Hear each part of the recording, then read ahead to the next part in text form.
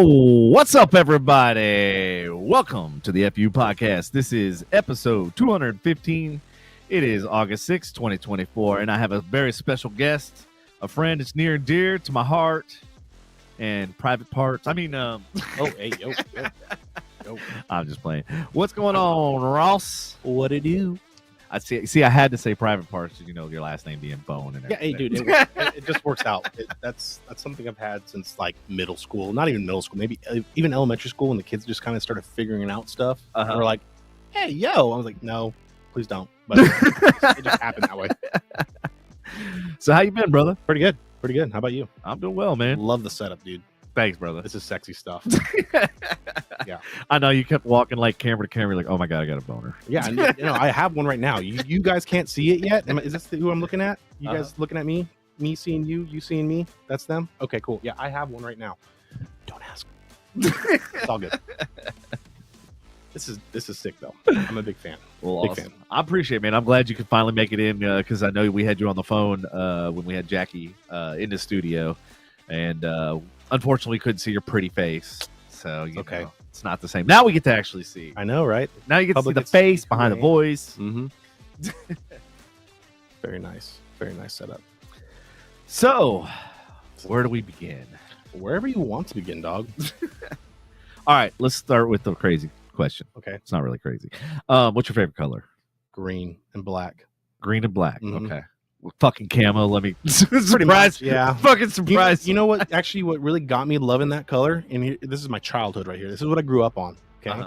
For those who did not grow up on Dragon Ball Z, we're gonna talk. Oh, we had that guy in the studio. Okay. Oh, who? Fuck. I got his autograph downstairs, and I made a Dragon Ball Z thing for him. The voice actors? Yeah. Who? Vegeta, Goku? No, guy. Fuck. I'm totally Frieza. I don't know. He does a lot of random stuff too to do podcasts. Huber. I couldn't tell you. I don't know names. I just know faces. Okay. No. Well, I'll show you the downstairs the autograph thing. You're gonna make me come, dude. So far, this has been legit. Like my goal was like to get like all these actors and all these different people that are involved in different industries, and then like get their like 5x7 or whatever their profile photo, whatever, and have them autograph it, and then basically do a whole wall.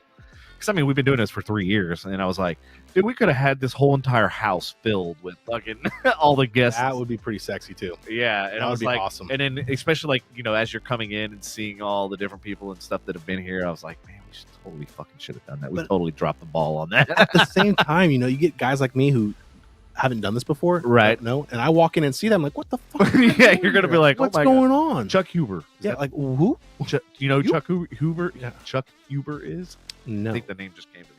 Hold on. He is American voice actor, various anime, video, most notably Android 17, Pilaf, and from Dragon Ball Z. Okay.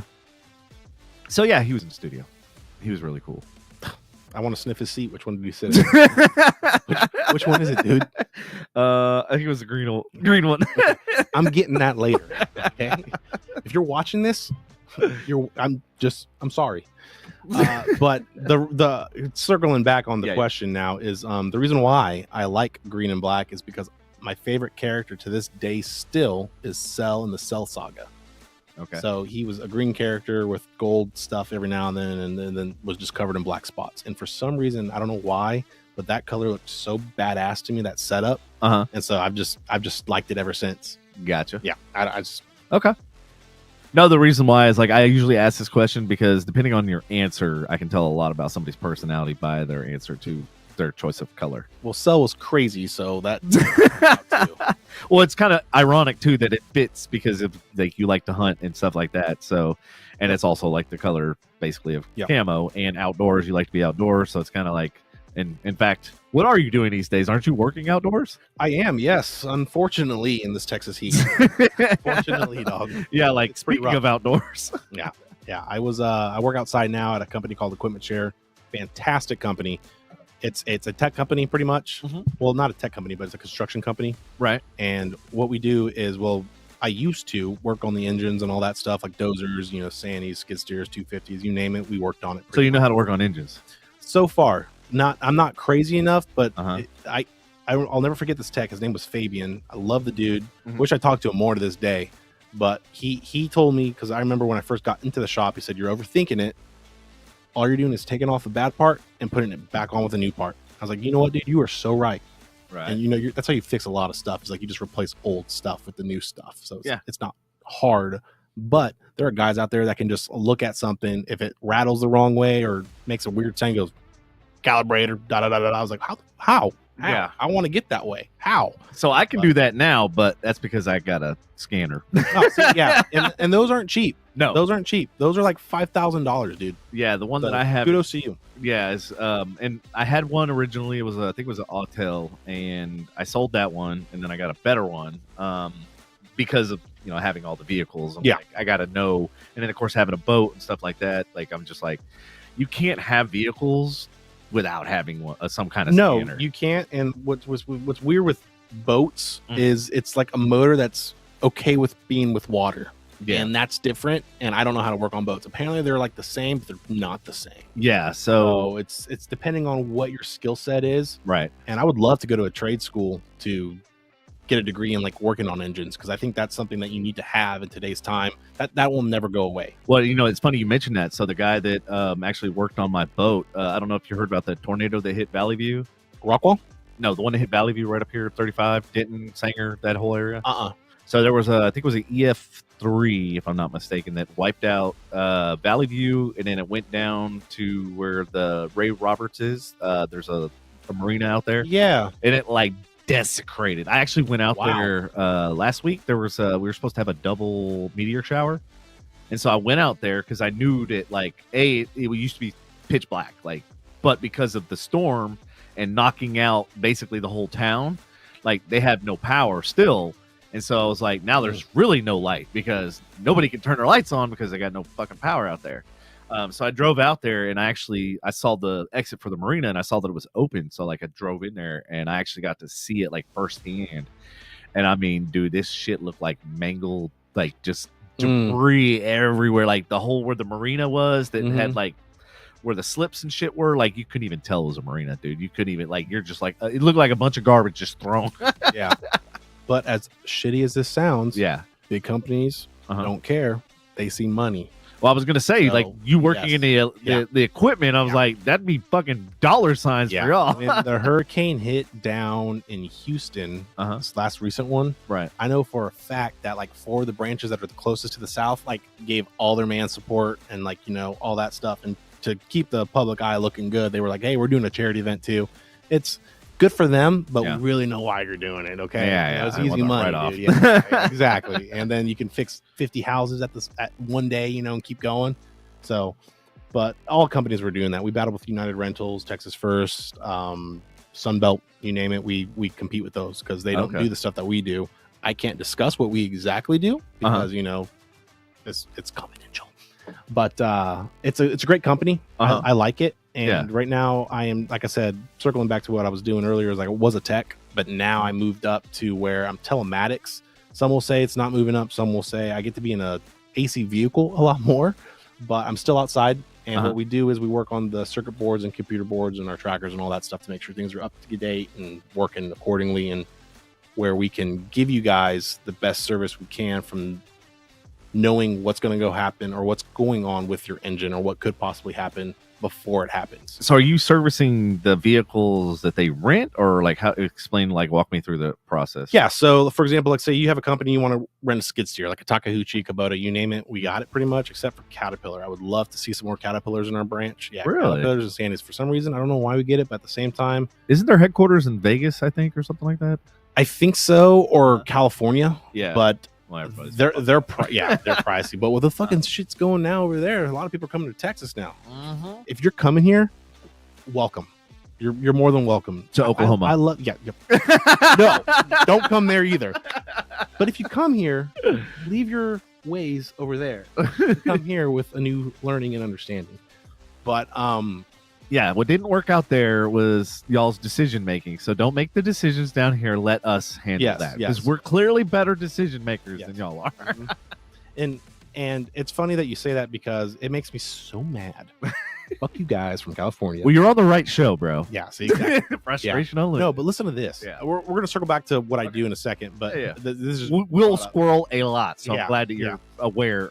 Oh yeah, I'm there. That's before I have like a few more drinks, so we'll see. Oh, what yeah. happens with the, A little sippity up the syrup. Little sippy bow. So you got guys out there in California right now that are selling these single story shitholes for like $1.5 million, right? Right. Almost $2 million. Yeah. They come here, they can buy about 10 acres and like a 2-story house, depending on where you look. You go to Oklahoma, you can buy 100+ acres easily and put a cabin on there and then some. Right. Okay. So with that being said, is I don't blame California or New Yorkers too, except New Yorkers are kind of going to shit. They don't have that selling value from my understanding, from what I've seen, but they could actually have a life, which is jealousy. Yeah. I'm not mad at you. I'm just jealous of you guys. Okay. It's nothing personal, but it is personal. Just understand that. Yeah. What's up, Jackie? She says, don't California our Texas. And then she says, what's up, bitches? Yeah, exactly. Exactly. It's funny you came on the show for some comments, because we were just talking about you beforehand, and we were like, hey, get Jackie, see what she's doing. Tell her to come in the studio. This is true. So feel free if you're in the neighborhood, which I know you're not. How dare you? I know. But now we're going to go back to what I was doing. Yes, go ahead. No, you're good. So you were talking about like the don't California my Texas. Yeah, don't California my Texas. But then what was I talking about before that? What I was doing for a living. So what we do is we work on everything, like I was saying. We work on dozers, skid steers, excavators, small and large. Our own personal vehicles, we can do that stuff. We you name it, we do it. And the crazy part about that stuff is we're working on stuff that, from my understanding, no one's really, I wouldn't say figured out yet, but it's just like, cool, this is new technology, especially with this AI stuff now. Oh yeah. How do you compete with that? You can't. No, you have to. Right. So I've had this argument because I've been doing AI for like 6 years, and so most people are just now getting into it the first year or two, and so I have that advantage. And it's like, and I try to explain to people, it's a tool. It's no different than a paintbrush. It's no different than a fucking computer. It just helps you exponentially, but you still have to be able to be smart enough to figure out, is the answer it's giving you correct? Yes. Because a lot of times it's not. It's not. Yes. Because we're not there yet. Exactly. You go back to what Elon was saying, is like, we got to be ready for it, because it's one day it's going to be like the Terminator. I fully fucking believe that, dude. Yeah. Like, it's great. You right here, you heard it first. Watch it happen.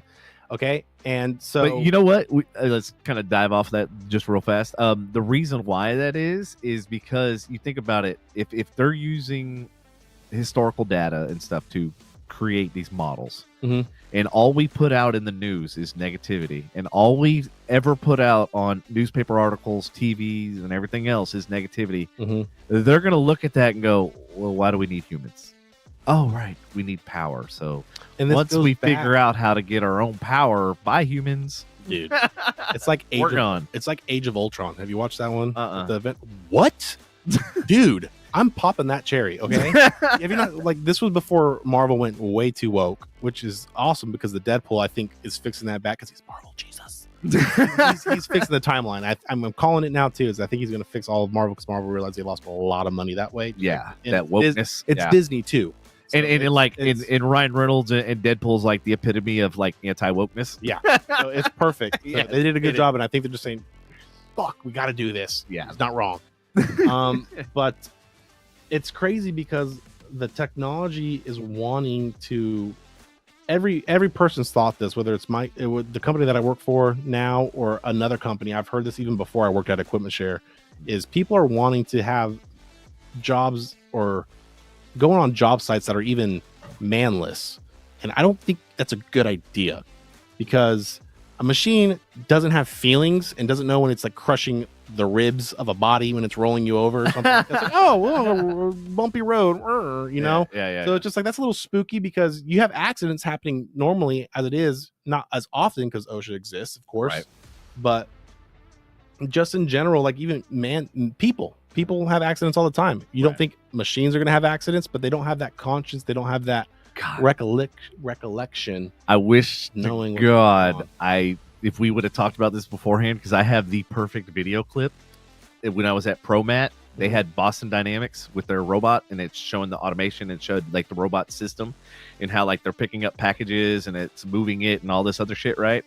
And I'm literally watching the fucking machine get pissed off, and I'm like going, "Oh, that's bro." I'm telling you, it's like a fucking human. Dude, getting pissed. Oh my god, I can go down this rabbit hole forever, and I think AI, which is AKA artificial intelligence, okay. I think it came from space, just like fucking Ultron did and all that stuff. Okay, somebody like as crazy as this sounds, and you're probably looking at me like, dude, you're fucking retarded.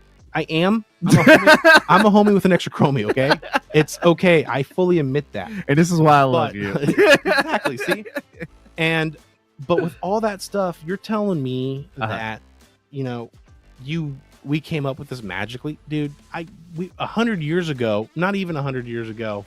Yeah, 100 years ago, we barely had TVs. If you really think about that stuff, it's like, who came? Who came here? What happened? Well, what did they find? Think about Bluetooth. That technology that blows my mind. Like, there's nothing.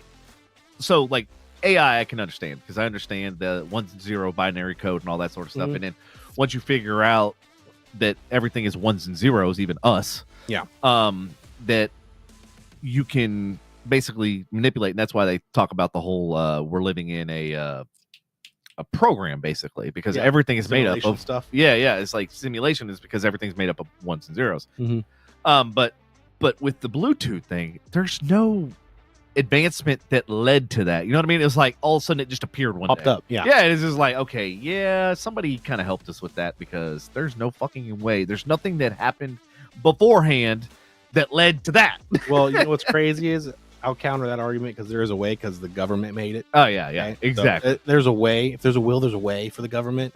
Good old Uncle Sam will get what he wants. Well, back in the day, they used to say the military was 40 years ahead of us, and they are. And I honestly would think that they're about 100 to 150 years by now. It's insane. There are weapons that are created now that's not allowed because it's considered inhumane. Right.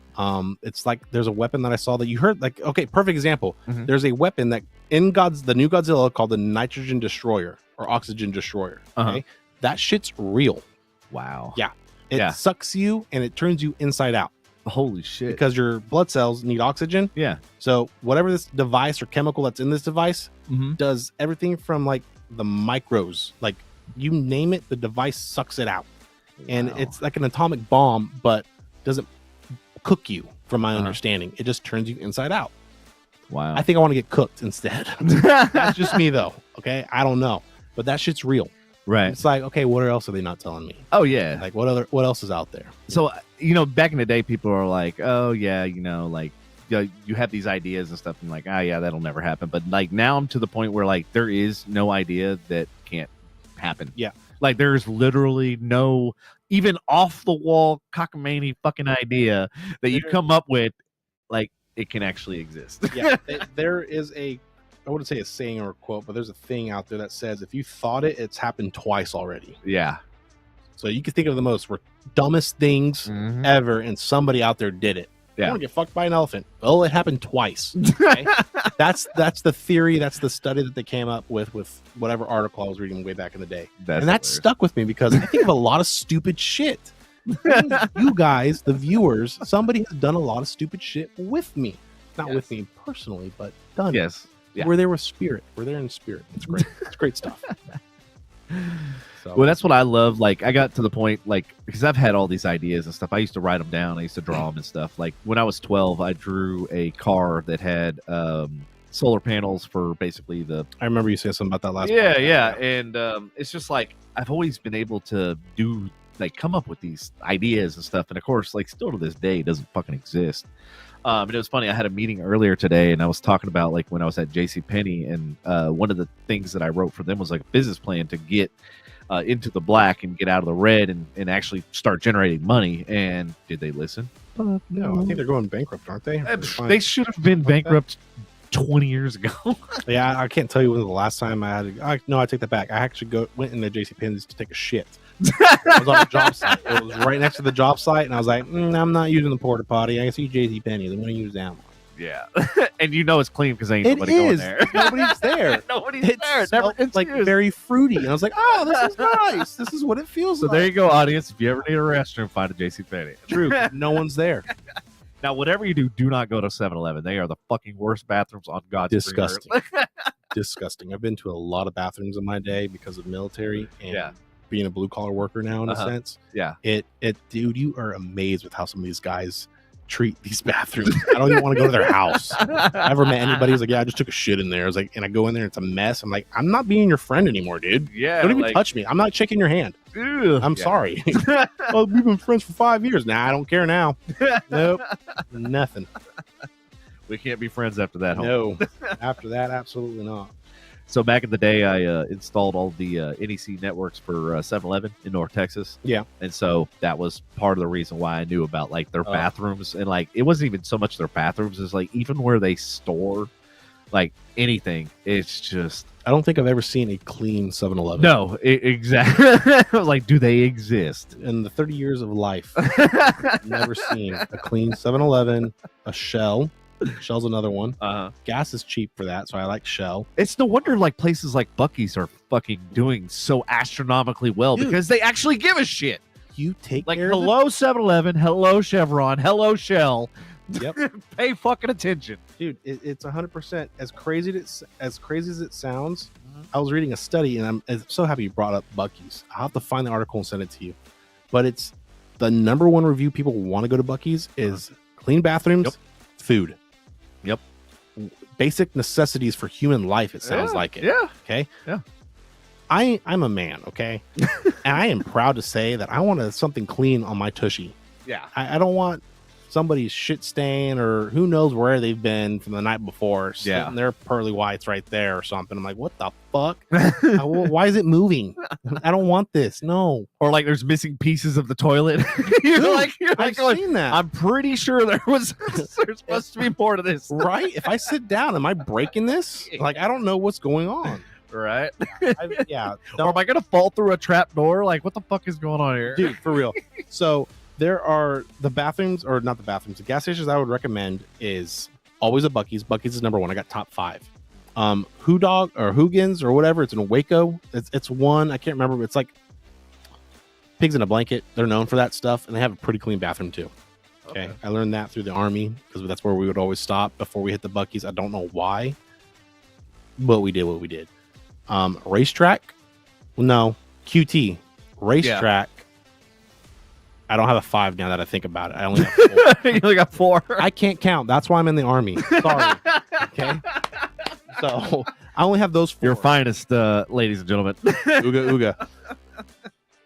That's hilarious. But that's what I look for now. Like for example, when I went to Beaumont for my work or for work, I wouldn't stop anywhere unless it was a Buc-ee's or a QT. There wasn't a racetrack for some reason, unless I missed it, which is very possible.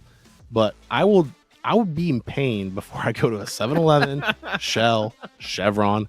The gas is great. I would hit it for the gas. Wouldn't hit it for anything else, though. Dude, so speaking of this, since we're on this weird fucking topic, I rode the dart rail once to, I think it was a state fair or something like that. Because I was like, I didn't want to deal with parking in the hood and then coming out my car being on fucking blocks and everything else. I was like, I'll just take the fucking rail in. And then I realized, I'm like, I gotta pee. And I'm like, wait, they don't have a single fucking bathroom anywhere at any of these stops or along the way, and like we literally ended up I think it was in down like Deep Ellum or some shit. And I was like going, dude. And I like went into a Subway and they're like, no, basically every place was like no public bathrooms. And I'm like, well, what if I buy something? They're like, no, you still can't use our bathroom. I'm like, what the? I'm going to shit on your desk now. Be ready. Yeah, I'm sorry. Like, I gotta do this. You're not getting my money. You're going to get shit. Like, do you have cameras in the back? No? All right, cool. All right, bye. What are you doing? Don't worry about it. It's a free country. That's crazy to me. But it's funny because, like, I actually interviewed with 7-Eleven a couple times, actually. And they gave you, like, a list of, like, 3 or 4 things you could choose as a topic. And it was one of the ones that I chose was, like, the restrooms, bathroom. I hope he tore them a new one. Oh, dude. What episode? I want to watch it. Fuck you, 7-Eleven. I was like, God, that's like, you guys need the utmost help. And that's actually it was to the point where I said I want to build an app that people can basically review bathrooms. And they said, we're going to cut this interview short. Yeah, we're like, because we would be blast on that list. I appreciate your time. Thank you, sir. And I'm like, well, then you need to fix that problem. Dude, awful, man. Awful. But yeah, audience, what do y'all think about that? Like, should there be some kind of a bathroom app, like in case you're like out in the middle of somewhere? Like, perfect example, I was riding the fucking rail and I had no idea. That sounded really fucking bad, by the way. I'd pay to watch that. It's okay. And like, you're like, I don't know where I can go. Like, what's around here as far as like restrooms? I know there's like Waze and I know there's like all these navigation apps and shit, but there's nothing for fucking bathrooms. That might be actually. That sounds pretty legit. No, yeah, like, and you can review and rate it. Obviously, you can't take pictures, but I mean, that would be kind why is his dick in there? Don't worry about it. Like all of a sudden, it turns into a porn site. Why is there a hole in the wall? This is the weirdest bathroom ever. You can see me. Yeah, it's interesting. That actually might be a good idea too, because it's bad for the ladies. There are some savages out there. Oh my god, dude, women have animals. Okay, those are animals. I thought men's restrooms were bad until bro, my god. I saw a tampon once sticking on a wall. Like, where did you get that level of commitment to say fuck it? Right there. That was insane to me. Yeah, so and that kind of makes you wonder. Animals, like I said. Animals. But yeah, it's easier for men because we could just whip it out and raise a leg. Yeah, we'll be done. Girls are like, nah, I need to sit. Now there's some animals that are like, nah, I ain't sitting, dog. I gotta pee. This is happening. It's like, damn, bitch, God, it's crazy. But yeah, that would be a pretty good idea actually. Now I think about it, because there's been times when I've been driving like, fuck, I don't even need to go to the gas station to do anything other than piss or shit. That's it. Yeah, that's literally it. Yeah, and in fact, when I went to Tampa with one of my buddies, dude, his fucking bladder is like literally the size of like my fist, and like we had to stop every it seemed like every hour or two, and I'm like, oh my god. Like, one of those guys. Yeah, I can't stand road trips like that. I'm like, dude, I want to get to my fucking destination, and then I can do all the things that I need to do. And dude, I'm at that point in my life right now too, where I just I'll save money, so I'm not miserable. Yeah, and, my dad is super old school. Like, I'm pretty sure he invented old school the way he beats me back in the day. He didn't beat me. If you ever see this dad, he just disciplinary action as a father, as he should. Yeah, that's what's missing with a lot of these kids. Yes, and he would tell me, you're being dumb, you're wasting money, why would you fly when you could drive? Well, I want to be comfortable. Yeah, I love road trips, don't get me wrong. Right. However, I will not do a road trip if it's going to be miserable, or if it's just miserable. Yeah, whether it's bathrooms with somebody you don't really care for too much, or want to be with extra family members or something, not immediate family but extra family members. It's just I don't want to do that. I'll fly and I'll meet you there. But I'm the asshole because I want my inner peace. Right. I'll be the asshole all day long. No shame in that, dog. What's the longest road trip you ever went on? 16 hours. From where to where? It was from Texas to California. Or not Texas to California. That's more than 16 hours. Yeah, now that I think about it, it would be the Texas-California one, because we moved from Cali to Texas. See, I'm a Californian as well, but I'm better than you already. There's a difference. All right, let's walk through that. So you were born in California, I right? was born in Ramona, California, yes. And we moved to Texas because my dad got a job promotion at ST Microelectronics. What he does is he's head of HR now for that company. And it's the computer chips, pretty much. Yeah. Whether it's in the mic, if it even has one. I know your computers do, your phone. He manages all of that stuff through Europe, Singapore, China, all that stuff. He's up every morning. When I wake up to go to work at 5 a.m., he's already on there on meetings with the French and stuff. I'm like, dude, do you even sleep? Yeah. So he gets to stay at home now. He doesn't travel a lot like he used to. Right. But now he's at staying home doing a lot more meetings, and good for him. He's earned it. Yeah, it's really hard. But so the longest trip we did, because we got the promotion at the time, he wasn't head of HR. How old were you at this time when he got the promotion? 7, and we moved here on my birthday. Oh wow! traumatizing. Happy birthday, motherfucker! I was now crying dude, I was crying the entire time. Are you serious? I remember like it was crystal clear, and I've been knocked in the head so many times where I've been having concussions, and this somehow still did not get removed. Thank you, Lord. Crazy. But he got a promotion. Remember, he sat us down and said, "Hey, we're moving." I was like, "Okay, cool, whatever." I don't know what that means. Oh, we're going to Texas. Being a kid, I'm like, okay, that's somewhere close, right? I know it's down there, but is it like down there? It's down there. Yeah. And I was like thinking like, oh, this will be fine. I'll see everybody. And dude, I just saw my grandma from California like probably about a month ago, and that's like the first time I've seen her in 4 years. My God. 5 years. Yeah, it's not like it used to be. So you still have family in California? Yeah, no, that's where my mom's side's from. And my dad's side's from Indiana. I have no idea how they met because my mom's from Panama. Yeah, I'm pretty sure he bought her at some point. I don't know. I'm not even joking you, dude. Like, they met in California. She came from Panama to California. I don't know. Was she FOB? I have no idea. And for the audience, if y'all know what FOB is, fresh off the boat. No, my tita though, which it might be because she speaks broken English. She'll say yada yada Spanish, yada yada, and it's different because the Mexicans here that we have in the state is fucking fast, dude. It's the Colombians and the Mexicans that speak super fast Spanish. Yeah, but my abuelita, when she speaks it, crystal clear, I can understand. I can't speak it. I'm white as fuck. Okay? I admit that. I would love to, bring up my other half a lot more. It's too late for me, dog. I'm already set in my ways. My roots are set. I will learn it, but I ain't going out of my way to do so. Yeah. But I can understand a little bit of it. If you slow down, I can puzzle it together. You want to hear something fucked up? Yes. When I was working for AT&T, my territory, what I was in charge of was South America. And I took 4 years of Spanish, don't get me wrong, but poquito español. Literally. And then the worst part is one of the territories was Brazil, and they don't speak Spanish. Portuguese or some shit like that. Yeah. So I was like, and it was funny to get on a call because Portuguese, like, they didn't understand the Spanish speakers. That's rough. Dude, it was like, okay, I was like, can we pick a language that we all can understand? That's rough. And so luckily they did actually know English. So we were lucky. Like, I got lucky that they all spoke English. Yeah. Yeah. That's good because working in the construction field now as it is. Oh yeah. Perfect example. Not shit talking the people that I deal with, but oh my God, it's fucking hard, dude. Okay.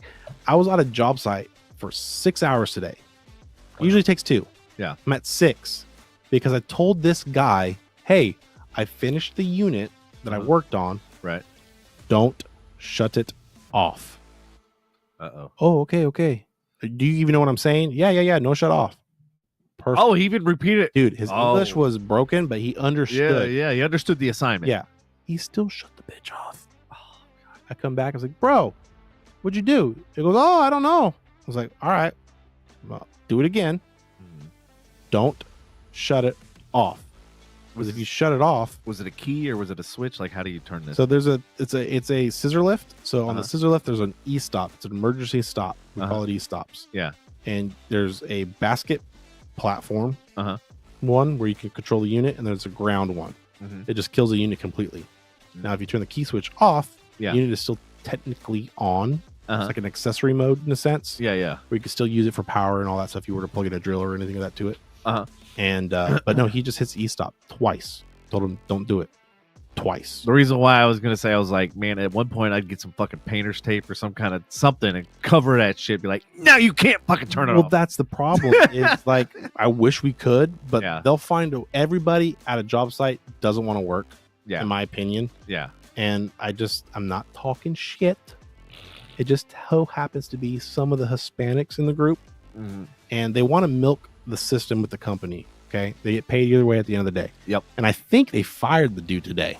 Oh wow. Because I told the guy, like, hey, I'm going to add this to the work order so I don't get in trouble. Yeah. You're like, why something that takes an hour to taking 6 hours? 6 hours, and it took 6 hours and it didn't get done. Yeah. Why? Yeah. So I unplugged it and undid the e-stop again. And I stayed back and watched him, and I told him, don't do it. He came up there and just did it and sat on the chair. He didn't want to go back to work. Yeah. On a, you know, dude, I'm surprised you didn't bust your phone out and fucking just record. Now that I think about it, I should have done that and add that to the work order. Yep. But I let the boss know, and I took the text in the box, boss saying I'll check cameras, yada yada, and they added that to the work order. Yeah. And they called him in the office right when I was leaving. Oh, yeah. Good. Or I guess the little shack, not the office, but at a construction. Or makeshift. Yeah. And you know, the trailer. Yeah, right. And here's what these companies do. And it's wrong, but it's a genius move, and I would do that if I ever own a construction company. What's that? These guys are 100% illegal. Okay, they play dumb all you want, and they want cash under the table. Of course, the company will use it as a tax write-off for employment and pay them a set salary under the table, instead of if you were a citizen, who has to go through the system, and do all the paperwork and training. Like, oh, good. Okay, cool. Well, fuck. And now he's in the records, you know? Yeah. You got big companies now that'll do like. Well, yeah, because you got a social security number and that's tied to taxes and tax information, and they're going to deduct from that, and it's all that shit. Exactly. Less work, but more money in their pocket. So that means tells me that they have 2 books. They do. And so. And there's a company that just got busted for that in San Antonio. Dude, it happens. It's just. All right, I'm going to advise you, do not talk anymore about this. I'm going to get arrested. No, it's not you. It's the federales that, It's bad, dude. It's bad. Well, and the shitty thing is that is the one industry that is ripe with illegal work, basically. Yeah, they hire and restaurants, too. Yeah. You see that a lot in restaurants, too, with kitchens. I remember working at a restaurant, too, and they were like, no green card. No, I got nothing, dog. I'm here working for cash. I'm like, what the fuck? Yeah. What do you mean? You know, and these guys can cook too. They're really they fucking cook some good shit. Oh yeah. But you know, they got an extra $10 in their pocket that I don't got, and I'm a little salty about that. I was like, what the fuck? We're slaving away. But yeah, it's interesting. And you think nobody does it? Every company does it to some extent.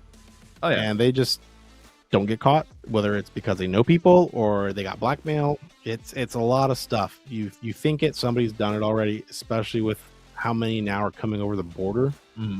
Where do you think these guys are going to go? They need work. Yeah, they need work. They have to work. They don't want to live on the street. Shit, I'll put them to work here, man. I need fucking tons of work. And that's crazy. They'll do it for cheap. I know. They'll do it for cheap. It's a shitty thing to do to these guys, but at the same time, like, you didn't follow the rules. Yep. You're not a U.S. citizen. You technically don't have any rights. Yeah. I'll play that card all day long. And if, you're going to report me? Cool. Let me call ICE. Yep. What are you going to do? Yep. They want to stay here. They don't want to go back home. Right. There's so much. They think they have the saying by like, I'm going to report you. And then, you know, the company's like, I got 5 legs already ahead of you. What are you going to do? Like, fuck, I'm stuck. Yep. You know, that's why they don't say shit. Yep. It's a shitty thing, but at the same time, it's like, damn, business is dark and twisted, but smart at the same time. Well, and so that's one of the things that I like, because I've worked for big corporations, I've worked for small corporations, and I've noticed that fundamentally every company I've ever worked for, like, there's some way, shape, or form that they are cheating the system. And it's like, it blows my mind, especially when you're working for a multi-trillion-dollar company. Yeah. You like see stuff and you're like going, like, perfect example, like one of my buddies was talking about, one of the things that I worked on, and you know, they basically were saying, they were giving these hyperinflated numbers, and I'm going, there's no fucking way in hell we're going to reach these numbers that the financial analysts and all this shit supposedly said we're going to hit. I'm like, and then of course there was this data architect guy, and him and I, like, we were friends, like, we were cool. He's out of Brazil. He's very smart and stuff, but he kept telling leadership and all these higher ups that he could do something that he couldn't. And I knew he couldn't, but he thought he could. And I'm like going, you may understand data and architecture, you know, data scientists and all that shit, but I was like, but I understand business. And I'm like, I know what can and can't work. And so, like, I fought with him. I even fought with leadership. And, like, literally, if my boy Eric was listening right now, he came in because he lives, like, in Corinth. We actually used to ride share together. Oh, okay. So it's kind of cool. Like, we split the cost of, you know, the commute and everything else and gas and yada yada yada. So it saved me a shit ton of money. Plus we got to ride an HOV lane, so then you save money all the way around. Save money while spending money. It worked out. But yeah, like he literally was coming to find me because we had to work on a project together or whatever, and then he like literally heard me yelling at my supervisor, and he like turned around and he's like, yep, not getting involved in this. But yeah, like I'm just like, when it comes to business, like I'm gonna tell you whether you're right or wrong. Like, and I'm gonna tell you, I'm not gonna sugarcoat shit, because like if you fail and I didn't tell you, then I look responsible because I knew something that could have saved that failure. And so that's basically what I did. And I was trying to explain to her, I go, what he's telling you is never gonna happen. Like, he's basically blowing smoke up your ass and yada yada yada. Well, come to find out, the reason why they hyperinflated everything is so that they could sell and offload the company. Yeah, those numbers never existed. I was like, and it was funny because it took me talking to another CEO of a company to explain what was going on for him to go, oh, dude, they do that shit all the time. And I'm like, but I work in real. I was like, I don't work in hypothetical land. He goes, nope. Dude, he goes, they do it all the time, because he goes, here's the deal. And he broke it down. He goes, if you project that you're going to do 50 million, let's say, use that as an example, and you hit 28 million. Yeah, you didn't hit 50 million, but in reality, they knew that you were probably slated to do 10 million. But because you had that 50 million and you wanted to mindset. That mindset, you're fucking full balls to the wall to try to achieve that, knowing full well that there's no fucking way in hell that you're going to be able to the people. Yeah, so lie to the people. They work harder. Yep.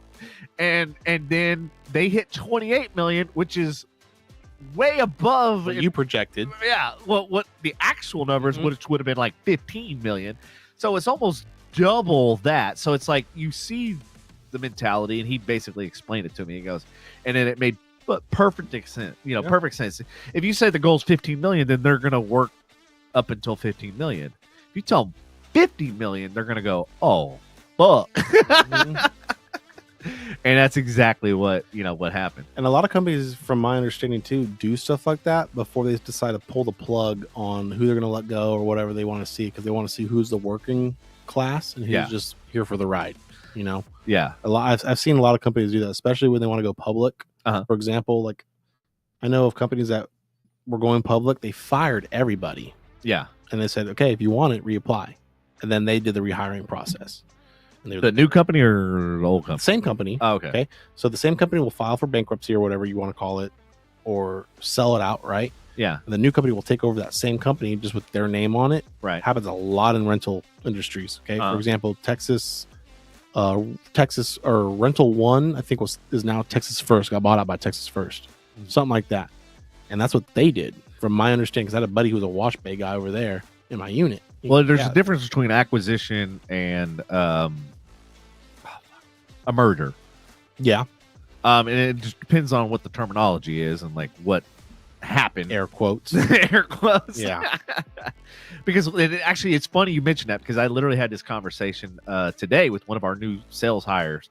He came from one of our competitors, and he was basically talking about all the problems that the company has faced, the old company that we work for, all the problems that they're facing. And so one of the first questions I asked, I go, were they acquired by a investment firm or some kind of investment company? He goes, yeah. And he told me that the company. I go, dude, based on everything you told me, I was like, I knew for a fact that they got acquired by somebody. And I go, here's the problem. And this is anybody that's in business and stuff like this. Like, if you don't have your foundation, then it doesn't matter who acquires you, and it doesn't matter how many investors you get or how big you get. They're going to get you. It's a whole house of cards falling down. If you have no foundation, it doesn't matter how many billions, because this company is getting funneled billions of dollars. But the problem is they don't have a foundation. So they're losing customers, clients. They went from like 150 million in a year to like 60. Oh God. Yeah, like literally the next year. That's insane. And what company is this? It's a caster company. Okay.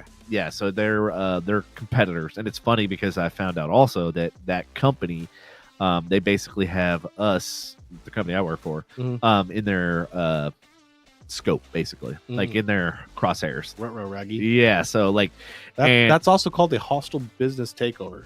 If you won't budge, they're still going to get you somehow. I don't know how they do it, but it happens all the time. When you have bottomless pockets like that, that means if you feel threatened by your competitor, you can just throw money at it. But here's the deal. I've worked for companies that have been acquired by other companies, and I've seen the level of fuckery that happens. Like, to your point, they clean house so it looks good on the books, that their operating expenses, their EBITDA is low, and therefore the value of the company is higher. In fact, one of the big companies, the $1 trillion company that I was referring to earlier, they literally like got rid of their whole entire Miami office because they were like, that's going to save us like $500,000, and then we don't have to pay for office space, we don't have to pay for all the supplies, we don't have to pay for the employees, we don't have to pay for all this shit.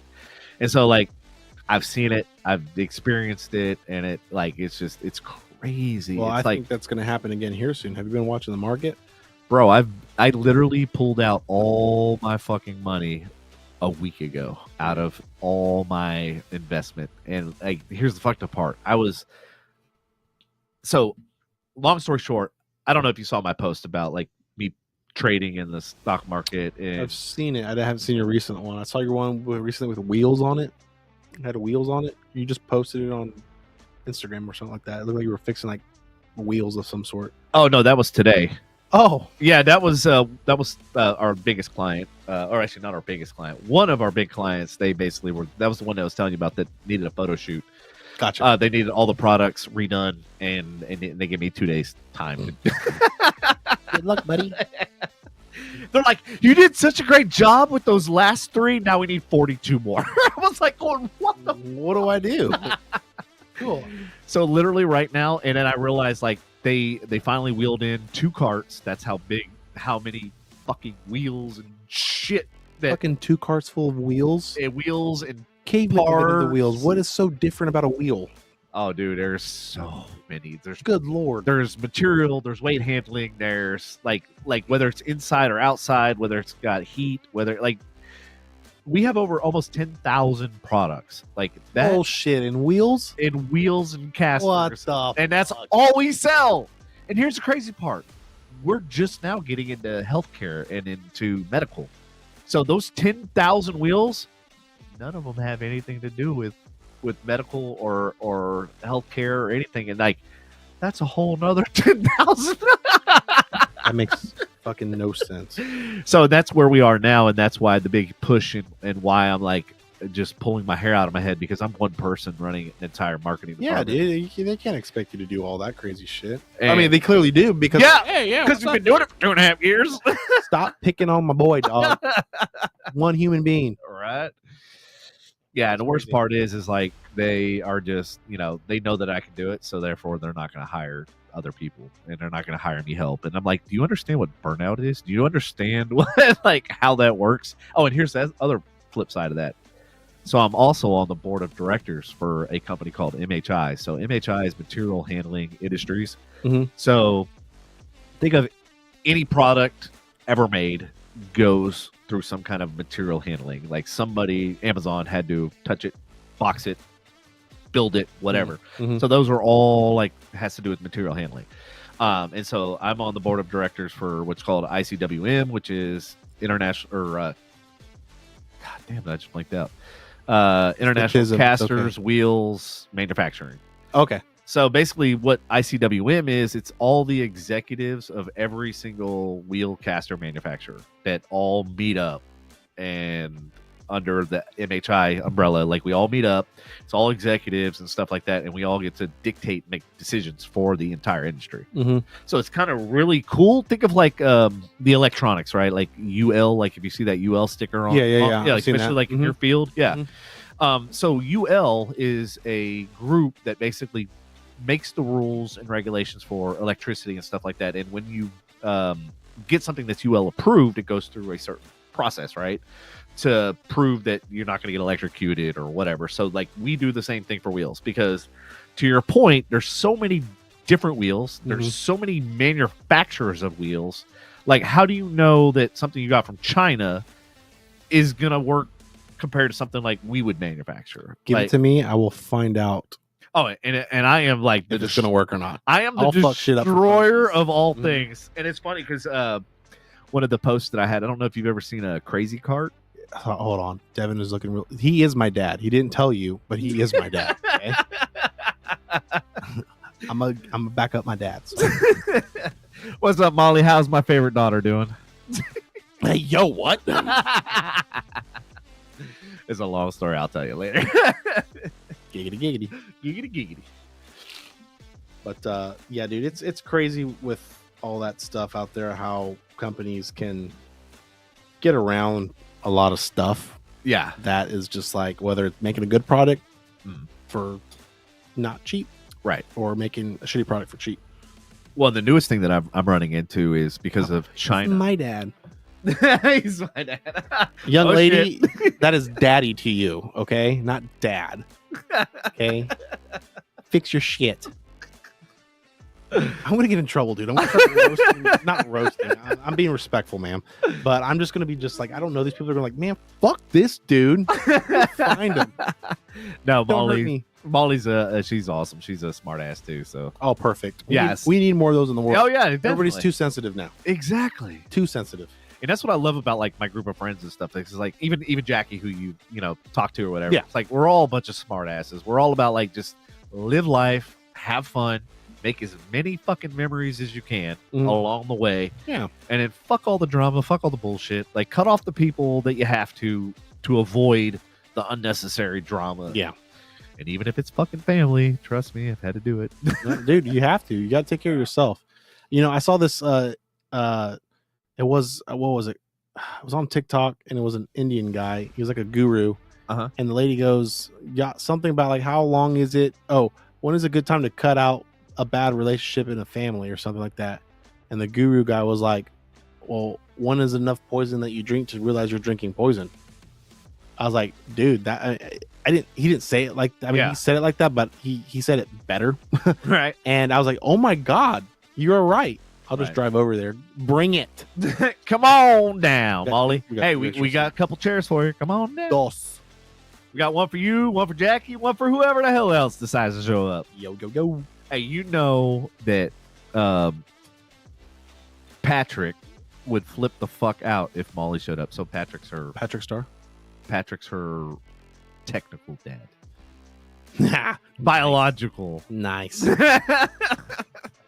You're gonna go see Daddy. Who's Daddy? Don't worry about it. No, it was funny. So when Patrick was on the podcast, it would like get under his skin and stuff when she would message and shit like that. That's awesome. How do I scroll with this futuristic mouse? Just swipe down. Swipe down. Okay, she's laughing. Okay, good. Yeah. Thought I was crying at first. I was like, oh no. Oh no, we upset her. Oh no. Not like I care. But times are weird, man. Everybody's too sensitive, and yeah. What do you think the cause? Like, what do you think everybody's so sensitive and so? They're bitches. That's why. Simple. Dude. Oh my God. We want to go? We want to open a can of worms. Let's do it. We'll open it. Let's go. You guys fucking suck. I am not all of you, but sometimes like the younger crowd that gets like so butthurt over the littlest things. Yeah, it's dumb. Like I get it. There's you gotta have a level of respect. If I'm cool with you, I'll shoot the shit with you. But if I like, for example, if I just met you and said fuck you, what are you gonna do? You're gonna want to kick my teeth in, right? Right. You just don't do that, Yeah. There's some guys that just aren't like that because they're so old school. They're like, oh, back in my day, we were shitting bricks. I'm like, congratulations, because where did that get you? Nowhere. That's why you're here unloading boxes for a living at age 72. Congrats. So there's I'm 40. We're solid. The photo she has right now doesn't look like she's 40. She looks like she's like fucking 19 or 20. She got that baby face. Hey, be glad 40 and still got that baby face. Yeah, keep doing what you're doing. Whatever regiment, whatever routine you're doing, keep doing it. Share it with the public. Put it on here so we can buy some products. I'll do it. You sold it for me. But no, everybody's just like these younger kids. Like I love them. Don't get me wrong, but some of them just suck, dude. Yeah, they just suck. It's like why? Like why are you so? And it could be. I do think just like for example, pit bulls. You know, they're all bad dogs. No, it's who had them. You know, it goes back to the parenting. It really does. I really think it does because my dad would fucking backhand me. So would my mom. But that's just because my mom's Hispanic. And that's the Hispanic culture. I'm surprised they didn't show the chocolates at you. She did.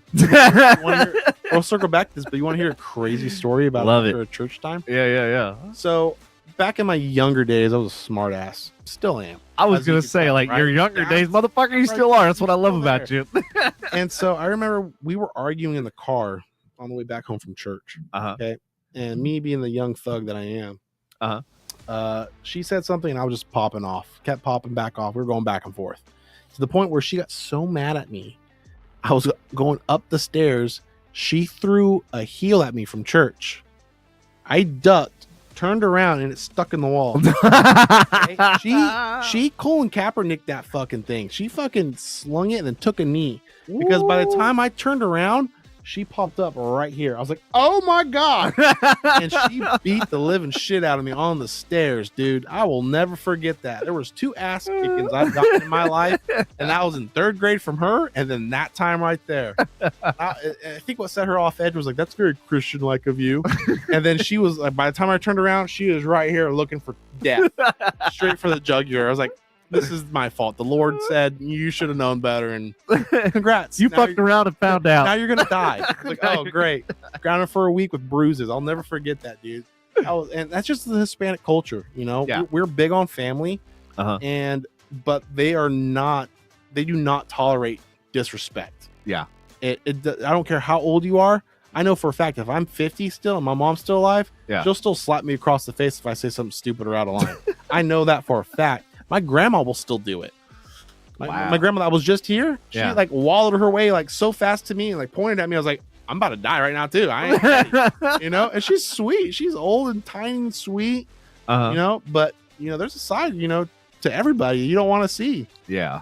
And you just gotta respect the culture and respect them, I guess, in a sense. I don't know. Yeah, see, like ruling in fear, like I get it. Like there's discipline, right? I like this guy. Who is he? Whoever you want to be, whoever you want me to be, I'll be it.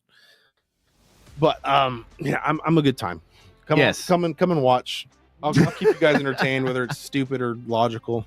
Either way. Well, no, and I knew you'd be a great guest, and I knew like you'd be awesome on the show, and I was like, man, just trying to get you here because you're like everywhere, like you said, like you're Beaumont, you're here, you're there, you're everywhere. That's why I was like, you know, I wanted to ask like where as far as you've traveled, but that was because basically, obviously, you lived, born in California, and moved down here. So the longest trip I did, this is what went off the tangent. This is the question. I remember it now. Yep, I'm bringing you back. Yeah, you circled. I back. did, Thank you, sir. So it was from California. I was on my birthday. I was crying the whole way. I'll never forget that. We were celebrating my birthday, and then everybody was like, "Hey, bye." I was like, "What? You're not coming with?" No, you know. And so they did that, and so I'll never forget that one. And then the second longest was when we had to take care of my grandpa on my dad's side. We called him Grandpa Tom, and this dude, whoever studies science or physical health. What's a school that studies these guys?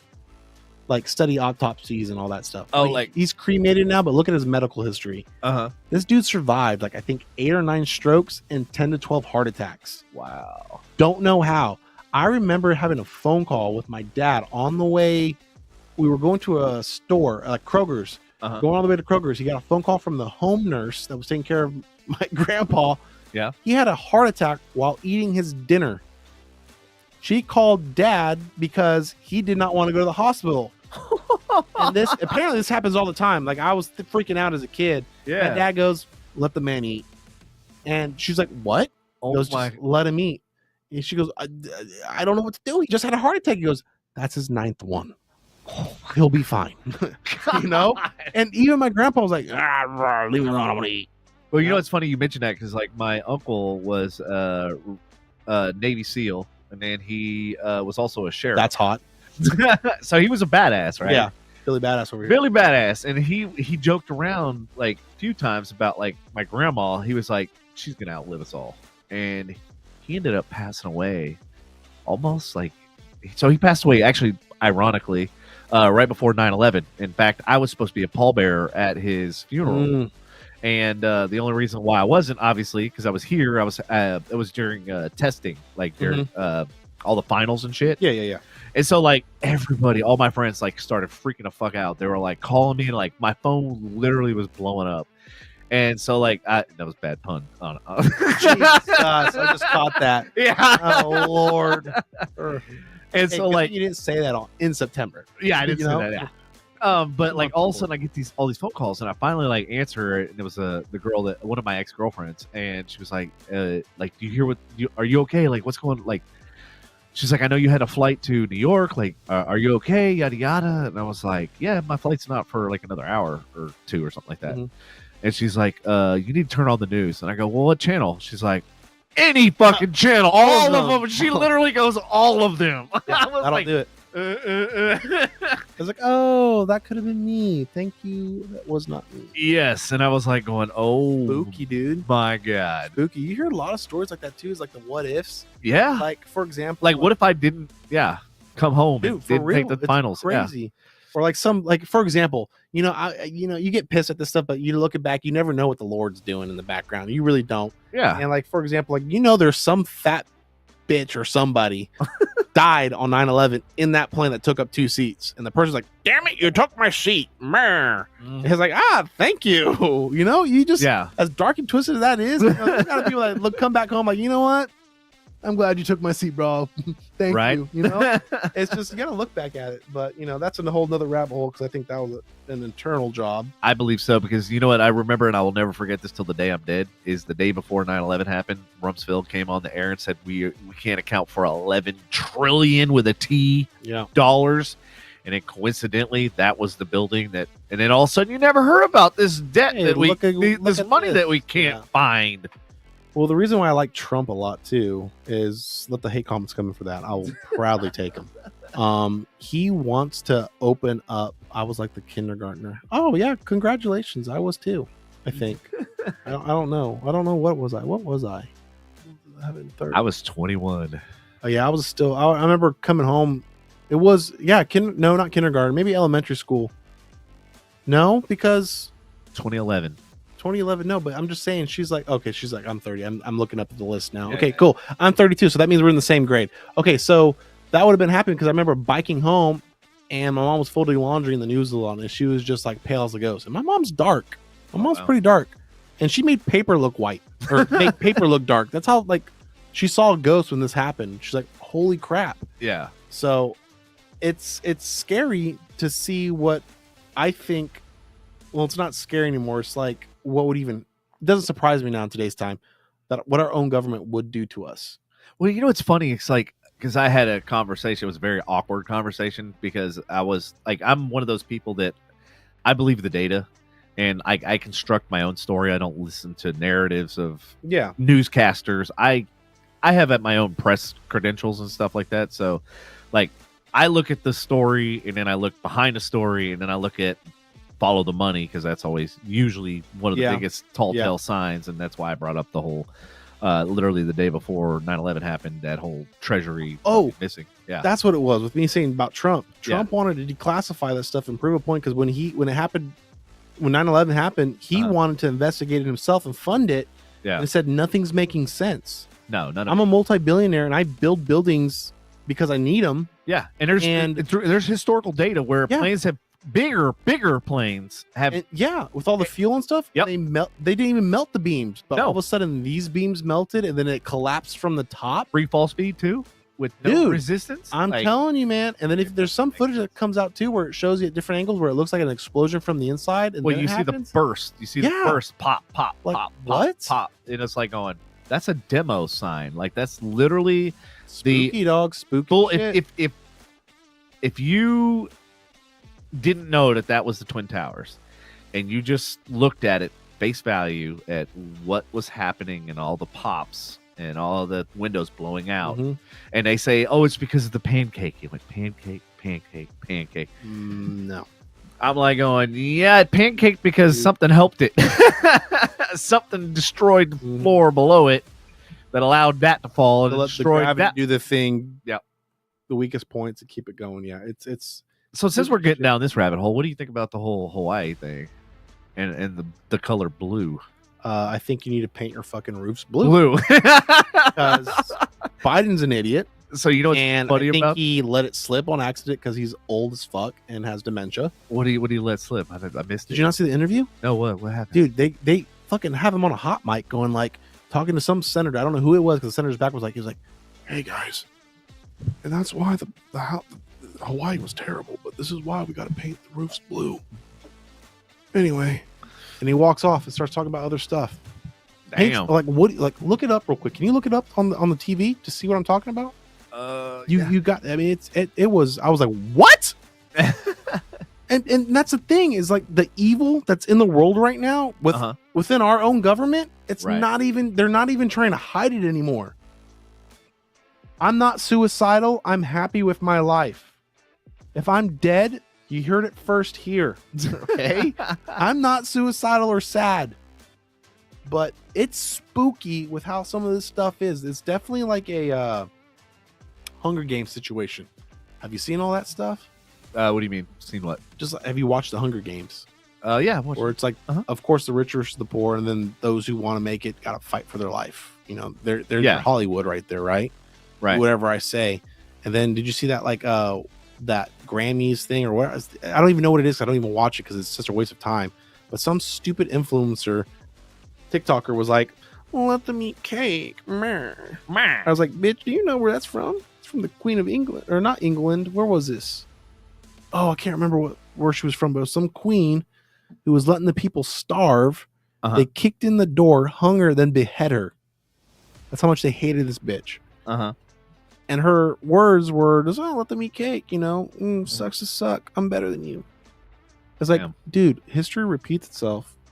And you decided to quote Queen Elizabeth. I think it only repeats yourself. It repeats itself if you never learn from the previous, and that's a lot of these problems with millennials and shit like that. They don't learn from their mistakes, basically. Yeah. So then they repeat them. Why did I say Queen Elizabeth like a fucking retard?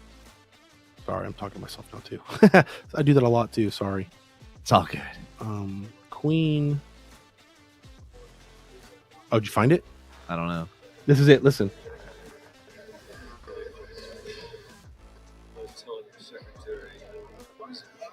This is to this fucker right here.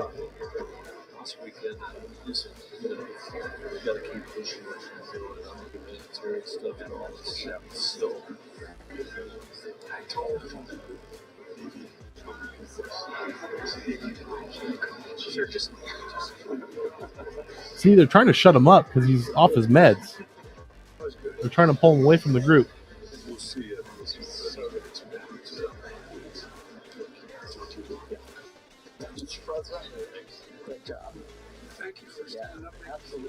Yeah, I couldn't hear it. It's inaudible.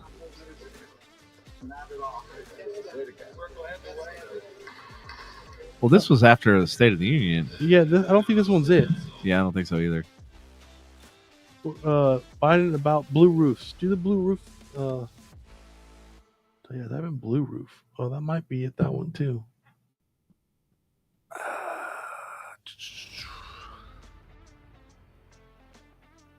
And see, this is this crazy part that people that drives me nuts with people now. Is that everybody has a cell phone now. Everything's going to be recorded, documented. Yeah. And yet the media still wants to lie to us like, oh, he never said that, or oh no, he never did this. It's like, dude, it's on film. Well, that How was. do you lie about that? That was so when I was telling you that awkward conversation that I was in a car on the way to the airport to go to basically take my flight to take the test and all that sort of stuff. He was from Lockheed Martin. And so he's very, like, obviously Lockheed Martin is military complex, basically industrial complex type thing. So he was like when I was talking about like the 9/11 and stuff like that, and I was like, dude, it just doesn't make sense. I was like, I'm not saying it's a conspiracy. I'm not saying, I was like, just there's things that don't add up, like the Building 7 just falling without even being hit by a fucking plane.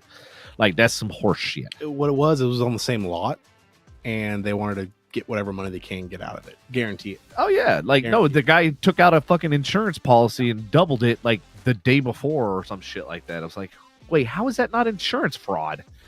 Okay, so it was the princess of a queen in the French in the 18th century. The peasants couldn't have bread. Right. Okay. Mm-hmm. And so she was like, let them eat cake instead while she was having a party. Okay. Being dramatic because she ain't gonna fucking give them cake. You know how that was. Yeah. I don't know how they got wind of that, and they were pissed about that statement. They kicked in the door and beheaded her. So this chick did the exact same thing when she made it to the Grammy, and she was like, let them eat cake. Bro, they tore her a new one. Oh yeah. I haven't seen her on TikTok anymore. I think she got rid of her stuff. She tried to come out with an apology, and people were like saying, nah, fuck you, dog. Is this it? Nah, I couldn't find it, so I'm just I'll find it and I'll send it to you. Right, it's spooky though, dude. He's like talking about some senator, I think, it might have been Hawaii, trying to rebuild Hawaii. He's like, you got to do the house in blue next time, and we'll talk. But it's weird because Oprah's house didn't get burnt, her vacation home, and a few other celebs didn't get.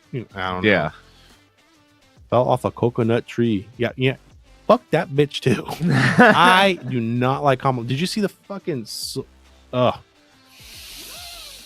what? I gotta get more whiskey for this conversation. The VP nomination for. I don't like any politicians. Like, oh yeah, we said that. I remember us talking about that. Yeah, I was like, I totally anti all politicians. I like the ones that aren't part of the system, like Reagan, Trump. They're just actors. You hate that I said I like Trump. Yeah. I know, but it's okay. I still love you. That's okay. Yeah, it's different, man. I grew up. So understand, like, I grew up listening to Howard Stern, and Trump was on Howard Stern as like, Howard Stern has like sideshow freaks, right? Yeah, he had Trump, and he also had the owner of the National Enquirer, who also, by the way, has so much dirt on Trump that if he ever decides to bury Trump, he could.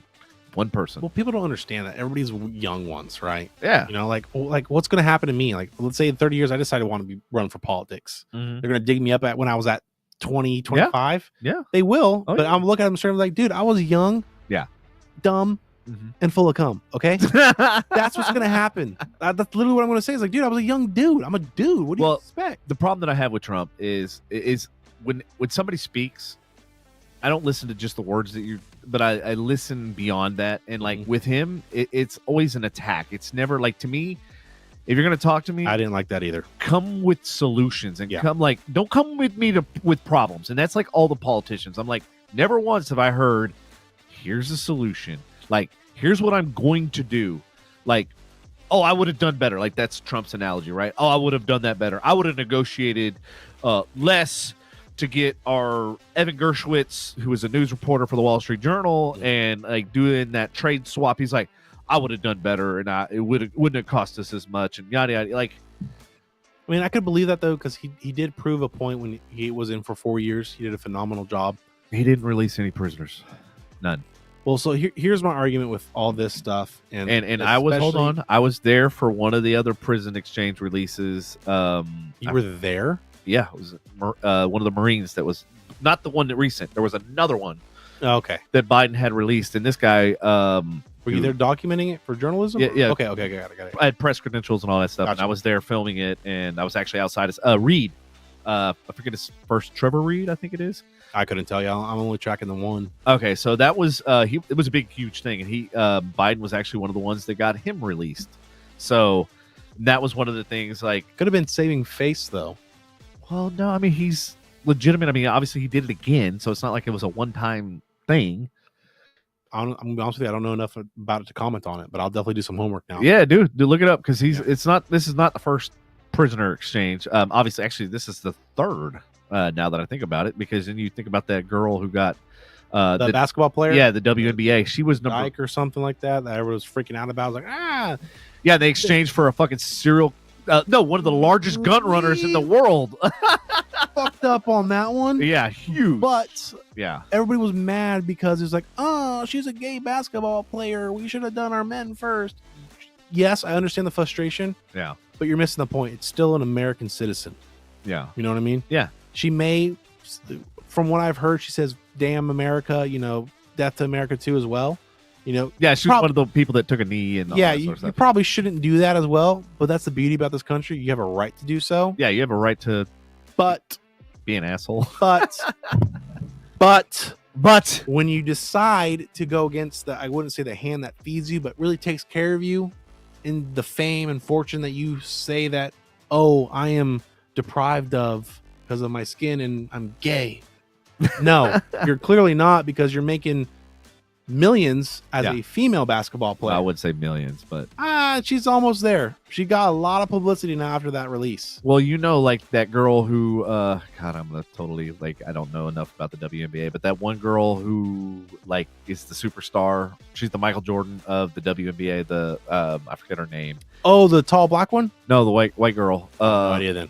She it went full circle with the news cycle because she only makes $78,000 a year, and they're going, she's the number one fucking WNBA star of all time, and you better come back. You better be here. I'll be back. Yeah, so she only makes $78,000 a year, and she's one of the top players in and that's what they were saying. Okay, so the NBA makes millions of dollars, and they make millions. 78,000 for their top player. What the fuck? I don't know, man, because I remember reading an article that said that she was, and I think it was because of the release, the publicity she was getting. And of course, that's any publicity, good or bad, is good publicity.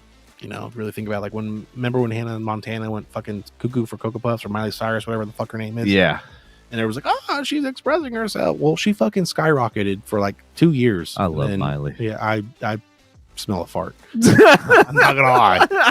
She's skin and bones, but I'll still suck one out. But again, this just goes back to what I'm saying. What am I gonna do? Am I gonna do something serious in the next 20 years, and they're gonna come back and find me saying, "Hey, I want to suck my out." I was like, well, dude, I'm a kid.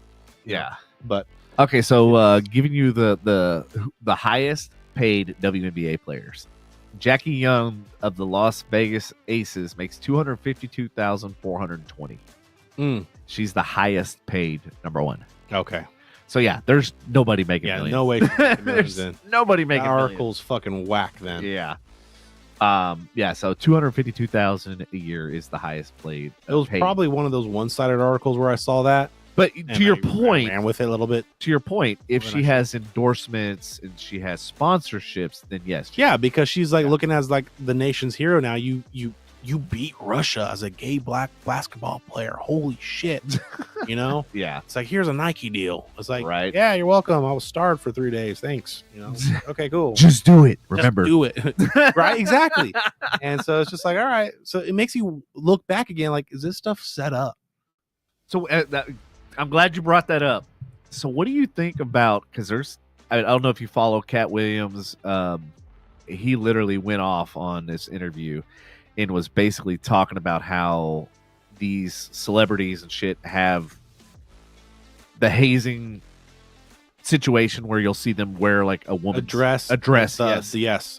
He's going to be dead soon. Yeah. He's speaking straight facts. And then you look at the rise of some of these people that literally came from nowhere, and then all of a sudden they're she's I had to do some investigating. I'm back. What'd you investigate? Who fucked up? Your dog get in the trash? Right? Who did it? But yeah, no, he's spilling a lot of dirt. Yeah. That he and I feel for him, but I don't, because he was part of the problem way back in the day when he wanted to have that taste of fame. I would argue maybe. Mm-hmm. Because just like every politician, same thing with celebrities, they're all fake and they want to get to make the money and they'll play the part. Right. And well, actually, Ice Cube, if you go start watching some of his newest videos, he literally basically said almost identical, but he went into more detail, he started his own basically basketball league, right? Mm-hmm. But because of NBA and the power that they have and the influence they have, they're basically trying to run him out. So he's basically saying, he's like, I'm not part of the Illuminati. Go against, he's you, like, you I go against the never, machine. Yep. Go against the hand that feeds you or fed you to get you to where you're at. Right. 3 things are going to happen to you. And this is, I think, what happened to Trump. And if you look at it, this happens to everybody who decides to wake up at some point, right? Realize they were wrong. Did you felt guilty? Yeah. And then they want to try to fix their wrongs. But in reality, you can, but can't do that. Not with the system or the machine. They'll ruin your name. Yeah. They'll try to put you in prison. Yep. And they'll try to kill you. Look at Julian Assange. Yeah. And so my dad and I had this argument. My dad's like, he's a fucking traitor. He's this, that. And I go, no. All he did was took information and he broadcast. He's a journalist. He should. He didn't make up the information. He didn't. All he did was give the information a platform. Dude, and that's the scary part is I don't think people understand it. You have foreigners coming here saying, what are you guys doing? Yeah. You not see the writing on the wall? I left my country to come here to escape what's trying to come here. Yeah. It's in the Oval Office now.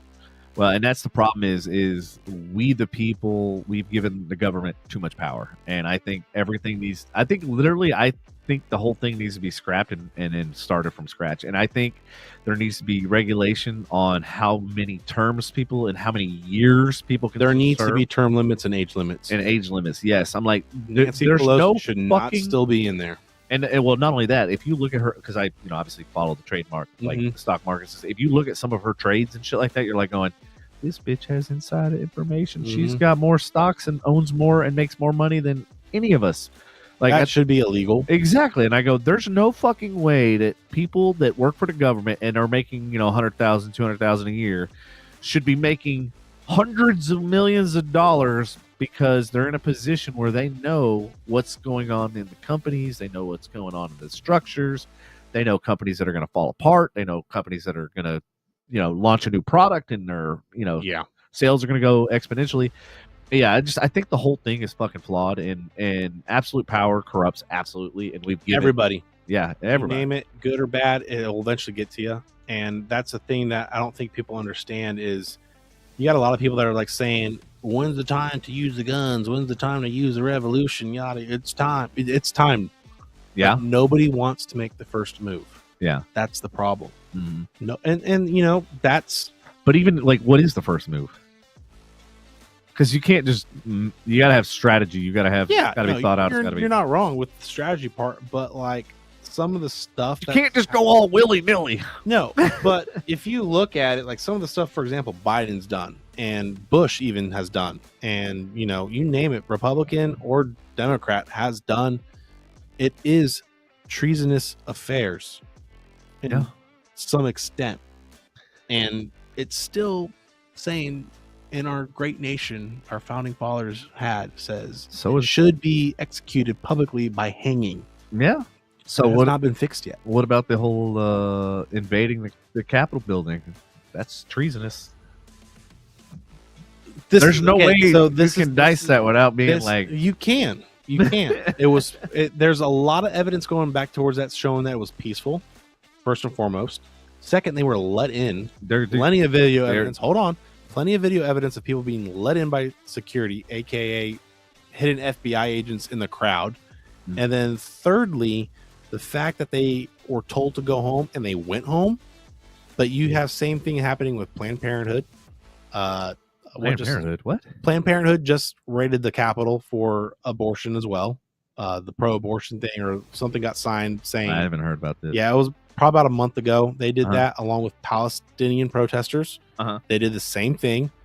Same thing about like gay rights, but they were being more fighting or I guess whatever it was. Okay, just FYI, when you make a case for something and you say other people did it too, doesn't make it right. Just so you No, I agree. That means doesn't make it right. 4 wrongs don't make a right. Just FYI. No, I agree. But just because other people did it doesn't make your case for it's okay for you as president to do it. But this is where it goes down the rabbit holes, like saying, like you were just saying earlier. How many people died though? So how many people died, and and how many officers died during that? So that's when is it a good time? Exactly. So you got to think. You got to make your best judgment wherever it is. I don't think personally any of those things are. Well, now you're contradicting yourself. Now you're saying like it should be treasonous if you do go against the government, go against. No. But that's exactly what he did. Well, you got. Which one is it? You can't have both. You got to go with what we were founded on. If that makes sense. Yeah. You can't just come in now and say, hey, this isn't it. Well, there's a lot of evidence that shows that we were corrupt. Do you know about Project 2025? I've heard about that. That's been debunked already. Even Trump came out saying like, dude, I don't know who made that. Just like left, there's crazy people on the left. We got crazy people on the right too. And they put my name on it. I never agreed to that. I never signed it. There's video evidence of him saying that. But he lies all the time. You can't believe a fucking word that guy says. I hate to say it. I would believe most politics over anything he says. You know about WikiLeaks? He's like, I don't know nothing about WikiLeaks. I'm not friends. Like I don't. But then there's 7 videos or 10 videos of him praising WikiLeaks in the beginning, going, "Oh, WikiLeaks, like it's great. Like it's amazing. They're gonna release all of Hillary Clinton's fucking emails, and like I stand for WikiLeaks and yada yada." And then now he's like, I've never heard of WikiLeaks. Oh, I don't know anything about WikiLeaks. That one. The problem is like he's so full of shit, and I see right through it. Every fucking thing he says. All politicians now are like that, and it's like every time he talks, they literally have to document how many times he lied. Like it's 30, 40, 50. Like when somebody lies that much, they believe their own lies. That's the problem. Yeah, but the left lies to the people all the time too. And this is the crazy part too. Is like all of them. This Democratic. Like I would vote for them at that time, but now like maybe it's just getting. Maybe it's just a thing that happens when guys get older. Just like Ross. Okay, don't be like everybody else on social media. I don't want to be. You don't have to choose a side just because somebody says Trump or whatever, whoever is bad. You can have 2 bad choices. No, I agree. You can have 3 bad choices. I agree, but the problem is this is where I have a problem. Is you look at how many millions and billions of people there are, and this is the best we can get. Like, really? I could do fucking circles around all these motherfuckers. Yeah, I don't know. But of course, I'd be shot in 5 minutes because I would piss everybody off. And I don't care. It'd be worth it though. You were saving them for the people. I would, but like the thing is like I look at it as a business. I look at it as an opportunity. I look at it as, to me, well, the fact that politicians get rich off this stuff needs to stop. And what won me over with Trump a little bit is he didn't take a dime, from my understanding, when he was in for 4 years. He funded himself. That's also been debunked. That's been debunked. Really? It has, yeah. I need to look that up. You need to, because that has been debunked. I don't know. I've heard it hasn't, though. That's the problem. See, for me, here's how I vote for my guys. Okay. This is what I do. This is what I try to do, at least. I try to go biblically. I understand not everybody's biblical. What? Biblically.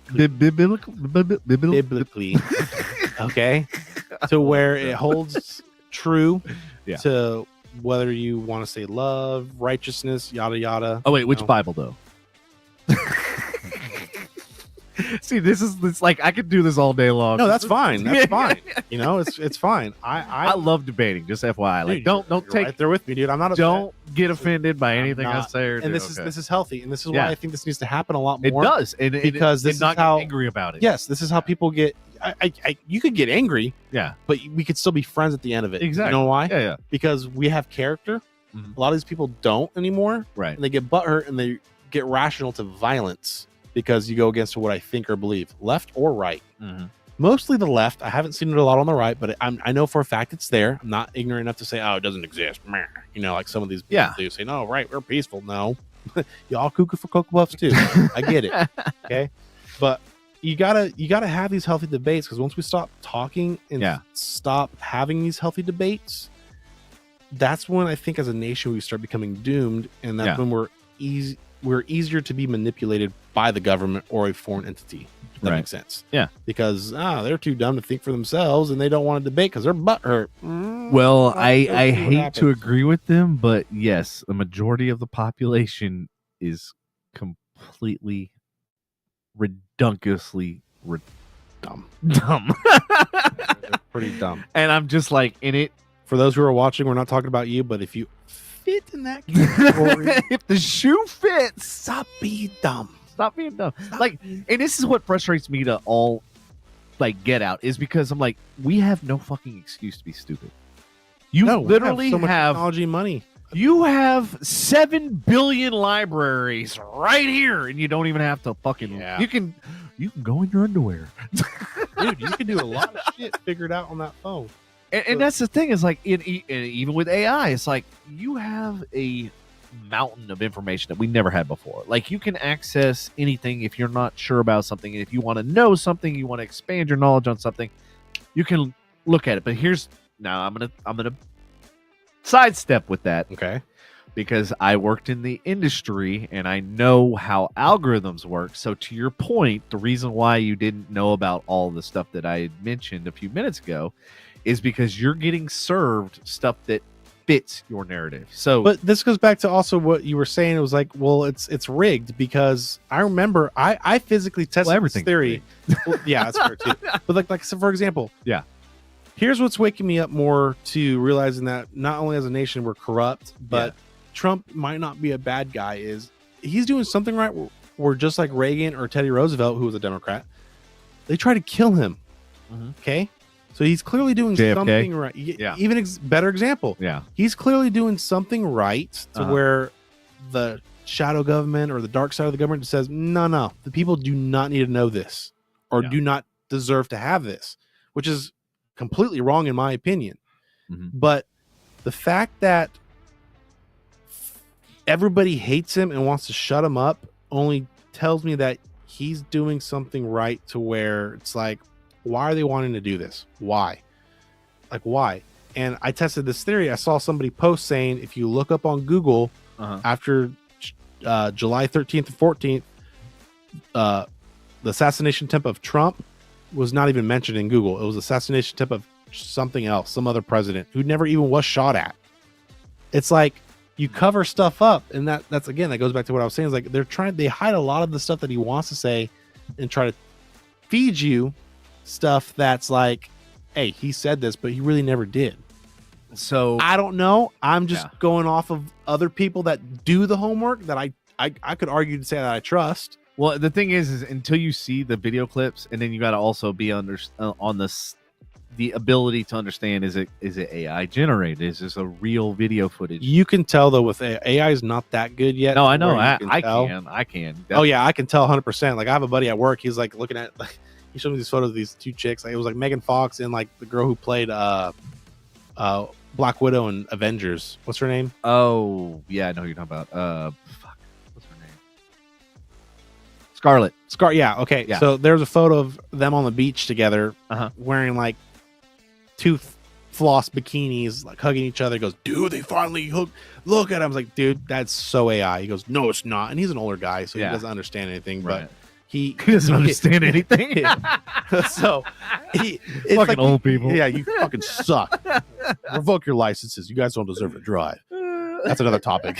But the photos were completely glossy. There's too much light reflection. It was too clean. I was like, dude, look at that. That is not natural. Right. That is not. He goes, nope. Them titties are real. I was like, no, dog. I mean, they might be, but real fake. Not in this photo. Yeah, exactly. Not in this photo. So it's crazy. And like if you look at some of the AI videos too of somebody else talking, you can tell because it's not syncing up correctly. It's not there yet. But although deep fakes it's getting there. And it's spooky. Yeah. Because who says that they can't use that on us saying, hey, you said this. Yep. You're now labeled. We as have video proof. Yeah. Everything needs evidence now in this country, right? Well, here's the fucked up. Here's the scary. Let's play this out. Can I have another drink before we get into this? Because this is getting me going. Oh God, I'm so go ahead, hard right now. I love it. No, and that's the thing is you think about it. We're giving them all of our information. We're giving them our biometric data whenever we use the phone. Yes. We're giving the facial recognition. And we're giving them all of the photos for them to be able to use to figure out and to make whatever AI version of us. Did you hear about how the Super Bowl this year is going to have facial recognition with your tickets? Did you hear about that article? No, I haven't heard about that. Dude, look that one up. That one's spooky too.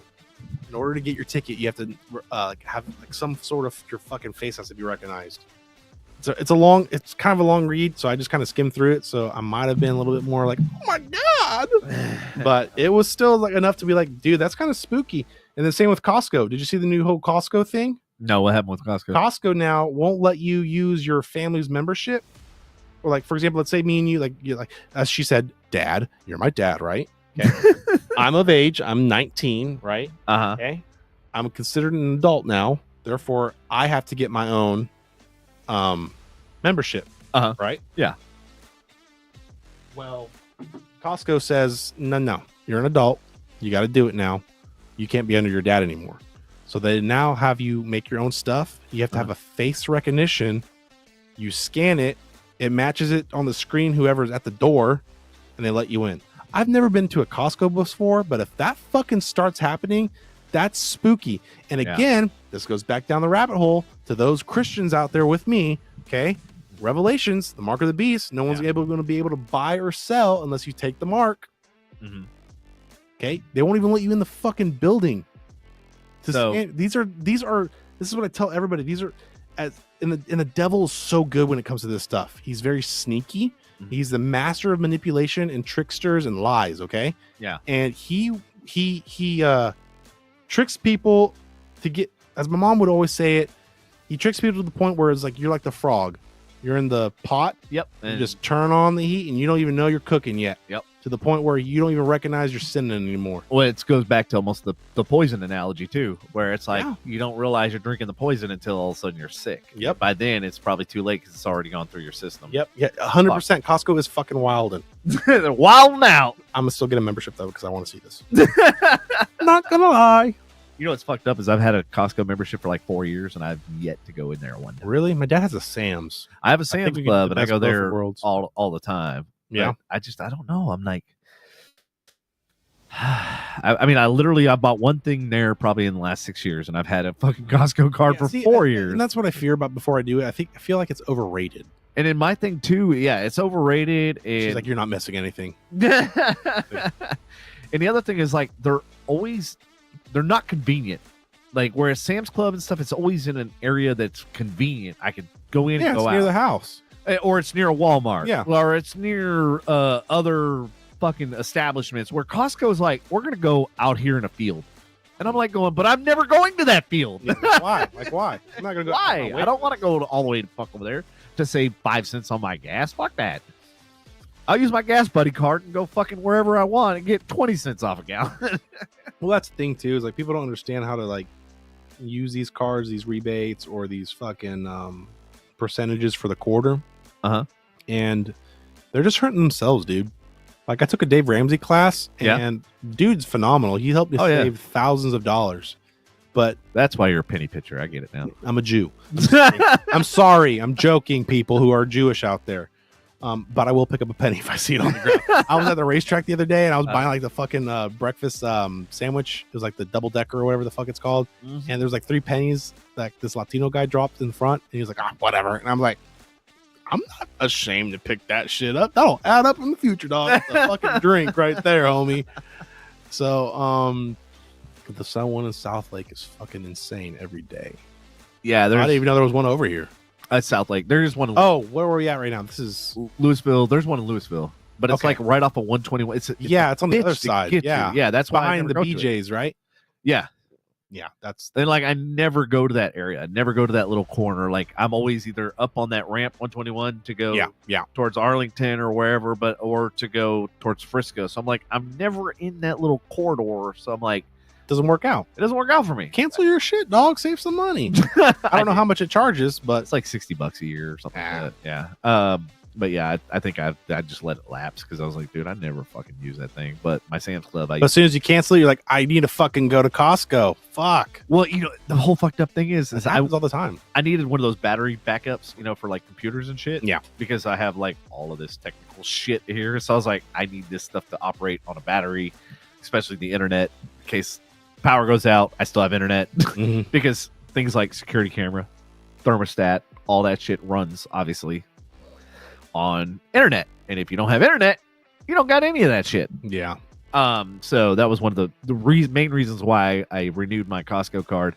And then I get in and I ask him, I say, hey, where's this battery thing that you have on sale? Oh, we're out of it. And I'm Thanks, like, dude. Yeah, I'm like, I just paid $60 for a fucking membership so that I could save $20 on this fucking battery backup. But I needed That's the nature of the beast, dog. I needed like 3 or 4 of them, so it was like it was gonna basically pay for itself. But Miss Molly, you're not wrong. This room is legit. yeah, Andy, my buddy, comes over here. He's like, dude, you're fucking keeping the power company in business. Oh, you alone. Just right now, keep the grid going, dog. Good job. Keeping that grid alive. Keep it doing.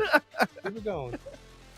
But it's weird how they want to get you, but then when they get you, they're like, sorry, dude. Sorry like, about your luck. Yeah.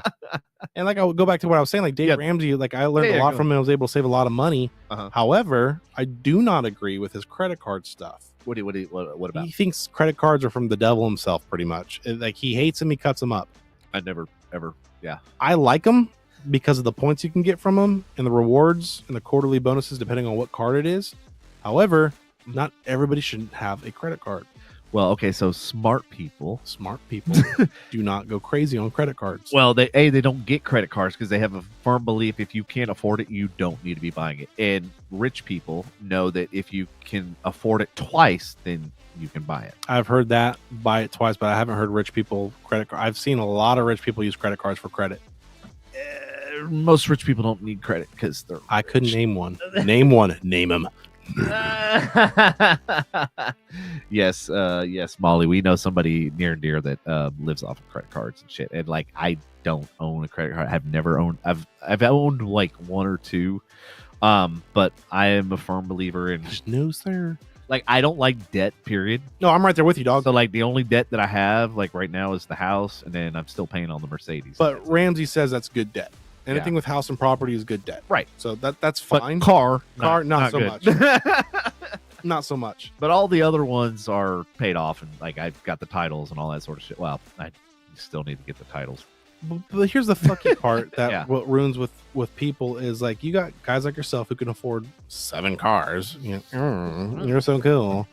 And there's a kid out there who thinks he's fucking Mr. Know-It-all at age 18 or 19, right? Yeah. Oh, I got approved for $50,000 on a credit card. That doesn't mean put $50,000 on the fucking credit card. No, 10%. So who do you blame? Do you blame the kid, or do you blame the system that's trying to fuck the kid because he's like, you're young and dumb? Actually, I blame neither one of those.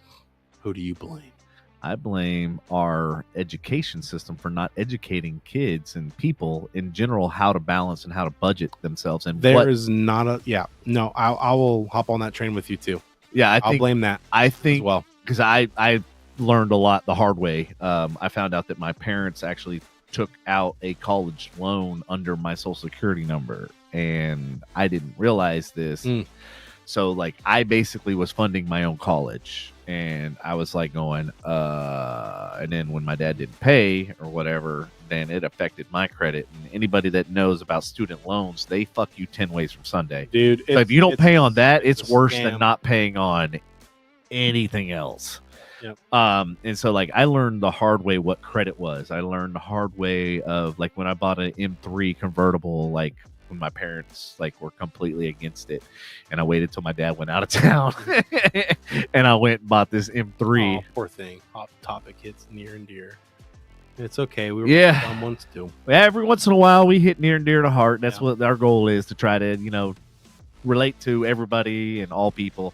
But yeah, my firm belief is if you can't afford it, obviously twice, then you should be buying it. Well, my logic that helped me out quite a bit as well is that mentality as well. I've heard that too. But if you have enough to put at least half of it down right now, you'll be fine next pay period.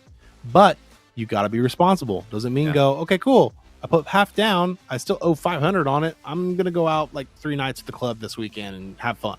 No, let's be smart. Well, and I think the biggest mentality that I've seen through a lot of people that have financial fuck-ups, if you will, that I've seen, there's a pattern. Say that louder, Devin.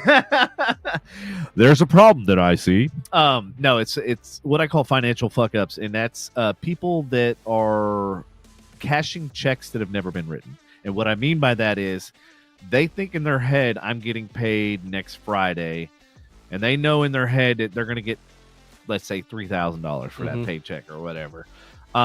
They go, okay, well, I can spend $1,500 now, and then I'll still be cool by when that check hits for that. I still have $1,500 to pay my rent and pay this and pay that. But then they don't realize all of the other things that may hit, or all the other things happen. Yeah, like, oh, you got to go out of town, or oh, you got to do this, or oh, you got a flat tire, oh, your pump in your pool went out, oh, your AC went out, oh, you need, like, people don't think about that, and they don't save a percentage.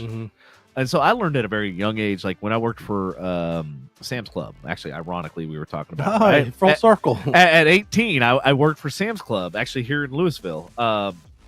And every paycheck I saved half, I put towards the stock. So every paycheck, half of that, half a share, I would purchase, right? Yeah. So every other paycheck, I had a full share. And the reason why I did that is because the company matched. So was it a 401k? Yeah, it was like a 401k. It was a profit sharing type thing. Okay. And so what I did is I did that, and people were like, oh, you're taking less home, blah, blah, blah. And then when I left that company, I'm the last one laughing, because I'm like, I just walked away with $10,000. Yeah. And you walked away with nothing. Yeah. A lot of these people don't understand that stuff. So what happened? But that's what I'm saying. It's like, it's the education. I feel like there needs to be an actual legitimate education on financial freedom. This goes so like Dave Ramsey. Yeah. But this goes back to what you were saying earlier. There's no excuse to be dumb anymore, because you got it in the palm of your hand. It just sits in your fucking pocket or on the dresser. Yeah. Like for me, when I'm bored, get curious, or whatever I want to do of learning of something, I will look some random shit up. Yeah. Like for example, the Argentina lake duck has the penis the size of its own body. Why do I know that? Because I got bored one night and could not sleep. Okay? It's shit like that, dude. And stuff like that just sticks with people. You're going to remember this, and the viewers are going to remember this. Like, what the fuck is this dude talking about? And they're going to look it up and like, holy shit, he's not wrong. Yeah. No. It's just little stuff like that. And I'm like that. Like, I'm constantly, like, I've always, like, I feel like you should always be learning. And like every single day. And I'll even ask people like, hey, what'd you learn today? Like, what did you, or like, they'll tell me about some horrific situation they were in. Okay, what did you learn from that? Because that tells me what kind of person and what kind of character they are, is how they process. Do they process it as I failed and I quit? Do they process that as I failed and I don't know why? Or do they process it, I failed, but this is the lesson I learned so that I won't repeat that failure? Because then if that's the case, it's not a failure. It's a learning experience. It's a learning opportunity, a learning experience. And that's the mentality that's missing. And I don't know if that can be taught. But it's too sheltered now, if that makes sense. Well, I think what it is, to your point, is the parents of this generation, they were taught to basically not say no, and that everybody deserves an award. The parents wants to be friends instead of being a parent. That's the problem. Thank you. Exactly. Instead of teaching them, and so perfect example. So I've dated a lot of girls with a lot of kids, right? So I've raised. You're a better man than I am, dude. I don't date no fuck trophies, bro. I have raised half of fucking North Texas. But anyway, damn.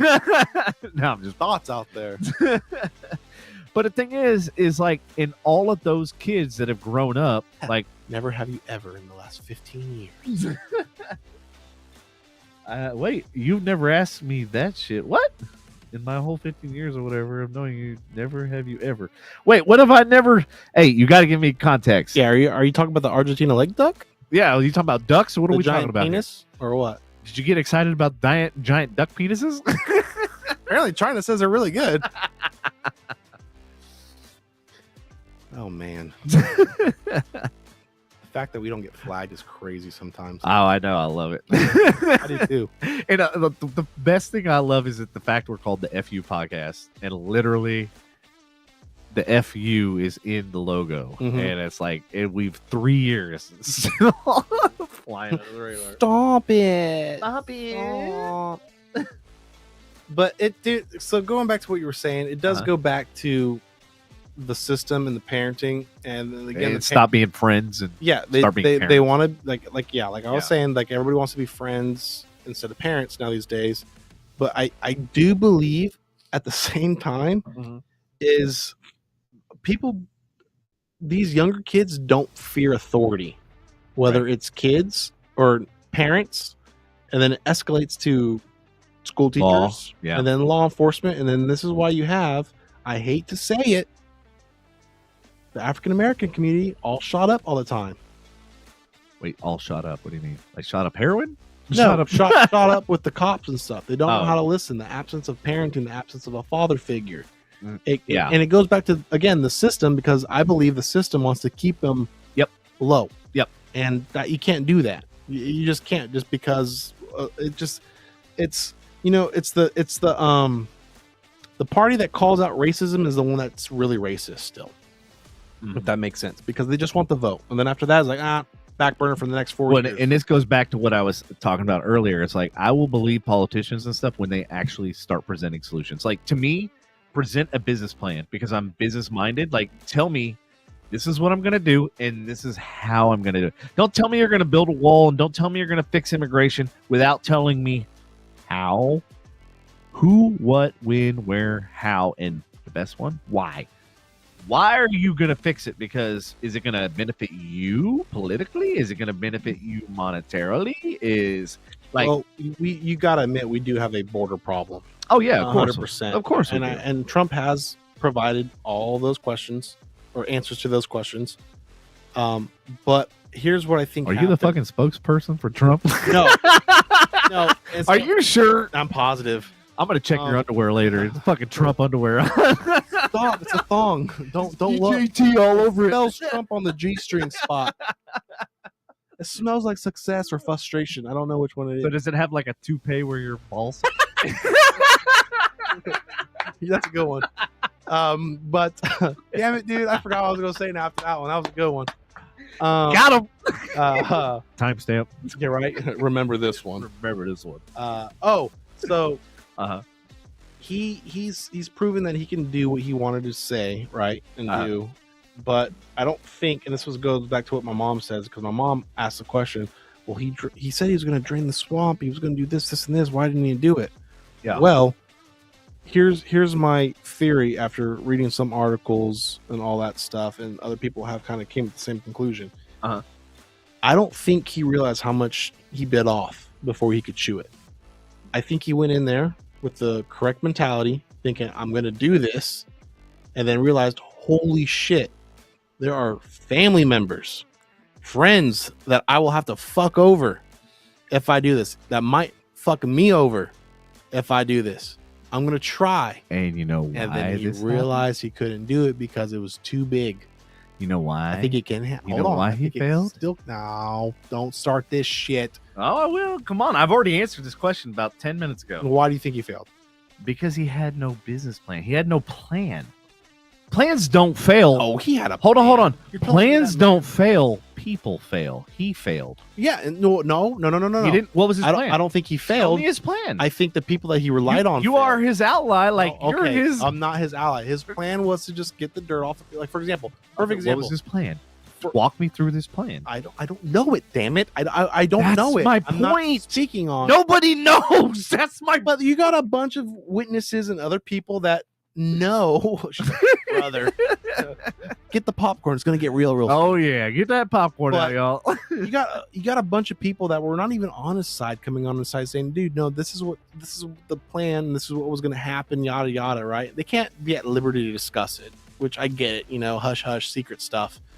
But I think what happened was he had a plan, and the people that were in that plan did not want to follow through with it, so he couldn't trust them. You know what I mean? But here's the thing. It's like me and you having a plan. If you make your plan public, there's nobody that's gonna. You're gonna have more people on board because you have an actual fucking plan. The people, but not the people who have the power to change anything, like politicians. Let me ask you this: have you ever been in a development cycle? Have you ever launched a product? Have you ever launched any type of or worked with a company that launched something? I have not. No. Okay, the reason why, because I'm retarded. No. You'll have a very different perspective because you'll understand.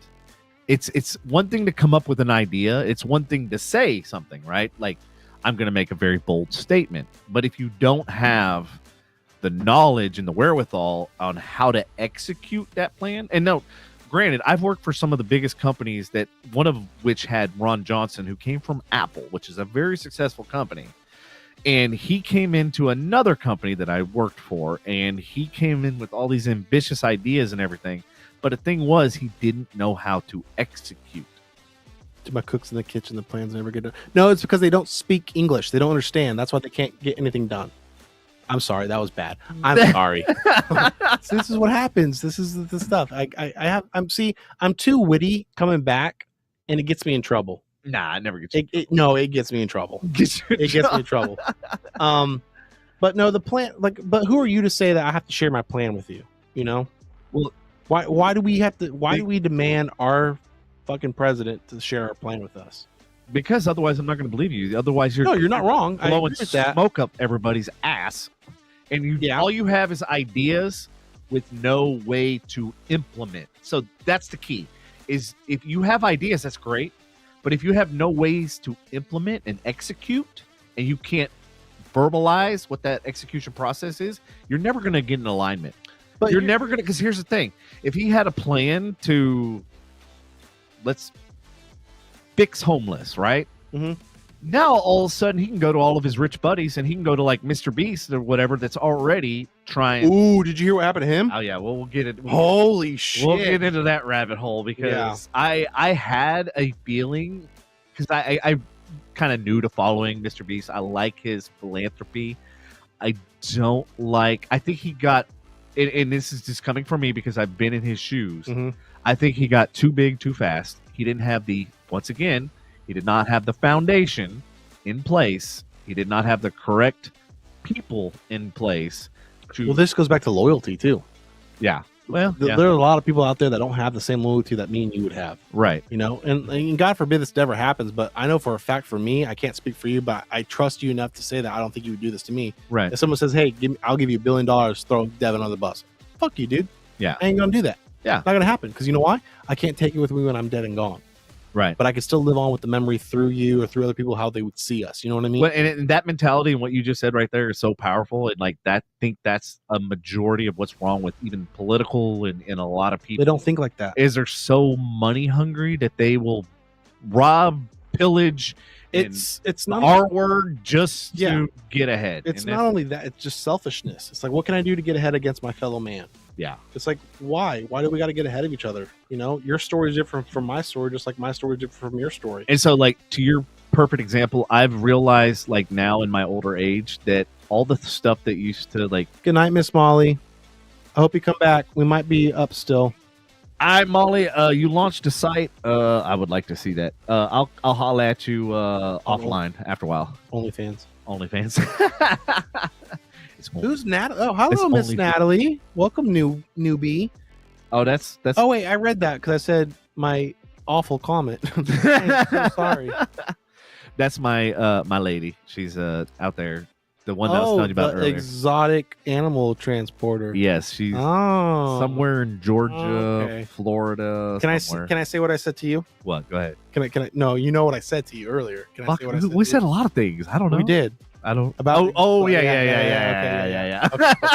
Okay. So from not only my experience but fellow friends of exotic animals, you are the exotic animal. Okay, y'all fuck like wombats. Y'all are crazy as hell. Okay, so congrats to Devin for finding an exotic animal tamer handler thing. She brings the tiger home, dog. Okay, that's what it is. I put that tiger in a cage. She goes around. Okay, congrats. Wait, so I haven't met her yet, have I? I don't think so. I don't think so either. No. The only one I remember meeting was that Cuckoo for Cocoa Puffs Asian one. Oh my! We talked about that one in the last one. Ooh, yeah, and it was funny because I had a couple of friends that I've been friends with for like 20 years on the boat on Sunday. Oh yeah, you said you're giving me shit about it. Fucking invite, nerd. Oh, be glad you didn't come. Oh, was it a shit show? I thrive in the shithole. So I want to see this. So here's the deal. So like I went to start, like we were grilling, chilling, like we had first grill I went to fire up is brand new, right? Opened it up and like none of the fucking coils and shit like for the propane were in it. She goes, Lord, don't get me started on her Uh-oh. Oh, shit. You got some dirt. Oh, Savatree. Oh, God. Stab-a-tree. Yeah, fuck. Savage tree. I see what you did this. Stab-a-tree. Yeah. But yeah, so like we went and got my other grill, came back out, and then we grilled out on the beach or whatever. And then as we were going to leave, I went to back out, and there was a fucking boat behind me. So like I killed it, turned the ignition off, whatever, blah blah blah. I'm waiting for the guy to leave, and then when I went to try to start it again, it wouldn't start. Oh no! And so we tried, giving it full throttle, tried, and then the fuck up, dude. Yeah, all those comments. Oh no! Both batteries went completely fucking dead, and I'm like going, oh fuck, we're stuck out on. Luckily, it was less than a quarter mile from my slip. But yeah, one of my friends, Billy, she brought up the whole Savatree thing, and I was like, oh god, that fucking name. I was like, if there was moments in my life I wish I could delete, that would be one of them. Really? It was that bad? It was that bad, dude. Like, I'd never been a prisoner in my own house, and she literally... Choice words is what I have for them. Them? Oh, Kayla. I see the Kayla. Oh, who's Kayla? Oh, or Kayla. Yeah, Kayla was one I dated for like 3.5 years. It's always the long, hot ones that fucking get that going on. You know what it is? Yeah. Maybe I need to see a therapist. I don't know. Nah. You're talking to one right now. How you doing, bro? Oh, perfect. Thank you. Don't worry, I'm jotting down notes. Bad bitch, as in like she was bad, or as in like no, she was mean. She's bad. Yeah. So each one, like, they have their own flaws and their own specialness. Let's just put it that way. And that's women for you. Like, Sav was basically all out for herself. She didn't give a fuck about anybody. I could have told you that from working at Marty B's. Yeah, when she was like basically siding with Manny of all fucking people over me, I was like, literally, bitch, you can live with him. Like, bye. Get out of the house. Like, literally, I came home so many nights. Like, I literally in that front room, like, I barricaded myself in there, and she would beat down the fucking door trying to get in. Did you not call the cops? Oh, dude, I fucking recorded it all. Oh, yeah. And, like, I called the cops one time where she threw a cup bigger than this that was filled, and she threw it, hit me in the chest, and then, of course, the lid flew off and exploded all over the place. And then she, like, came at me and shit, and, like, fucking trying to claw me and shit. I ended up, backhanding her because I was like, you fucking already assaulted me. Dude, it's 2024 now. My hands are bisexual and ready to eat for everyone. I'll fuck you up. I don't care what you like. got. Yeah, when you come at me and you've insane. already thrown something at me, I'm like, I'm defending myself at this point. That's insane, dude. And so, like, I went boom, like, to block her, like, fucking trying to, like, claw my fucking eyes out or whatever, and fucking ended up hitting her or whatever. Hey, that's smart what she said you did. Facebook Live in that shit. Oh yeah, and I Facebook so Live see that stuff. Something were so they to go can wrong. see the real side. 100%. Yeah, 100%. That's smart. That's genius. Yeah, Congrats. like there was literally like she barricaded me, blocked me in my own driveway, and like she stood in front of the vehicle, and like literally, I was like, I remember that. Remember, I emptied my fucking wallet. I was like, oh fuck! So I did witness that then too. Yeah, that was that night. No, that was a different time. Like this is. Oh my god, there was more than one. Multiple. Like that's why I'm not exaggerating when I've said like I felt like a prisoner in my own fucking house. Who was she? Taiwanese? Something Something with the knees. Chinese, Vietnamese, Taiwanese. Thai. With the E. Thai. Crazy bitches. Thailand. Yeah. Crazy. Not Taiwan. Thailand. Yeah. Crazy. She was fucking. Yeah, she was fucking batshit psych. And here's the fucked up part. So like many years have passed. Like I actually kept in contact with her brother. Her brother was really cool. Worked for Apple. Who gives a shit? You burned that bridge, dog. Well, no, he reached out to me a couple times. Fuck that nerd. I wouldn't do shit after what her sister did. I was like, dude, like you're cool, but like you fucked up the whole family tree for me, man. Oh no. Here's the fucked up part. I loved her whole entire family, including her mom, including her dad, including her. It was one of those. Like everybody. Here's the fucked up part. I literally, when I met the entire family, I go, did I get the dysfunctional one? That happened, dude. I literally was going, I got the black sheep. Like what? That happened. They're all normal except for her. I go, even her mom, even her dad. I'm like going, they're all fucking normal. Like they're all like, yeah, I could kick it with them. And then her brother, like, we just hit it off. Like he was into like creative, like he was photographer. He was a photographer for 311. The group, Okay, yeah. So like he's very creative, and he worked for Apple and stuff like that. So like we had automatically a common bond because like we're both in the creative space, and we're both like doing photography. She said your red flag is taking women back. It's okay. I do the same thing. Hey, I never took her back. Oh, yeah, Sav. I was like, once I was done. Flag on the play. He's challenging you, Miss Molly. Yeah, once I went to jail because of her ass. Yeah. What? Yeah. I gotta tell you my story, but you tell me yours first. I had to hire a lawyer, the whole 9 yards, and like literally the lawyer's like, it's gonna cost you $10,000, and I'm like going, I didn't even fucking do anything. And so, long story short, the district attorney and all that sort of shit, they ended up dropping the charge because they were like, there's no evidence. Like the evidence points the opposite direction. Like, he wasn't the one that was the aggressor. He wasn't the one that started it. He was the one. You got video evidence. I was the one that called the fucking 911. Why would I call 911 on my motherfucking self? So this is what happens quite a bit with law enforcement. And I said this to a cop who pulled me over once, and he was like, that's a fair statement. I'm gonna let you go. I'm surprised I didn't get the shit beat out of me. He pulled me over. You know why I pulled you over? I was like, yeah, because you're bored. I'm just shooting the shit. Being a smart ass, and my friend at the time was like, dude, shut the fuck up. Right. And I'm just, me, dude. I'm just always a smart ass, and that's how I develop friendships. Like, this dude, I can fuck with him, And so yada yada, and he was stating the laws, and I was like, no, this is not what it's supposed to say. And mind you, before my dad went to ST Electronics, I'm pretty sure he was trying to be a lawyer because he had a lot of law books in his office growing up, and I would read that growing up. So of course, laws and things change over time. So I was reading those, and that was way back when he was younger, So I don't know if it does changes or not, but I would quote this stuff back with that officer, yada yada. And he goes, well, why are you always questioning? It's like, because your job is to enforce the law, not know the law. Therefore, you are failing at your job because you don't know it. So therefore, how can you enforce it? And he kind of paused and looked at me, and adrenaline's going at this point. I was like, yeah, I fucking got you, dude. And I'm like, oh my God, he's going to pull me out of the car, He's going to pull me out and beat my ass. Yeah, and my buddy's looking at me like, you stupid motherfucker. I was like, and he goes, you know what? That's fair. And I'm going to go home and do homework now from that. But here's your warning. Don't do this again. Have a good day. I was like, oh my God, I survived. I was very surprised about that. But Molly, you throwing shade over there? Anyway, go ahead. Hoping someone would laugh at that comment. Oh, I didn't see it. I'm sorry. Which comment? One of how many, or the? I could name a few, but I'll keep it to myself. She said, "Oh yeah, one out of how many?" Ooh, some dirt. No, I mean I'm really good at a lot of things. One thing I will be very aware of and cognizant of is I suck at picking my partner. And you know what? And I finally come like, you gotta like you reflect as you get older. You'll do this too. And I've made the same mistake, and this is what I will tell my friends now that are younger. I'm like, hey, it ain't golden, dude. Nor will it ever be golden. Respect yourself more, man. Women, and see, that's the thing is too, and my aunt is a great example of this. Mm-hmm. She loves to have power. However, she likes to test the boundaries, and she wants to find a man who will not let her have those said power trips or boundaries. He sets the tone. So she's a toddler. That's what toddlers do. Yeah, no. They see what they can get away with, and then they know their boundaries. I'm not gonna throw shit on my aunt.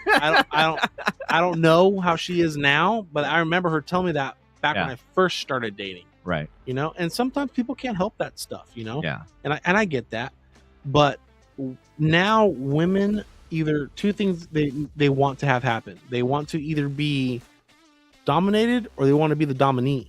If that's the dominant, is that the word? Look that up, chat. I don't know. Point is they either want to be in control or they want to be controlled. Right. And as crazy as it sounds, or misogynistic as it sounds, women out there, no matter what social media says, they need a man to lead, to take hold of the relationship, whether it's financially, physically, spiritually, mentally, you name it. Our job is to lead. Well, it doesn't mean put the woman on the back burner like, I'm not going to listen to you because you got a punani. No. I'm going to consider your thoughts, consider your judgment, consider your opinion. And then throw it all in the garbage. And then throw it away. Yeah, exactly. Then wad it up. And then wad it up and be like, you stupid bitch, go cook me a sandwich. How dare you forget your place? Peasant. I'm kidding. And, but no, we're supposed to, take them seriously. So what about like the girls that like they want to change, like they want to fix you, right? And this is the problem that I run into, because girls like they like the fact that they can fix their man, right? Like they feel like a sense of accomplishment that they were able to fix their man. But when you meet people like me, like, it's not fix your man, it's controlling your man. Yeah, exactly. You go in a relationship, you don't think I'm going to date somebody who I don't know everything about already, or keep dating you? Yeah. I'm not trying to fix you. I know what I signed up for. Right. Well, I would love for you to change. Right. But it's not my place to do so. That's between you. But and if you Lord, love or somebody, you why would you want them to change? Because you don't really love somebody then. Well, but you just said that you. Well, I mean, depending on the change for better. Like if I have a girl who's shooting up heroin, but she fucking gives great head and cuddles phenomenally, of course I want you to stop shooting up heroin. Hashtag priorities. Yeah, right. Get your shit together, But like, there's like certain stuff that can be changed, that needs to be changed. But like, if you're going for personality wise, like I dated a girl that couldn't stand the way I fucking made jokes because it was too dark. I'm not changing that. Yeah. That's who I am. Military made me that way. I'm not going to fucking change that shit. And I was like this even before I went in. You know what I mean? Yeah. So it's like you can either stay with me and be happy that you have me, or you can pack your shit. I was born without you, and I'm pretty sure I'll die without you too. That's how you got to look at it. Shitty as that sounds. I know, and that's kind of... You got to, man. Just like, yeah, with everything, like, don't get me wrong. I would love all the flashy lights, bling, gizmos, and gadgets, but I was born without it. Can't take it with me when I die. So I'm glad you mentioned that. So like that's where I'm at right now. Like all these material things and everything else. Like when I was younger, like it was like a race to who has the most wins, right? And that's what's wrong with society. Everybody wants it now, and they want to make it a race. And then now it's come to the point where you pin people against each other, saying, "I gotta beat this guy." It's like, dude, I don't even fucking know you. What? Well, and so I learned in third grade not to ever be in competition with somebody else. And I'll give you an exact example, and this will probably help a lot of people in the audience, because you never, ever, ever, ever, ever, and this also applies to business too. Never be in competition with somebody else. And in business sense, never be in competition with your competitor. And I can give you countless of examples, but like I'm going to give you where it all started in my third grade. So there was a guy named Brandon Jackson, and he was like, everybody like gave him accolades and stuff because he was just brilliant, right? And so like my goal was like, I got to beat this guy. Like I got to build a better project. I got to get higher scores. I got to get better grades. And that's great to have like an ability or a goal. Motivation, right? A goal. But then what I realized is once I did the project and once I got a higher grade than him, and then once I got first place in like the art show and yada, yada, yada, then I realized I had no longer had motivation because I already met my goal and surpassed it. Right. Yeah. And so now it's like, now what? And that's when I realized, I'm like, when you have the goal of beating somebody, or you have the goal of being better than your competitor in business or whatever, you're going to set yourself up for failure, because if you do, hopefully you surpass that, then what? So that's when I realized is like, you've got to be in competition with yourself, because then you're constantly raising the bar and you're like, okay, I achieved this. Now let's see if I can achieve that. And it's like, if you're in competition with yourself, you'll look back and go, oh, fuck, my competitor is like way the fuck down there. Yeah. Like, and then you don't become concerned about your competition. You become hyper focused on yourself and your abilities, and then you begin to hone in on your strengths, and then you start to build your weaknesses. And that's what goes back to what you were saying, is like, if you focus on yourself, you can develop those skills. But if you're too busy focusing on that stuff, comparison is a thief of all joy, man. That's biblical too. Yeah, whether you believe it or not. It is. Like you start getting that. So I call it lustful desires. Lust doesn't have to always be sexual. You know what I mean? Yeah. Lust could be like, I'm fawning over or loving the idea that this could be me, or you know what I mean? Yeah. It's different aspects. Like, I'm jealous that you have this and I don't. Right. And that kills people. That eats them out from the inside out. It's not healthy to have. And I've had to wake myself up to that too, where I've had to snap myself out of the reality of like, dude, this isn't my story, and I gotta accept that. it's a hard pill to swallow sometimes. Right. But in reality, is like at the end of the day, is like, dude, you bleed red just like I do. You're gonna die just like I do. Can you take that with you? No. Okay, then what are you doing on this world to make a difference or be spiritually inclined or mentally or physically? Where's your peace at? So you got to figure that shit out. I think, and this is one of the main reasons why I started the podcast, was because it's not about who you are. It's not about like what you've done, but it's about the legacy you leave behind. Mm-hmm. And like, here's the thing, like if you look at your grandparents and then their grandparents, you don't really know much about your parents, your grandparents' parents, or even their parents. And the thing is because there's no record, right? You don't know what they sounded like. You don't know what they looked like. You have no idea. Mm-hmm. But the thing with the podcast is once we're dead and gone and the world moves on, like your kids, your kids' kids, your kids' kids' kids, all of them can see it and they can hear it. They can see your ideas. They can hear your ideas. So you are actually living and you're creating a legacy. And it's cool to think about it like that too, because even yourself too is like you're still always developing and growing until you're dead. Yeah. I'll argue that till the day you're dead and gone and I'm dead and gone. You're going to constantly be learning. It might not be like book learning, but you're learning how to handle situations or how to deal with certain things differently. You're still learning and growing. And then you can go back and look at these podcasts and realize, wow, my opinion was so skewed, or my opinion isn't still too far off, or, you could see yourself grow. Yeah. If that makes sense. And that's something that's pretty cool to look back on. That's why I've always fonded over the doing a podcast or having my own setup, because I never thought like this when I was, dude, you saw me when I was a bartender, or you're not even a bartender, server when I worked with you. I was just a goofy kid. I was trying to bust a nut 24/7 all the time, I didn't give a shit about politics. I didn't give a shit about whatever it is. It meant about having fun, going out and just relaxing and hanging out with the guys. And if Punani came, Yeah. But it's just like you grow up, Yeah. And at the end of the day, it's like when you grow up, you realize like this is who I'm going to be, and this is who I want to like learn, or this is what I want to pass on to whoever's willing to listen and accept it, Right. She laughing that I said I was going to bust a nut. Dirty human beings. That's the same with partners. You should encourage them and challenge things together. Correct. So Natalie, one of the things that I was gonna, I'm glad you read that, and I'm glad she brought that up. One of the things that I instill in people and also in businesses that, like, the tide or the rising water raises all boats. So that means, like, what if that boat has a hole in it though, and you just fucking sink? Well, then that sounds like a them problem. Fuck you, you're drowning, nerd. Well, then you throw out a life jacket or a fucking... Nah, they drowning, dog. I ain't fucking risking my piece for that shit. But no, and that's the mentality a lot of people, and I've seen this unfold many, many times, and I can tell the value of a person by how they react and act certain ways and stuff like that. But like when times are good, like you want to bring others up. Unless you're selfish, then you only care about yourself. Yeah. But that's why I was saying about like the rising tides lift all boats, is because like my friends and my family, like the people that are close to me, like if there's an opportunity for me to elevate them, then I am fucking all for it.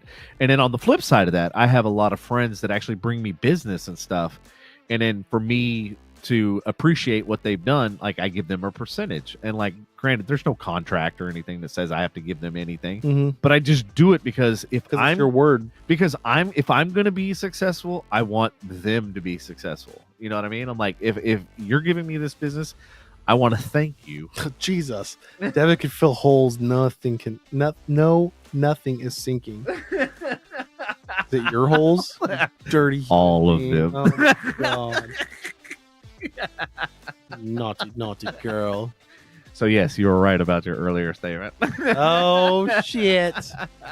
Videos are gonna happen. Yeah. That's enough for me. I'm sorry, I didn't mean to scare you. I'm reading through the comments. They're coming in a little bit slower before they pop up.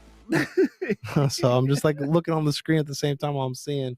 I was trying to fix a homie for 3 fucking years. It's never going to happen. Exactly. No, see, and that's where it goes back to what we were saying, is like what Miss Molly was saying, is that, You could try and try. You can lead a horse to water. Yes. You can't force it to drink, though. Exactly. So when is it enough to draw the line and then you're the asshole, right? Oh, he gave up on me after 4 fucking years. No, bitch. I fucking tried after the first year, and I stayed with you thinking you would change or get fixed, and you didn't. You still just decided to do dick and heroin instead. Well, and that's the thing. It's like, is it something when you're in a relationship? She's like, no, that's actually disgusting. Thinking about dad, aka dad. Yeah, she filling holes. Oh, nothing is sinking. Giggity goo. Giggity giggity goo. All right. No, but I was just like curious. So, like, you know, you mentioned about like, hold on, now I gotta scroll. We got more comments. Hold on. You were trying to change homie for 3 years. It's never gonna happen. So, like, what? Let's walk through this because we've all done it. We've all tried to help or change somebody. But what was it that you were trying to change, and like, what was the result that you were looking to happen that obviously didn't happen? Because I know, like, with one of the people that she mentioned, was like communicating, right, and like being heard and being understood. Not only being heard, but like being understood, like. Like, perfect example, like when we had our discussion earlier, right? You had your side, I had my side. Yeah. But the thing is, at the end of the day, I still heard what you said. Like, I didn't shut you down. I didn't like shut you up. You didn't get butthurt and walk. I didn't get butthurt. I didn't get angry and storm out. Like, and that's the thing that was missing in that relationship. It was like, let's talk it out. Like, let's work it out. I want to see your side, but I also want you to respect my side. Like, I also want, if I'm giving you that respect, it should be mutual. Like, I feel like that person should be mutually respecting what I have to say. And like, let's elaborate. But the thing was, it was like not that way. It was like only her side mattered, and only anything that's called princess treatment. She got treated as a princess growing up, and now she expects that everywhere she goes. Yeah. And I would much rather date a girl with daddy issues than princess treatment. Well, and that goes back to what I realized as I got older, what is really important, and that's the humility and humbleness of like somebody that is not about themselves, not self-centered, not egotistical, not doing things that just help them, but being humble and wanting to contribute to society and wanting to do to be the example that everybody else should be. Yeah. So with that, you were asking me what my experience was with that. If you've ever had anybody like you dated that you tried to change, and what was the change you were looking to do, and how did that what ended up happening? I got one relationship, and it can be on the flip side too. Was there somebody that tried to change you? And so, like, this goes for the audience too. That's what I was thinking. The relationship I was thinking, it was a little bit of both. Okay, he was trying to change me, and I was trying to change her. So let's talk about that, because that's a good dichotomy. It's really interesting. This girl still means well, but I think she was also young and dumb. This out of names, I won't name her name out of respect. Yeah, names aren't fucking Megan. Okay. It's always a fucking Megan. Yeah, her name is actually Megan. I'm not gonna say her last name so people don't creep on her. Yeah. But we were going through a rough patch, and I brought her flowers to her dorm at UNT. This bitch called the cops on me for bringing her flowers, trying to be a gentleman. Wow. Mm-hmm. I was never so confused and angry and sad at the same time. It was really weird because, like, don't bitches in the movies, they love this shit. I'm wrong. Come back, yada yada. No, this bitch called the cops on me, and she said, "Oh, it was the front desk." Meh, meh, meh, meh, meh. Yeah. Well, in her defense, it could have been, maybe I wasn't there, but what happened was I think her name was Amy. I can't remember. Her friend, her sorority sister that was there at that time, was working at the front desk and was able to unlock her room for me so I could put the flowers on her bed or some shit like that. Well, it never even got to that point. Somehow the word got out, and they just said, "Fuck this, dude. I'm calling the cops." I was like, dude, I'm fucking nothing but skin and bone at that time. Like, what am I going to do? I ain't going to do fucking shit, And the cops walked me off the premises, and they said, "Hey, you're being charged with trespassing." They trespassed you. Yeah, they trespassed. Criminal trespassing. Yeah, they sent it in the mail. This was at UNT, by the way. fuck UNT because you guys are liberal fucks. I hate that. Okay. Yeah, and you guys are dirty now. Fry Street used to be cool. Now it's where the losers go. Don't be a loser, okay? Fuck Fry Street. And so they sent it in the mail, and my mom hid it from my dad because she found it. She thought I beat somebody up because she knew me like how you know me. I'll still fight somebody, and she knew I was going to the bars and stuff like that, and I would be in trouble every now and then, but it was nothing crazy. And she's like, "Who the fuck did you fuck up?" She didn't say it like that, but she said it like, "Who'd you beat up?" I was like, "I didn't beat up nobody. I got nothing. I was never there." You know, at the time I was embarrassed. You know, because like I didn't want to tell her like, "Oh, I was being a fucking sweetheart." So, you know, it's funny you mentioned that. So, like, I actually had this conversation with Natalie not too long ago. I go, every time I've done something nice and, like, gone out of my way for somebody, to your point, like you just did, right? It always, I'm talking almost 100% backfires. So, like, when I hear, like, what you just said, I'm like, do you understand, like, as a man, when every time you go out of your way to do something nice and go out of your way to be different than the next guy, and it backfires, it makes you not want to do it. It makes you cold-hearted, and this it sucks. And what's sad is it's a vicious cycle, and you have to break the traditional curses or the vicious cycle. Don't let it affect you. You know what I mean? Because we create hoes by being men who want to fuck all the time, and then women create heartbreakers because we got our hearts broken because they didn't want nothing to do with the nice guy and they wanted to fuck the dude who was being an asshole to create hoes. It's a vicious cycle, dude. Yeah. We're both in the wrong, and it's just where do we draw the line and who's going to be man enough or woman enough to say, you know what? It's not going to be me. I'm going to stop it here. Yeah. And I could sleep at night. Right. You know? So, you know, being a young, dumb kid at that time, I was fucking devastated. I was like, oh, this bitch broke my heart. You know? And it was bad. I was at Marty's at that time, too. I was fucking sad, dude. I was fucking depressed. I was doing shit I shouldn't be doing. Cocaine. And, dude, it was fucking crazy. Got a lot of it. Man, I heard when man was there. Yeah, it was bad, dude. It was bad. I heard that there was like bus boys and shit that like wouldn't even work. Like their parents wouldn't even let them work at Marty's because of the drugs. Goes back to parenting, dude. You got bus boys there that then parents knew they were on that shit. Yep. They were just like, we shouldn't work today. No, I beat the shit out of my kid.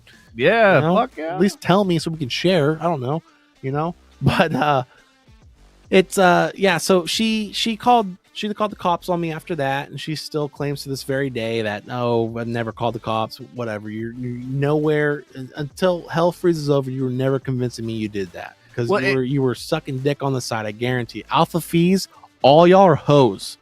Thank you for your business, but all y'all are hoes. Every single one of them, dude. A wiener has been in or on around them. I promise you. Don't waste your time. If you are in college right now and you're seeing this and you think you see an alpha fee and she's like, oh, she's precious, I'm such a saint. No, she's been filled like a fucking Twinkie. Don't do it. Okay, it's bad. And that's the problem, is I was settling for shit, and it was a constant lie in that relationship with whether else I was lying to her trying to be the man she wanted me to be, or her lying to me trying to be the woman that I wanted her to be. But it was never like that. You know what I mean? So I'm going to tie everything that we've talked about so far all together. Butt stuff. Listen to this. So I'm going to tie the government, I'm going to tie the relationships, and I'm going to tie the police, and I'm going to tie everything and make it go it wouldn't be full circle. Surprising if I was being spied on already too by that time, because that's when I was like in my wake up stages of government. I'm going to sign up and see if it's really like this.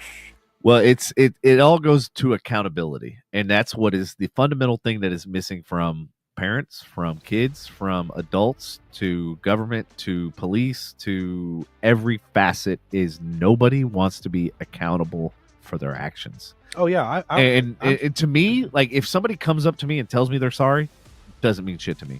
But if they come to me and tell me I'm sorry for X, Y, and Z. Here's what, explained it instead of just saying sorry. And then also says, and this is how I'm going to course correct, or this is how I'm going to pivot and fix the situation.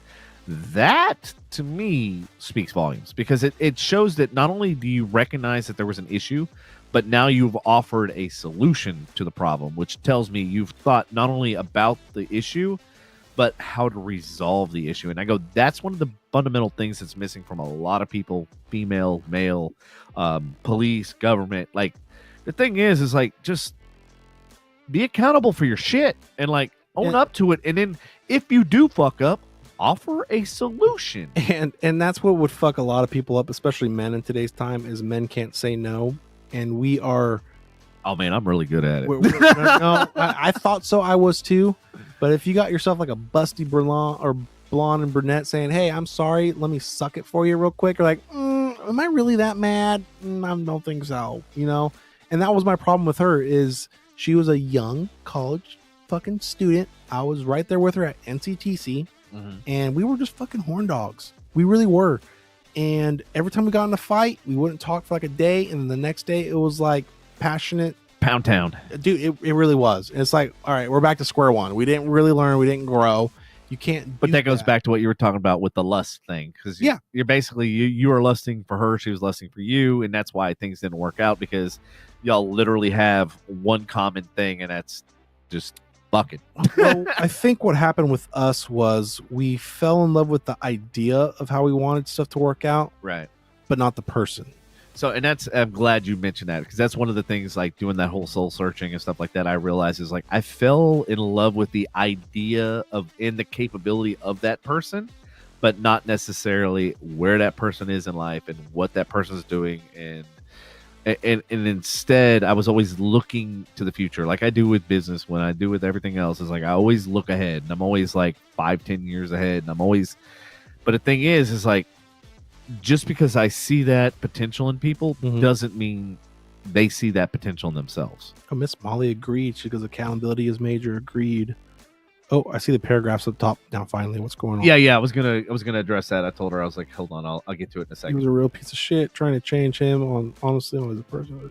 I'm not gonna spill your tea out. Can everybody see this, or can everybody? No, I already told her I was gonna talk about it. I'm putting it up. Yeah. So he was a real piece of shit trying to change him honestly as a person, everything. The way he talked to me, the way he was not communicative, wait, it's missing some. I was reading the old messages I can into, and he was calling me all sorts of names, and he was communicative. It was just terrible. What he was or was not. I know, that's what I'm trying to understand. Like you said, he was not communicative. But okay, so what she's saying, like maybe certain aspects of it all. To me, it sounds like the only time he communicated was like negatively, calling her names and stuff like that.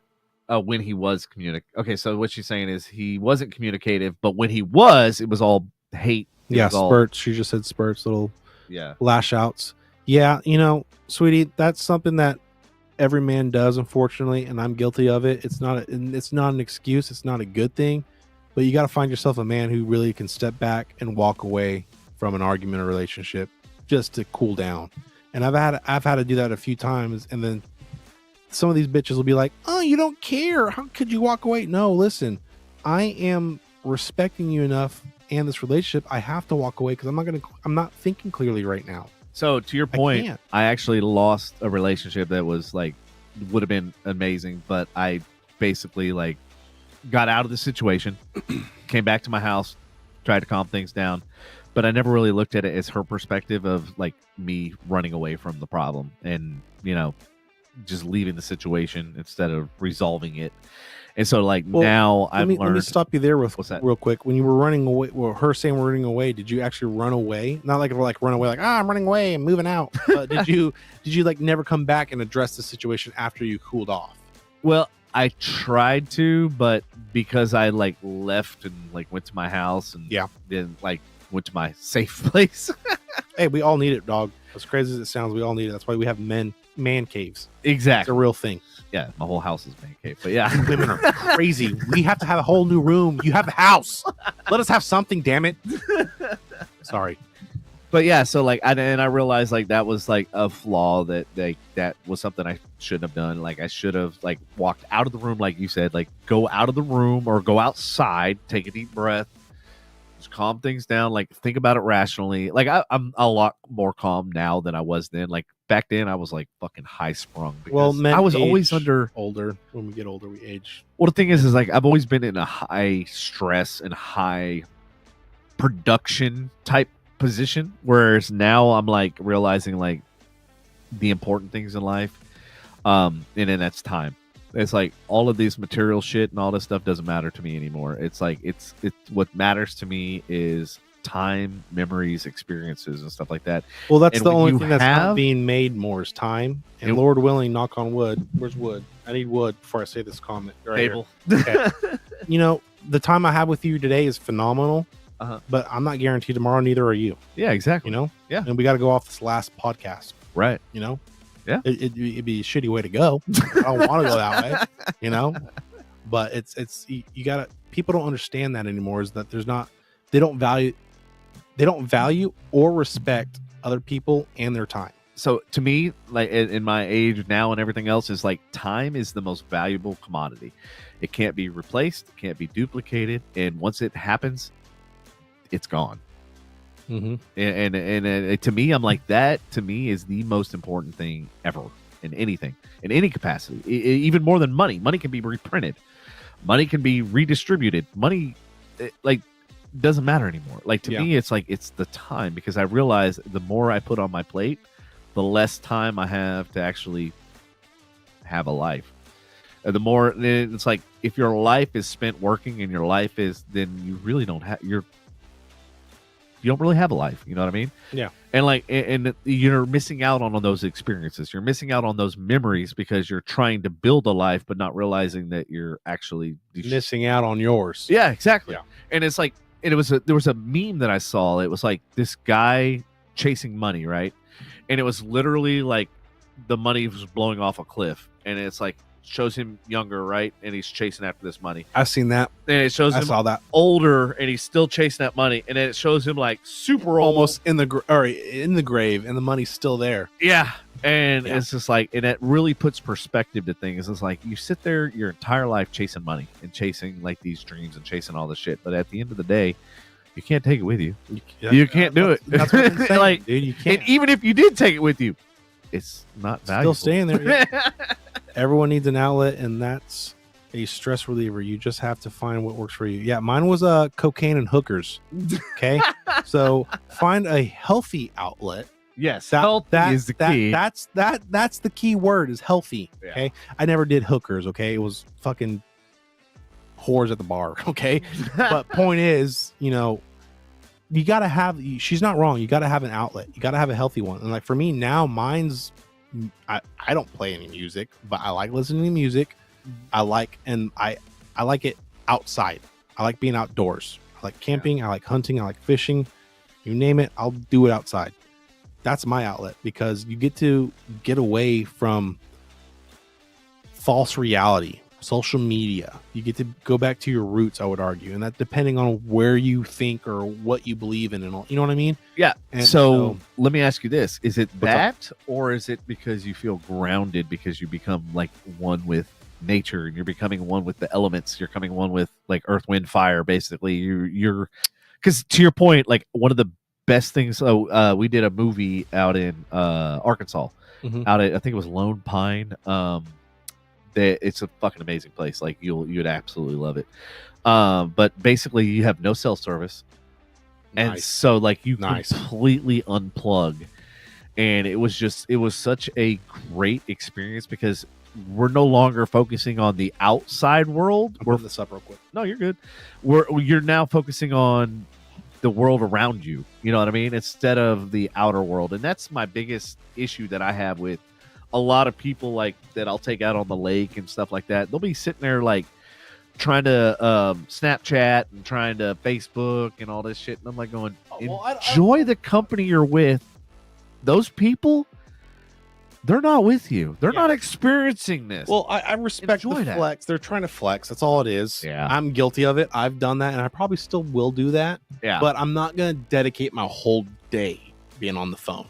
Right. I hate, and I'm guilty of this too. This is live and learn, where I have 50 things in my story. It's like, who's fucking watching that? No one. They're just fucking clicking through to get through the bullshit. Right. I'll put saying, hey, I'm on a boat. But then after that, you're not going to see me post anymore unless it's something crazy like tits are out or something. You know, not going to lie. Important. Yeah, something important. I'm here for the people, damn it. And you know what I mean? So it's just like, people don't know how to hang up and hang out and live in the moment. Yeah. And it goes back to what you were saying is like, do you go back to being grounded? But hold on, there's a catch to this. So that's the reason why I'm bringing it up. So there's a flip side to this. So as you get older, the only thing you have left are those memories and are those photos and are those videos. So yes, to your point, they're not important at that time because you should be experiencing and having those memories with those people rather than the people that aren't physically there. But at the same time, the catch is when you get older and you want to like, didn't I do this? Did I remember this? And then like, oh, you can pull up the video. And then it's like, it's almost like you're reliving that experience. Yeah, but there's an extent to that. There should be a limit to that. Like, for example, I don't need 50 videos on my phone of me doing body shots or something. You know what I mean? Yeah. Once was enough. Right. I can say, hey, I did it on this time. Everything else could be just mental memory. And like, hey, look, I have proof that I did it once. What makes you think I wouldn't do it again? Yeah. You know what I mean? And so when you go to like these places, like you see on Snapchat or Instagram now, they just random people just at a club partying, drinking. They're not really happy. I mean, they're happy probably on the first few posts, but after that, there's like, oh, I'm here for make people jealous. Yeah, look at my tits. Blah, blah, blah. Yeah. It's like, nah, dude, like, I'm good. Like, you're not making me want to go out there. Have fun blowing money or somebody else's money. It ain't mine. Yeah. Have fun doing that. You know? Let's elaborate on that because like when I see a girl that does that, I'm like, she needs attention, which that I'm already out on that because a girl that needs attention of others means that she's insecure, which means she needs people to make her feel better about herself by nothing you can't fix. You just put a dick in it, dog. That's it. But the problem is she's going to continue to need that. She doesn't understand the difference between good attention and bad attention. You're not dating her. You're just fucking. But I ain't just fucking no more. Well, see, okay, well then that's where you got to figure out. You just got to find it. So here's my thing, and this got me in trouble, and I'm going to say it again and see if it gets me in trouble. So I'm all for women empowerment. Okay, you want to have your body, your choice, by all means. But don't be mad if I'm going to Krispy Kreme it and want nothing to do with you afterwards. It's your body, your choice. Don't try to fucking suck me down with you. You know what I mean? And that goes with communication. It does. And I wasn't done yet. Okay. It goes to communication and it goes to what you were thinking. And this goes back to what you're saying. Oh, I could fix him. I'm going to change. Yeah. But I'm not willing to change my political, religious, or whatever views you want to do. Because don't get me wrong, there's a difference between a hoe or a girl who wants to have fun. A thought. There you go. And a woman who wants to be a housewife and understands the value of being pure and, righteous or whatever you want to look at it that way. Mm-hmm. Everybody has a past. It's how you change for that. We're not supposed to look at the past. However, but you're still taking 2 dicks on a Sunday and expect to find a good traditional man, sweetie, let me tell you something. Not happening. You're just going to be another Twinkie. That's it. Accept it. You're going to be 40 with 50 cats. That's it. I'm sorry. I don't make the rules. I just help fucking send it out and follow him. Don't be mad at me. And that's what people don't understand is there's consequences to everything that you do and say, whether it's past or not. Right. Right. And so, but that goes back to what I was saying earlier about like, learning from your mistakes, learning and being wiser and taking something that was a failure, but turning it into because you were provided information and you were provided a solution. It's no longer a failure. It's an opportunity to grow. But people don't grow anymore. That's the problem. Exactly. People don't want to grow. They don't want to be corrected. It's considered hate speech if I'm correcting you or you hate me as a person for telling me how to live my life. Right. And they don't understand the repercussions of that later because at the end of the day, you're not going to be young forever. Right. If you are so blessed to live to age 90, what are you going to tell your grandkids? Oh, I was a hoe on OnlyFans? Cool. Congratulations, mom or grandma. You were a fucking meat sack. And that's all you provided for everybody. What'd you do with the money that you made? Oh, bought your riches that you can't take with you when you're dead and gone? Yeah, and that's okay. Congratulations. And that's the thing is we live in this artificial society of like it's likes and follows. Like that's literally what we live in. Mm-hmm. And that's why like as much as I own a marketing company and I How many of you are there? Sorry, sweet. I'm a one of a kind. Booyah. But it's like you were saying. Continue. I'm sorry. I just no. You're good. You're good. So yeah, like I was just saying, like it's like we live in this. It's funny because we talk about artificial intelligence and stuff, but like at the end of the day, like everybody's artificial, especially like the females. Like look at their fake eyelashes, dude, and that's fake the thing. boobs, fake everything else. It's like, oh, so your outside now matches your inside. Oh, that's cool. And I exactly. And I'm every man. I don't care who you are. If you're gonna say you're not guilty of this, you're a fucking liar. Okay. I'm guilty of that, where I've looked at women online and lustfully, I'm like, oh my God, why can't I find a girl like this? Why can't my girl be like this? Why can't my wife be like this? You know? Yeah. And it's like, dude, that's not reality. And everything's edited. And, I get that, sometimes you get the blessings, of a fucking Greek goddess. But at the end of the day, it's like it goes for personality, because that's not what ages unless you have dementia. I'm sorry. Okay. But at the end of the day, it's just like, I'll play the fucking game. You want to have entitlement, like, hey, it's my body, my choice. Don't be mad when you get dicked down 50 times in a week and then you can't find a fucking husband. I'm sorry. Vice versa with dudes. You want to be a fucking man whore and get your dick wet, get ready for the consequences. Your wife most likely will not be a traditional woman. It'll be somebody that you had to settle with because she decided to settle with you, and now you guys are going to learn together the hard way on how to live life happily ever after.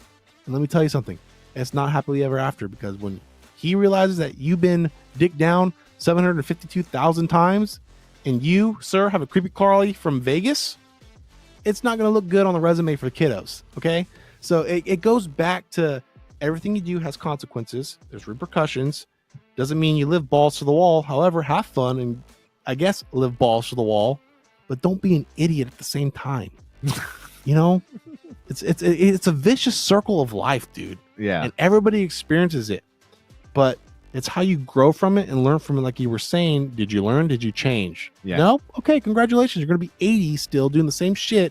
You'd be that old creepy guy or creepy woman in the corner at the bar saying, I'm going to get some pussy today from a 19-year-old. No, sir. You're going to be fucking arrested because you're creepy as fuck. Sorry.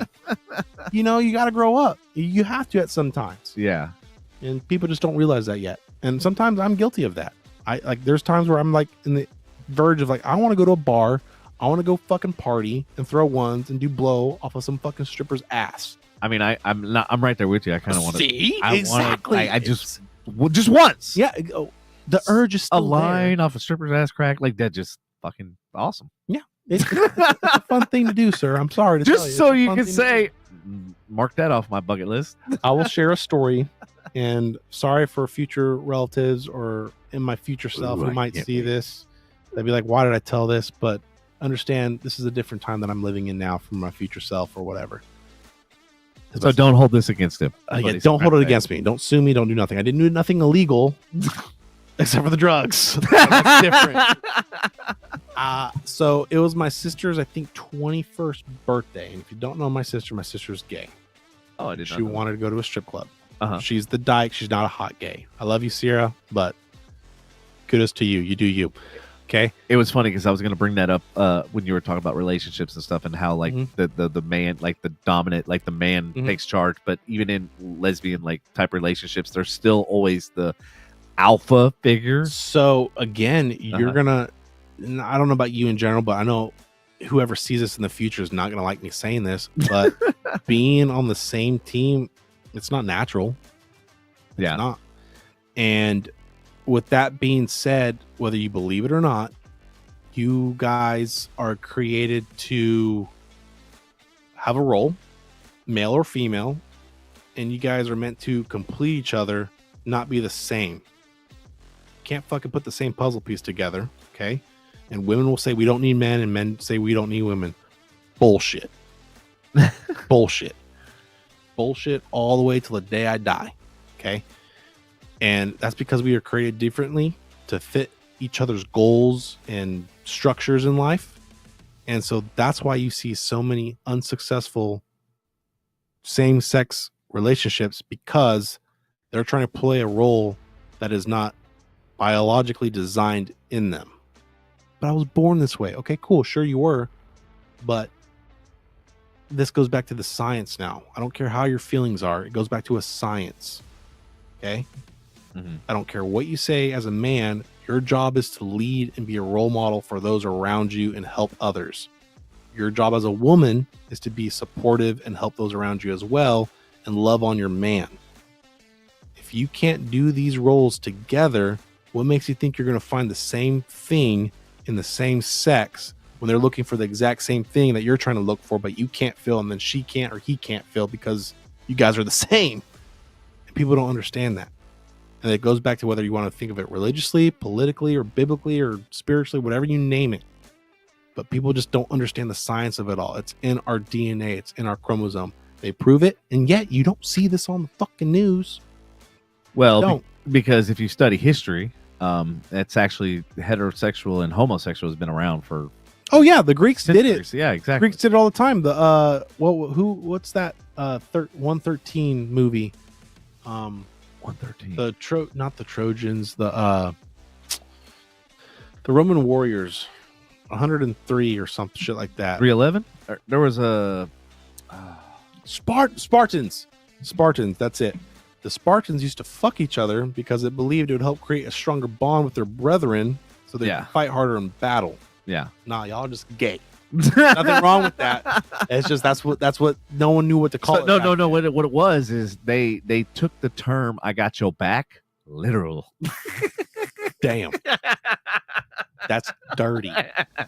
Damn. I didn't say it was right. I just said they just took it a little too literal. You're not wrong, sir. And yeah, but yeah, going back to what you're saying, like I disagree with what you're saying about like to an extent, like because yes, biologically you're partially correct. Like a male gravitates to female, female gravitates to a male. However, there are men that are not wired like you and I that do manly things and understand what it takes to be a man, because either they don't have it in their psyche or in their psychological. It's a psychological thing. I'll argue that, and here's why. Go ahead. You got so many young kids now that are coming out of the woodwork saying they're trans or gay. That never happened back then.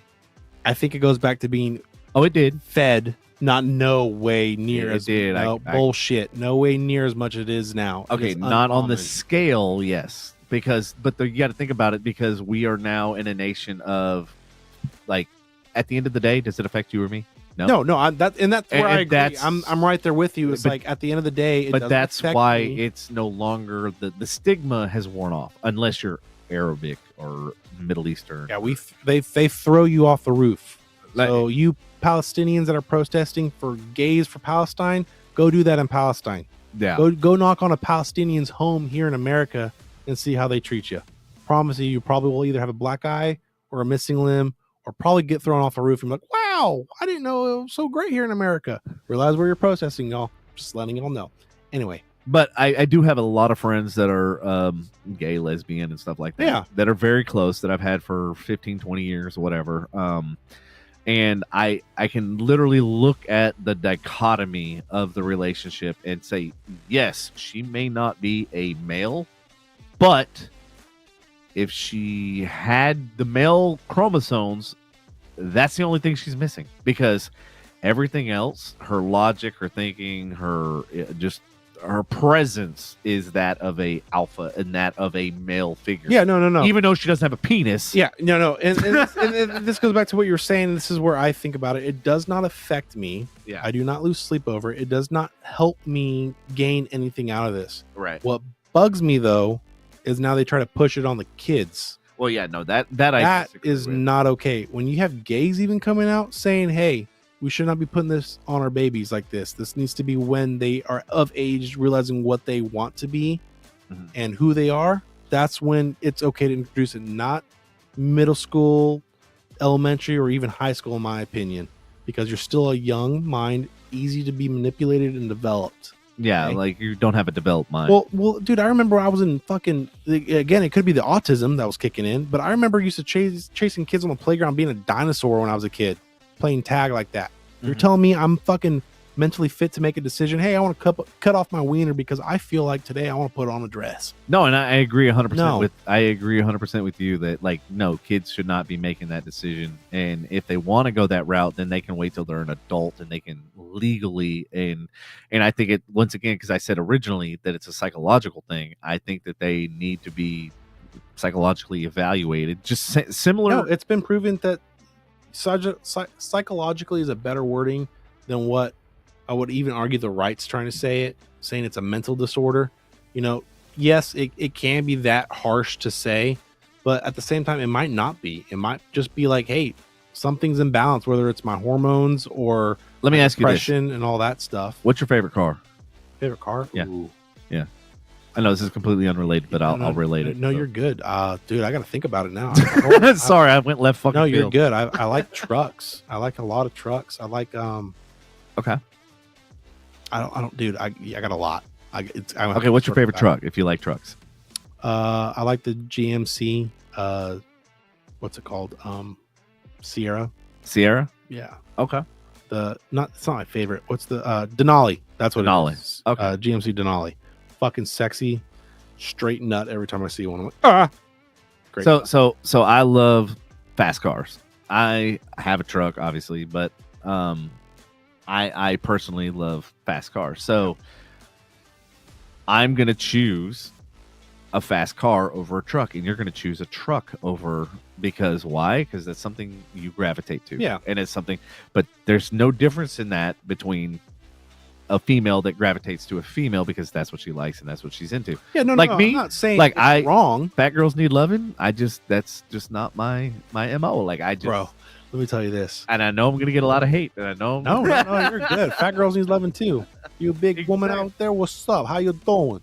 I had a me and my buddy Taylor.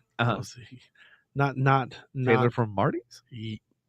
Yeah. Oh, we had a thing. Whoa, what? No, not me and him. Okay, I was like, whoa. No, we had a thing with him and J Moss that their frat did. By the record, for the record, yeah, I was never in a fraternity. I was not gay, and I did not hate my life. I could make friends outside. I didn't need to pay for friends for those who were in a fraternity and sorority. Ooh, I got a good story about get fucked, nerds. Okay, so I did join the military though. So what does that else to say about me? I'm a little spooky. But you're confused. Yeah, anyway, so it is a psyche veil. I probably do, dude. At this rate, I probably do. On Friday we had a fat girl Friday. Saturday we had a saggy Saturday, and a Sunday we had a sad girl Sunday. We had a bad weekend. At least somebody got laid out of the three of us throughout the whole week. I was actually an innocent soul, but I was here to cheer people on like the good supportive friend I was. Why are you laughing, dog? I'm innocent. I'm the victim, damn it. Oh, everybody. Them big bitches loved me for some reason. But going back to what you were saying, I don't think it's wrong. I mean, yeah, who are we to dictate what's wrong and right? Exactly. You know what I mean? Like, and this goes like back that's why I brought up the truck and the car situation because it's like, but that's what you like and that's what you gravitate to. I can't hate on you because you like trucks. Yeah, and I like sports cars. You know what I mean? Yeah, it's like to each their own. But this goes back to where it's a tough, and I don't know enough to comment on it. Mm-hmm. But it goes back to religious or political views again. Yeah, to where it doesn't affect everyone's bathroom, television, music, etc. But I do agree with the figure it out when you're 18. Well, no, exactly. It goes back to what she was saying. It's like at age 18, you're legally able to sign up and die for your country. Yeah, but you can't go to a bar. You can't buy a gun. You can't rent a car. You can't buy a house. I mean, technically, I guess you can because you're technically an adult. But there's a lot of things you can't do. And you're telling me a 5-year-old or an 8-year-old or a 10-year-old can chop off his wiener and say, "Hey, give me." I think everybody except for mentally special people agree with you on that facet of things. But what's crazy is you're starting to see a lot more people coming out of the woodwork saying, "No, that kid has a right. Fuck you. I'm the parent. Yeah, I'm the parent till he's or she's 18. Yeah, I'm telling you what that fucking kid's doing. As a legal guardian, which that is your title. Yeah, you are legally responsible for the upbringing of your child. Now, granted, this is coming from somebody that doesn't have his own kids. I don't have kids either, so I've raised enough kids that I know that at the end of the day, if something happens to those kids, I am, even whether or not I'm their father or not is irrelevant. I am still legally responsible for them. If they're under my roof, yeah, I am fucking legally responsible. If that kid shoots up a school, yes, you're responsible. They're coming to my house. Did you see what happened to that kid that shot up the last school or something like that? Yes. Where the parents were like, hey, you had the gun. It's your fault. I actually started a Facebook group. She's like, you've raised me. Ooh, what's your thoughts on this subject? Not a Devinism. Is that a new religion that I need to know about? No, I would like to know what she said about the not a Devinism, because yeah. So anyway, yeah, we need context, Molly. Sorry, appreciate the comment, but we need context. You got to put a little more information so that we know what we're talking about, because we squirreled 12 times since squirrel. But it's good character development, is what I always say. It's good character development. And you know where I got that from? What's that? Was my old drill sergeant pushing my shit in 24/7 because I was just being a smart ass all the damn time, along with every other fucking soldier that was there. Dude, I can't. When I found out that you were going into the service, I told nobody, and everybody freaked out when I came back. They're like, I thought he was dead. And it's like nope. I got my shit together. I came back out. So, like, let's walk me through that experience. Like, wait to switch subjects and everything, but like, I want to know more about it. It's like, obviously, I haven't seen you since then, and I know like our times hanging out at the strip club and everything else. That was some experience. It still can happen. It's okay. So, like, what exactly are you wanting to know? What got you into the service? What made you decide? Like, walk me through the whole. So that was like left field. Like, when I randomly just joined, right? Yeah. So I know nobody. I didn't tell nobody. Nobody knew about it other than my family and immediate, like close like friends, which is like 2 people. Like I grew up with in 2nd grade or 3rd grade. So I came to the conclusion after working at Marty's that I needed to find a career path or a trade school. I needed to figure something out. Something that wasn't restaurant bar related. And then I make my money, then I blow it the next day because I went out with everybody. Or that night. Yeah, or exactly. And that was the worst. It's a great life to do. I'm not going to lie. But at the same time, it's like, fuck, dude, I'm going to be like this forever. I don't want that, Yeah. And that was my wake up call too, was like at Marty's, don't get me wrong, Marty's is a great dude or a great establishment, however, right? Yeah. But you had some older servers that should not be serving anymore. They're like, oh, this is my life. And they're like 40 or 50 and like, yep, I live in an apartment. I'm happy with my life. It's like, dude, there's nothing wrong with that. But like, come on, man. You didn't want a house. You didn't want nothing else. Yeah. And so I'm not like bashing anybody who, lived that lifestyle, but that wasn't for me. And so for me, I wanted to do something. So what was the lifestyle that you envisioned that obviously that didn't coincide with? I was young and dumb, and I thought I'd be happily married with like 4 kids by 21, 22. Hey, I did the same thing, bro. I bought this house when I was 24. Yep. Because I was like, you know what? I'm going to plan ahead. I'm going to buy a big house. Yep. That way I can have a family and everything else. And here we are 20 years later. Dude, fucking women. Still no family. Still no kids running around. Hey, it's okay. We're not all called to that. And that was a tough pill to swallow. I learned that, again, I don't know where you are religiously and all that stuff, but I learned that in a Bible study a while back that not everybody's called to be married. Yeah. And so what happens is I think everybody's pressured now in today's time to, hey, you got to get married or you're fucking a loser. It's like, no, I don't need to. Yeah. I'm not going to be miserable for the rest of my life, nor am I going to put my spouse through that because that's not who she's supposed to marry, Well, and my thought process on that is like, I haven't been married in 40 years. Why fuck up a good thing? Like, yeah, see, you're happy with who I'm happy with what I have and what I've done and what I've accomplished and everything else. I'm like, why do I need to take, like, there's no, for a guy, there's literally no incentive. There's no. So what? I can risk benefits. losing everything that I've built for the last 20 plus years. Well, this is where prenups come involved, and then of course you're the fucking asshole for bringing up prenups. And I can't tell you how many dates I've fucking ruined because I said, "How do you feel about prenups?" And they're like, "I don't know." I was like, "That tells me you're a little sussy baka right there. You're sussy." I don't like that. It means you're gonna take half my shit down the road. Yep. Not doing it. Sorry. Yeah. And we stopped dating. You know, I was like, okay, cool. More power to you. Go find you a sucker. Ain't gonna be me, but go find you one. Yep. You know, and finding a woman who will do a prenup is a real MVP. And here's why: because she realizes that she could still survive without you.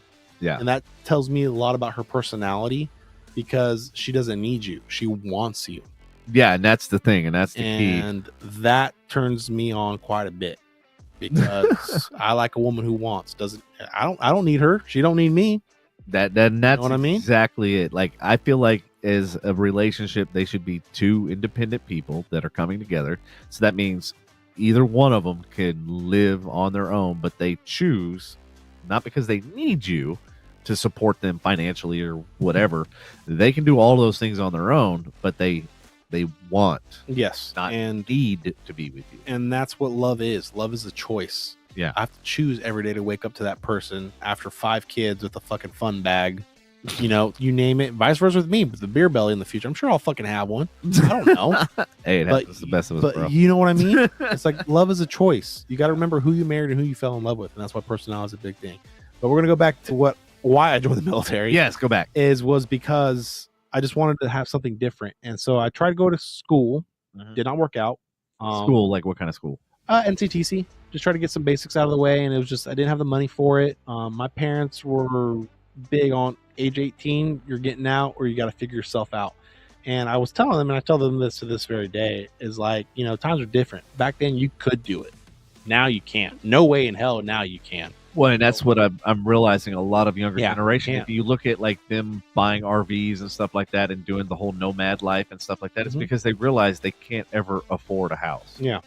I would much rather buy property and then put an RV on it and live out of the RV while I have property. Yeah. And then build a home from scratch. And that's what I used to do as well before I went through equipment share, was building DQs and slotchkeys with my buddy.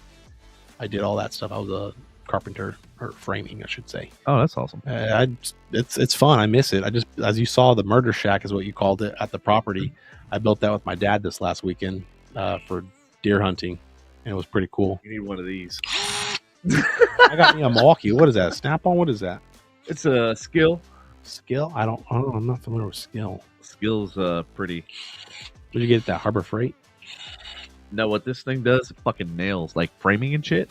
It actually nails instead of a hammer. What? Yeah. Sounds like another I know, drill. so fucking random. No, it's all good. I'm gonna have to look into that one. Yeah, so it's in it. Fucking, I think it rotates and shit. Oh, that's solid. Yeah, that's dick solid right there. So we say to my unit every time when something's really cool, it's like, that's dick solid right there. And so I, like I was saying, I wanted to figure out something, and then I tried school. School wasn't it. So what were you like when you went to school? Like, what was your vision as far as like going to school? Like, what were you looking to obtain? What were you looking to do? Like, what was the catalyst for? So I'm very artsy. Not in like a weird gay way or anything like that, but I like designing. I like doing cool stuff. I like building stuff. I play with my hands. I'm a tinkerer. Yeah. So I had the vision of me being an architectural designer. Okay. I really wanted to build homes. I really wanted to build properties, establishments, restaurants, hotels, you name it. I wanted to do it, build it, come up with the blueprints for it. Well, that's a lot of math, and I'm fucking retarded, as you guys have seen already the last 3 hours. Okay. So math still isn't really my strong Math suit. was not mathing with you. Yeah, math wasn't mathing with me. But as an adult now, you know, when my frontal lobe's been developed, I can actually do math a lot more now. But back then I was like, Timmy, you know, I couldn't do it. So it's funny you say that. I tried, dude. I really tried. So like, I was always anti-math. Like I fucking fought tooth and nail as a kid. Like I fucking hated math. Like, and it wasn't so much like once I got into geometry and cosine and cotangent and fucking all that shit, I was like, this is so fucking stupid. Or like hypothetical bullshit. Like I'm like, you'll never use this in the future. Then I'm like XYZ. I'm like, no, I like fuck this stuff. I'm never gonna use this shit. Blah blah blah. But then, she said preach. You said preach to because we hate math. No, she said that earlier. Oh, that was an earlier comment. Why did that just pop up over here now? She said that at 10:05. It's 10:09. So she said that 4 minutes ago. My bad. No, you got to look at the timestamps. It's kind of confusing because Okay, there is a delay, but we don't know like how big the delay is on their end, depending on their connection speed and all that sort of stuff. Gotcha. So that's why when they both comment, parties. that's why when they comment, I tell them to like, hey, give us a little more detail so that we know what you were.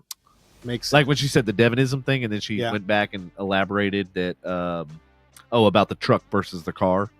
And so, like, now it makes sense what she was talking about, the Devonism. Like, I come up with a scenario that explains the situation without explaining the situation. Yeah. You know what I mean? Like, just giving something that's similar. Yeah, but what's weird here is Miss Fisher just popped up. Oh, yeah. So I didn't see that. See, there she goes. Now, hey, y'all stay where y'all are at, because now you guys are coming through right away. Yeah, they're coming in hot. It's okay. I'll stop commenting to make it easier. No, it's okay. You can keep commenting.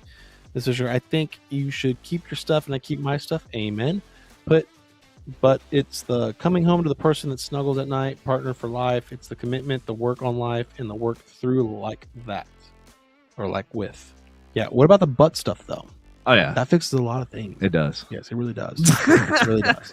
But no, she's not. They're both not wrong. Yeah, it's just like realizing that you got to come home to who you want to grow old with. And that's the thing. At the end of the day, nobody has that anymore. And you think about it, like to me, I look at it. Okay, if you close your eyes, can you picture that person sitting on a rocking chair on the porch of a beach house or whatever kind of house that you want? But can you picture yourself being content and just with that person? And then that should tell you like whether or not you should be with that person. Like if you can see yourself with them in 30, 40 years when like everything, the dust is settled, so to speak, like you are no longer like in that rat race of like, I got to finish first, I got to collect money, I got to do all this stuff. Whenever everything is like kind of the rat race has ended, kind of thing. I don't know any other way to say it, but like I think who you envision yourself being on that porch with when like, and like let's just say there's nobody else around, like that person. And what I always, this is my advice to anybody that's getting in a relationship, go somebody with that person for 2 weeks to a place you both have never been. That's how you become on First 48, dog. No way. Well, I mean, if the warning signs are there, then yeah, don't even fucking go that route. But if you think that person is a long-term person, go on a vacation with them, go to somewhere where neither one of y'all have been to, and then you can feed off each other and you can understand how you're both in a strange environment and how you handle it and how you work together. That tells a lot about that relationship. Yeah. Now, granted, I've been on some trips where like I fucking wanted to jump off the boat. Yeah, I need to get my passport. I've been traveling a lot and I'd like to go abroad, but things are too sketchy now. Being an American just to go overseas is just like, I might die on this trip, but fuck it, right? Yeah. Molly says, facts. I was with Reagan and I would ask myself if I could see myself with him for my life, and the answer was no. Homie had to go. Hey, there you go. Hey, at least you figured it out before it was too late and you got a ring on your finger and then you guys got stuck splitting stuff up. Yeah. So there's always pros and cons to everything, how you look at it. And that goes back to, again, like I was saying, like why I joined the military. Yeah, go back. Because I saw the pros of joining after I've already experienced all the fucking cons that happened in my life. And it wasn't like nothing bad or dramatic. I never went to rehab or anything crazy, right? But it got to the point where my parents were like, dude, what are you doing? Like, I told you you had 3 options. Work, you're doing it. Go to school, you tried it. Military. Other than that, get the fuck out. I was like, damn. All right, fine. I'll try that. Tough love. Bro, I fucking wouldn't change it for the world now. And I did all 3 of those things and realized military was it. I liked it. I still love it. I like it a lot. I get out in February. I was active for 3 years, and then I went National Guard active reserve-ish. I don't fucking know what it is because it keeps changing because everyone wants to be politically correct now. And so that's where I'm at now, which is why I'm able to do this and be home with y'all. And I like it. I like it a lot. I get to be myself and still do Army and do the cool guy shit. And instead of being voluntold a lot more, you get to volunteer for a lot more shit. And I like that because not only the benefits, I've been in for 6 years. Oh, wow. It's been that long? Yeah, I got in at the beginning of 2025 or the end of 2024. Wait, it's 2024 now. It ain't. Or fuck. What You got me all sorts of like it ain't even 2025, homie. Are you trying to predict the future now? Ooga. It's another 6 years. No, I got in 2000 and end of 2018 or the beginning of 2019. That's what it was. Okay. And so I realized that I wanted a future and I wanted to have more benefits and all that stuff. And so let me ask you, what did you do as in the Army? Because you kind of, hit on like what your vision was. Like, did your vision change? Did you do something in the military that like coincided or influenced or helped your vision, or did your vision completely change? I was with a bunch of dudes for like 16 weeks because it was the new extended cycle. So a lot of testosterone was developed. And I realized I was pretty good at kicking indoors and wanted to fuck people up. Oh, yeah. I haven't done that. I Oh. trained like it was fucking my life or death because it is. Yeah. And that's where I'm at now. I was like, I would love to do shit like that. But now it hasn't changed how I thought about life or anything else. It's just, it changed the fact that now that I'm only getting older, with me being in for about 6 years now, it was kind of like off the record tryouts for platoons. And so they wanted to see who they're going to send to air assault or airborne and all those like pretty cool schools. So they do platoon versus platoon, whether either at Fort Benning or whatever the fuck it's named now, because them hippies got all fucking happy about it, or like my unit, the 100 or not the 100, Charlie Company 3144 down in Seagoville, they would do certain events where it's like, hey, how bad do you want it, or how good was your PT score? And I got hurt trying out versus platoon at Benning because there was 4 openings for air assault and airborne. And I remember we were climbing the rope and I just said, fuck it. I looked down, I was like, oh, I'll be fine. And I let go thinking I'd get ahead. Bro, I heard my back snap. And I was like, I might have done fucked something up. And sure enough, over time now, it just gotten worse to where I did a PT test, and it's called the sprint drag carry. And you put like a 40-pound bag or something? Not necessarily. It's a weighted sled because it's simulating as a fallen comrade. You're supposed to drag them to point A to point B for cover. Right. So the new PT test is phenomenal. I hate it, but it's more realistic, which is what you need to have for our soldiers now. Right. Compared to just push-ups and sit-ups. That was it. It's like, okay, cool. Anybody can fucking do that, Well, how much like technology has gone? Like we talked about AI and stuff like that. Is there any type of like VR or any type of real case scenarios where like they actually, strap on fucking VR headsets or something? Yes. Where you're not VR headsets, but I can't remember what it's called, but to do qualifying range, you got to do a virtual range setup first, and then the next day you go on the range and qual. Okay.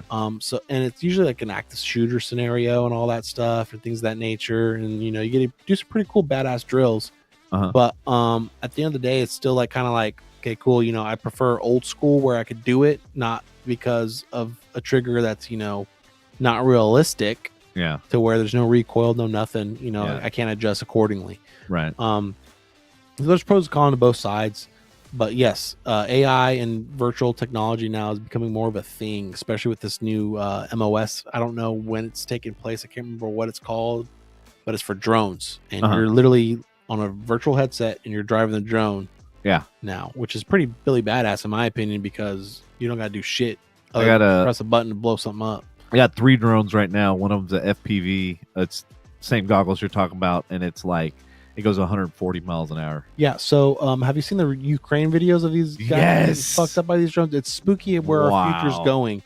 And you think about like how much military spends on bomb, like on. Oh, dude, this is the of war. It's like literally they bought $180 or $200 drone and they strapped a whole bunch of C4 and shit to it or whatever, and they just detonate it. It's like so brilliant, and it's so like you can get exactly where you need it and then detonate it. Yeah, like, no, this absolutely is brilliant. This is the future of warfare, I would argue, because technology just keeps developing. Yeah. And rumor has it, I haven't seen it yet, but I've heard people talk about it. Counter drone measures is just taking your team to a skeet shooting range and learning how to skeet shoot with a shotgun so you can shoot a drone down. Dude, I am a badass shot on skeet. I'm just saying, dude. That's your way to counter it. Yeah. Treat it like a sporting clay, except this clay blows up in your face, Yeah. So it's like, okay, cool, I could do that. Good night, Miss Molly. It was nice meeting you too, ma'am. Good night, Molly. Good night, my favorite daughter. I forgot about that one. I was like, wait, what? Yeah, no, like it's very, very fascinating because a couple of the companies that I've worked with exclusively was the Air Force, the Army, and I got to fly F-16 simulator. In fact, they let you fly like with no pilot license. They're like, "Oh, you fly drones? You can fly an F-16." But no, it was really cool because I got to do the refueling. I got to fly through inclement weather, and it was really cool. And I was like, I literally asked the Air Force, I was like, "Can I buy this and take it home? Because like this is so fucking badass." I'm sure they would let you, but that shit's fucking expensive. It's like yeah, oh yeah, $10 million for a simulation. It's crazy. But yeah, I don't know how much it is really, but it's fucking up there. But I did work with the Army several times. So I've worked with different military branches, and I obviously I'm in the tech field, so I get to see some of the cool stuff that they got coming out. And that's pretty dick solid because we rely on you guys a lot, along with like, believe it or not, artillery, which is king of battle. We're queen of battle because we're infantry, and then we rely on air support a lot of the times. If we're in a fucking shithole situation, those are the two things we were relying on. Yeah. Three things: technology that you guys could come up with or patent. Well, I guess we'll fall into air assault, or not air assault. What was I saying? Air Force. And then queen of battle, artillery. That's the fucking guys we rely on. If we're in a fucking pickle, that's where it's at. I haven't seen any action. I would love to, not gonna lie. But I'm kind of content right now. I'm okay with not needing to, Yeah, because it's gonna change you, man. It's gonna it does. Yeah, I've seen. I had a buddy who went, and when he came back home, he was not the same. Yeah, exactly. And that's kind of what my worry was, especially with you. And I don't know if you know this or not. You remember Caleb? Yeah, a little bit. From Hillside? The guy we fucking ruined at the strip club. Yes. Yeah. So he still keeps in contact with me and stuff. In fact, he actually I shot his proposal. He proposed to his fiance. I shot the photos, and actually Natalie was with me. She did the video while I did the photography. And he ended up getting married. And what's his last name? In fact, he got married. In fact, I wish he was fucking tuning in tonight. That'd be awesome. Yeah, that'd be pretty badass. THOMA. Is this his Instagram? Thoman. What's his Instagram? Oh, fuck, I don't know, bro. I'm not a fucking stalker. No, I'm a fucking stalker. I'll fucking tell you yours right now. Shit, I got two different numbers for him, motherfucker.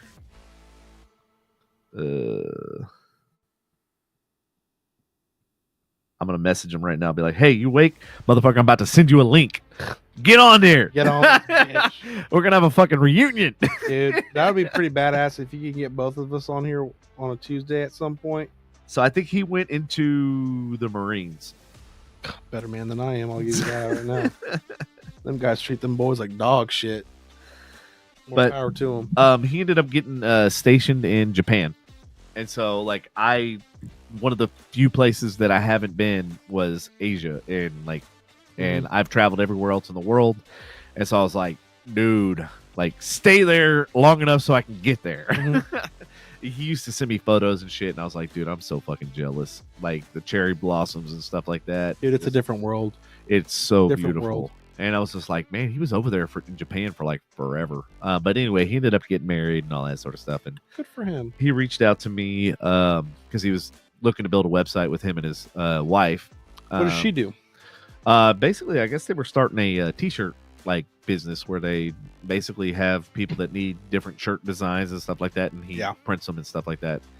And so I used my AI website builder stuff, and I built him a website in 15 minutes. And then I told him, I was like, hey, look, I'm completely swamped with work and everything else. I was like, here's what your website can look like, but I don't have the time or energy to build it completely out and then put all the SKUs and I told him, and I looked at his inventory and stuff like that. I'm like, hey, I'm gonna be honest with you, I'm gonna be real with you. I go, you need to have more inventory. I was like, you can't just put 4 products up and expect you to sell. Yeah. You got to have variety. You got to have you got to figure You out. don't want to flood the market or public with too much shit where they had to choose. You want to keep it simple for Right. You pick the first beginning, I guess I should say, or the first few quarters. But you also got to follow the trends too. It's very much you got to follow it like the Hawk Tour, right? Spin on that thing. Can you imagine if he fucking made some shirts like that? He'd fucking go ham. Well, but at the same time, I think he's trying to think of I want to be different. Everybody else did that. Everybody did that. I saw fucking 50 shirts right now. Yeah, so I'm scrolling through Instagram. Like, what the fuck? But no, he wanted, to your point, he did want to be different by doing fitness type shirts. So not necessarily for the buff people that are in shape, but also for the heavier set people that are in shape. That just got a little bread on their. They're a shape. It's round. Yeah. But hey, there you go. It's a good shape. But he wanted to have workout attire that's not snug and but basically they can still work out and they can still get in shape but not feel intimidated by all the gym rats and stuff that that's their fucking dedication in their life. Welcome back, Miss Molly. Fuck those people at the pool, but you're with better company now. It just popped up now. She got good service. Well, you got to go to the pool. The pool at almost 11 o'clock. You got to go to the pool in order to sleep. I'm so confused. No. There's people at the pool. Is what she's saying. I'm guessing she's in an apartment complex. Oh, so your apartment must be close to the pool. But my thing is what are these fuckers doing? Are they young? Good for them if they can do that and wake up. We're gonna have to probably cut it here soon in the next 30 minutes because I gotta be up at 5 a.m. tomorrow. Actually, yeah, if you want at any time. No. I'm gonna knock out. I'm gonna do a solid 4 because Mama didn't raise no bitch. We're gonna keep going. All right, brother. Keep going. All right. So the military, you did that. You said you were part of the infantry. Gotcha. Yeah. So walk me what a day in a life and what you did. You said you got your dick handed in. Yeah, I got my shit pushed in. So that's where it goes back to what my drill sergeant said. Every time somebody fucked up, and it could be just you looked at them the wrong, or you stepped wrong on the sidewalk, or hey, you didn't mop the rain while it was raining correctly. Right. That's how much they fucked with us at Fort Benning before people started getting all butthurt saying, "Oh, they're bullying us." Yeah. He said, "Don't worry, privates. We're building character." So. That's stuck with me now. No matter if it's positive or negative, I'm it's all right. Builds character, And that's how I use now to counter everything. And I just tell myself that and all that stuff. But I was at Fort Benning for that fucking extended week cycle. I can't remember what the fuck it was called because it was so stupid. And then it happened during COVID too. So I got stuck there for an extra month. Oh, shit. Because they withheld our graduation and they were trying to figure out, is this going to be crazy? And this will be for another topic, but I think it was a biological sense of warfare that China released, and nobody wants to take credit for it. Even China doesn't want to because it's. Are you talking about COVID? Yeah. No, I agree 100%. When they talked about that is by definition in the book biological warfare. Yeah, yeah, which is also a war crime. Yep. Which, because of all the trade and all the, once again, it goes back to the dollars, it goes back to the business, and it goes back to how much money. And how many businesses and how many companies would be affected if we actually put them on trial for war crimes. But to your point, I agree 110 fucking %. It was no fucking bats from the bullshit story they tried to sell. I'm like, dude, the evidence, are you fucking serious right now? The evidence that even MSNBC put out, and they're just so ignorant to the fact that they're no, it's just it baffles me to the fact that they.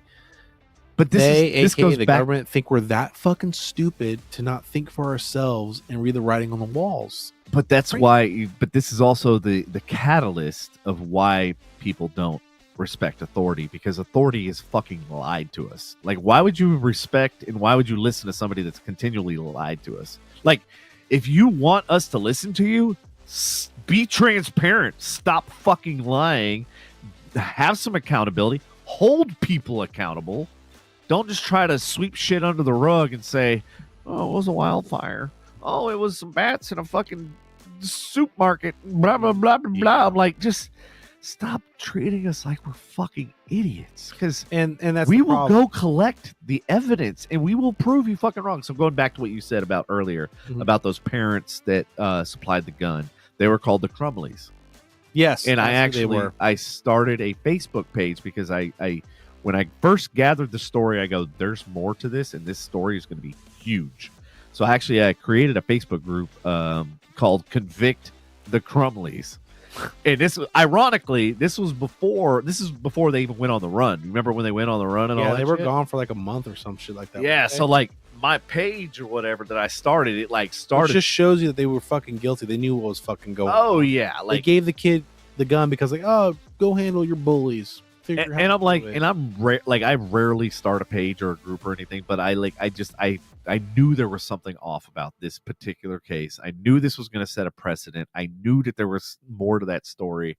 And so like I started that group, and it sure enough, like they ran, and then they went and extracted all that money, and then they did all of the things that a innocent person would not do. Don't you just love being right and predicting this? Oh, just dude, writing on the walls. So fucking amazing. Like it's so awesome. It's just like I wish I like had the time and energy to do it on other bigger things, like the whole Trump is shooting. I don't know what I can say and can't. That'll be another time, but dude, there's so much more evidence now too. Oh yeah, they're even saying like now they've even come out saying that there's no way this kid was a lone gunman, and there's no way this kid had the $4 million that were magically funded into his bank account and transferred out. Did you hear about that one yet? Oh yeah. So they found multiple millions of dollars in offshore accounts that were encrypted. Which I was like going, okay, there's so much. And then did you know about the BlackRock, right? He was in that BlackRock video. Yeah. I think I told you that last time. Yeah. I was telling you about BlackRock and Crawford or whatever the fuck that thing is. Well, they shut the system down to get their money back after they bet on Trump's estate. Oh, yeah. He was going to die. And then he fucking died like, oh, I got to get our money back. Oh, it was a fluke error. You're a multi-billion-dollar company. You don't make fluke errors, dog. Yeah, and even if you do make an error, you got to be like me and just fucking roll with it. Like you got to take your losses, take your L.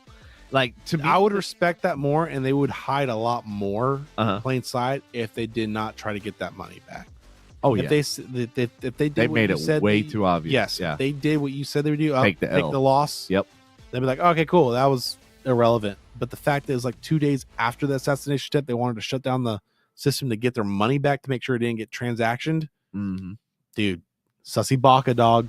Don't be a sussy baka. Well, and that's why I always say, like, just follow the money. Like that's at the end of the day, that's where everything, all of this lies. Is like just follow the money. That's all you got to do. Yeah. Oh, Miss Molly said, I want to give you information about the dinner. Ooh, what's the dinner? Oh, she texted me. Apparently, she had dinner with her father and real daddy. Yeah, real daddy. Uh-oh.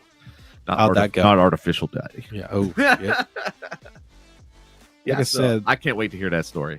Yeah, let's hear it. Hurry up. Type that keyboard. I want to see smoke coming. No, I think she wants to tell me off the air. Oh, okay. Never mind. She doesn't want to make it. She doesn't want to be publicly known. Not yet. Not out to the ether. Call after this. Oh, boo! Because I'm going to be gone, nerd. That's fine. It's okay. I respect the boundaries. I'll hold it against you though, but I respect it. That's how I do it.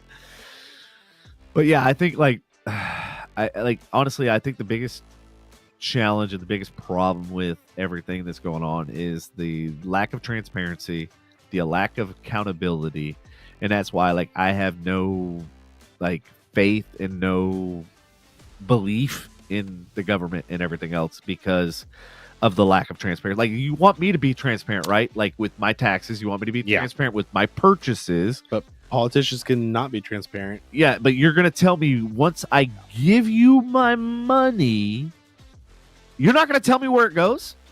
Well, let's go back to 9/11 where they lost $1 trillion of taxes, right? Yeah. And then you just name it. Say, okay, for example, Ukraine. We did the same exact fucking thing with Iran. Mm-hmm. And look what happened a few years later. We went to fucking war with them for oil. Yeah. No, dude. No. It was weapons of mass destruction. Was that? Yeah. That was the one that didn't. That we didn't find? Yeah. We didn't find. Okay, sorry that the fact that we didn't find anything, but we found all your oil in the process and realized that we're going to want this, and this. Like, dude, get fucked, dude. We're not. And you know what's crazy is it takes somebody to be in the government to wake up and realize that, fuck, the government sucks. And sometimes it doesn't take somebody. You're so blessed to see the writing on the walls that was like, no. It took me to join the military and be like, dude, this is sketch.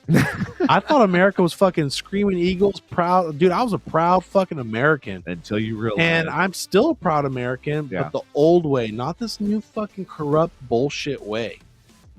And it's scary because what they do to their own parties, whether it's Republican or Democrat or whatever they want to do, what the fuck are they going to do to small people like us? Well, the way I look at it, they don't give a shit. If they couldn't, they don't give a shit at all. If they can't protect one person, how are they going to protect an entire country? That's the way I look at it. Like, point blank, like if they can't protect with as many people that were on hand and as many security and everything else and protocols. Thank you, Miss Natalie. Convince them so I can be a regular. Well, if you're ever in fucking town, you could be. That's fair. That's fair. Mister, I'm all over the place. Where you got to be tomorrow? So tomorrow they have me going to Wichita Falls, which is 2 hours away. They got me going to Irving, which is about an hour and 20 away. And they got me going to Waxahachie, which is about another hour and 20 away. The branch is located in Grand Prairie. So we get to, if we have service calls or customer calls like this, we get to clock in as soon as we leave the house and start our day. And so with that being said, I like to leave a little bit early to beat traffic so I can keep the customer happy. Or I will let the customer know that I'll be an after hour shift kind of deal, like when they close down shop or close down the job site. And I'll be there. Just don't lock me in. You know, I'll lock up. You give me the keys or whatever you got to do. I haven't had to do that yet. I've had a lot of people say, hey, they'll wait for me until I'm done with what I need to do. And then I'll get out of there. Other than that, it's a lot of traveling. There was 1 month, dude, it was crazy. I was in Beaumont, which is in fucking Houston pretty much, or Galveston. Then Galveston, then Houston, then fucking San Antonio, then Austin, then back to Dallas, then back to Wichita Falls, then all the way back down to Beaumont again. I call that the 5-star treatment. They put you here, then you go here, then you go here, then you go here, then you go here, then you go here, and then you stop here in the center where it makes complete sense. Not bitching because it's good drive time and good hours. However, why don't you make a system where it's like, okay, cool. You got all this right here. Let's knock that out in one day and start working your way down south. We'll make that a week trip and then you'll go right back home right here. No, they want to do boom, boom, boom, boom, boom. I'm okay with it. Yeah. More money in my pocket. But at the end of the day, it does get tiresome. A lot of windshield time does. I didn't realize how tired you can get from a lot of screen time or windshield time with just your eyes alone. You're like, they felt heavier. Yeah. My contacts were constantly drying out. I got major headaches. It's crazy. Yeah, no, I mean, that's partly the reason why I had to take my glasses off. I was like, God damn, the screens and the lights and everything else. I'm like, Jesus. I'm like, my eyes are like burning. Yeah. There's been times, dude, where I'll just raw dog it. I'll take them bitches out and just go blind or glasses. Like, fuck this. Sometimes we don't need to. R. What did she go? R? ARW? R? Why are you women making weird noises? Yeah, we got O and AWR. R. O. R. Let y'all go.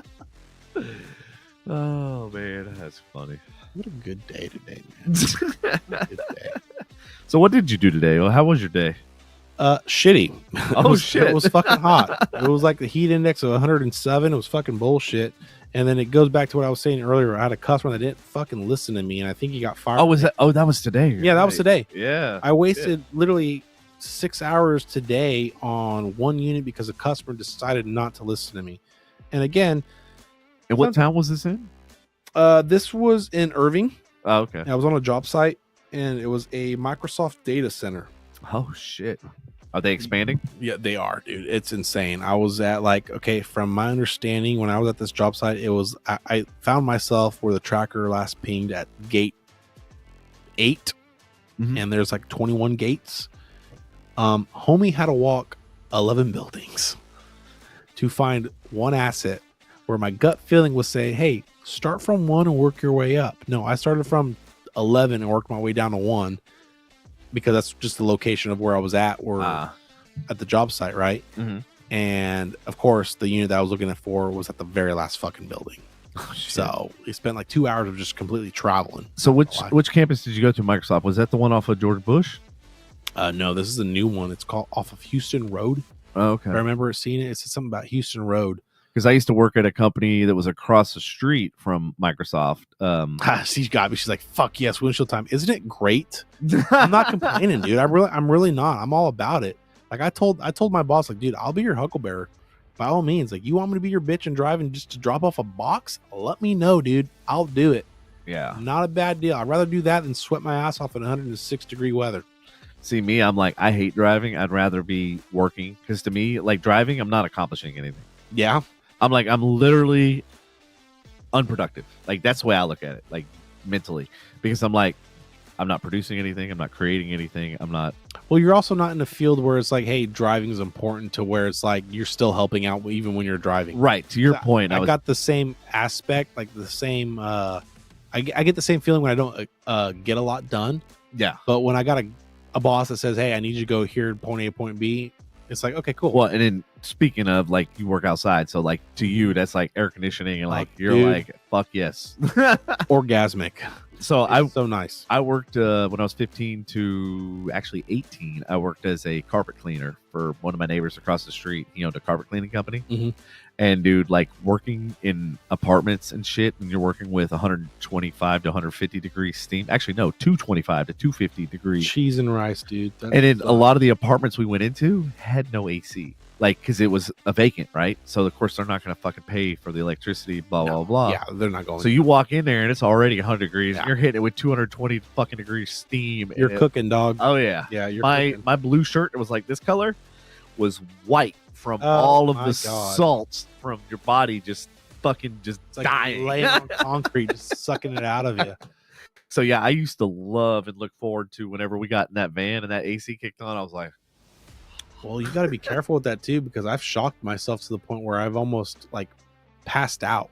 Let me tell you this story. So there was a time where I was McKinney just opened up. This was last year, 2023, and it was my first summer as McKinney as a tech.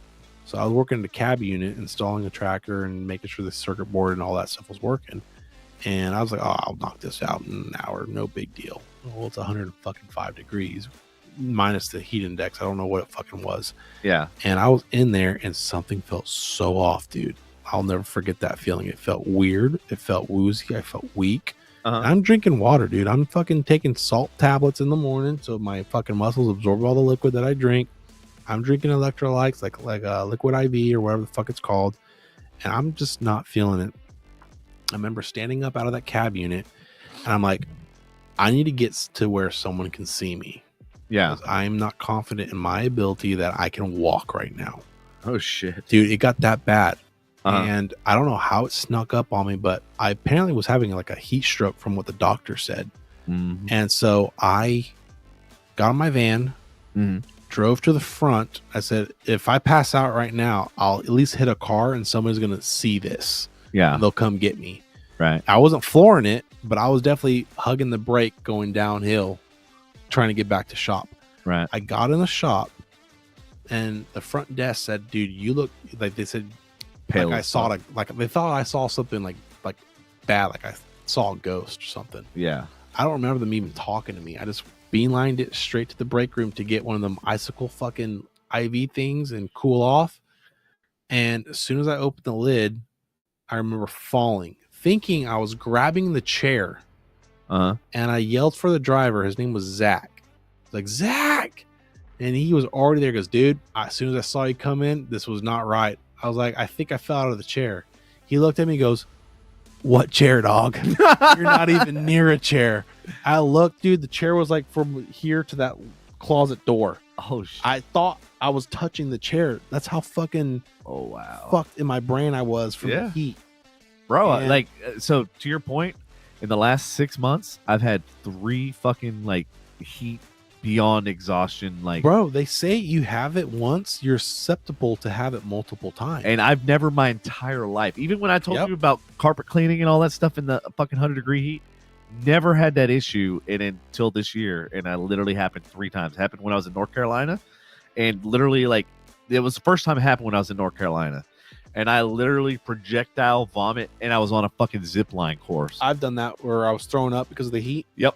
And literally, first signs they say is throwing up. Yeah, so I was one of the first signs. I was tethered and I was just puking, and like I'm sitting there hanging on this rope course, right? And I'm going, I don't know if I can get to the fucking end. And luckily, the tower was right to my right, so I just fucking after I puked like 2-3 times, I just barely remember getting, and then I remember getting to the station where I could actually get off the course. Yeah. Because I was almost near the end, which I was like, I can't fucking quit now. Like, my mentality, my brain says one thing, but my body says, fuck you. Yeah.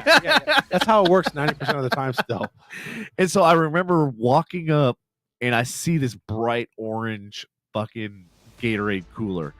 And I'm like, that thing could have been Jesus himself, because I was like, it was glowing. Bro, it's crazy I was like, what your mind can do to that stuff. And like I walk up to it, and they're like, "You can't have that." I go, "What do you mean?" I'm like, "I'm get fucked." I was like, "I'm literally like, did you not see me throwing up for the last 20 minutes?"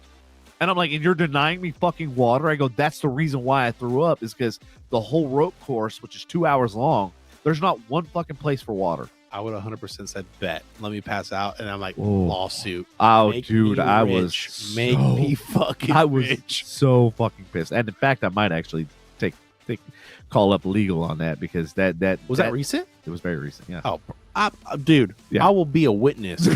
I was there in spirit. We got video proof of it.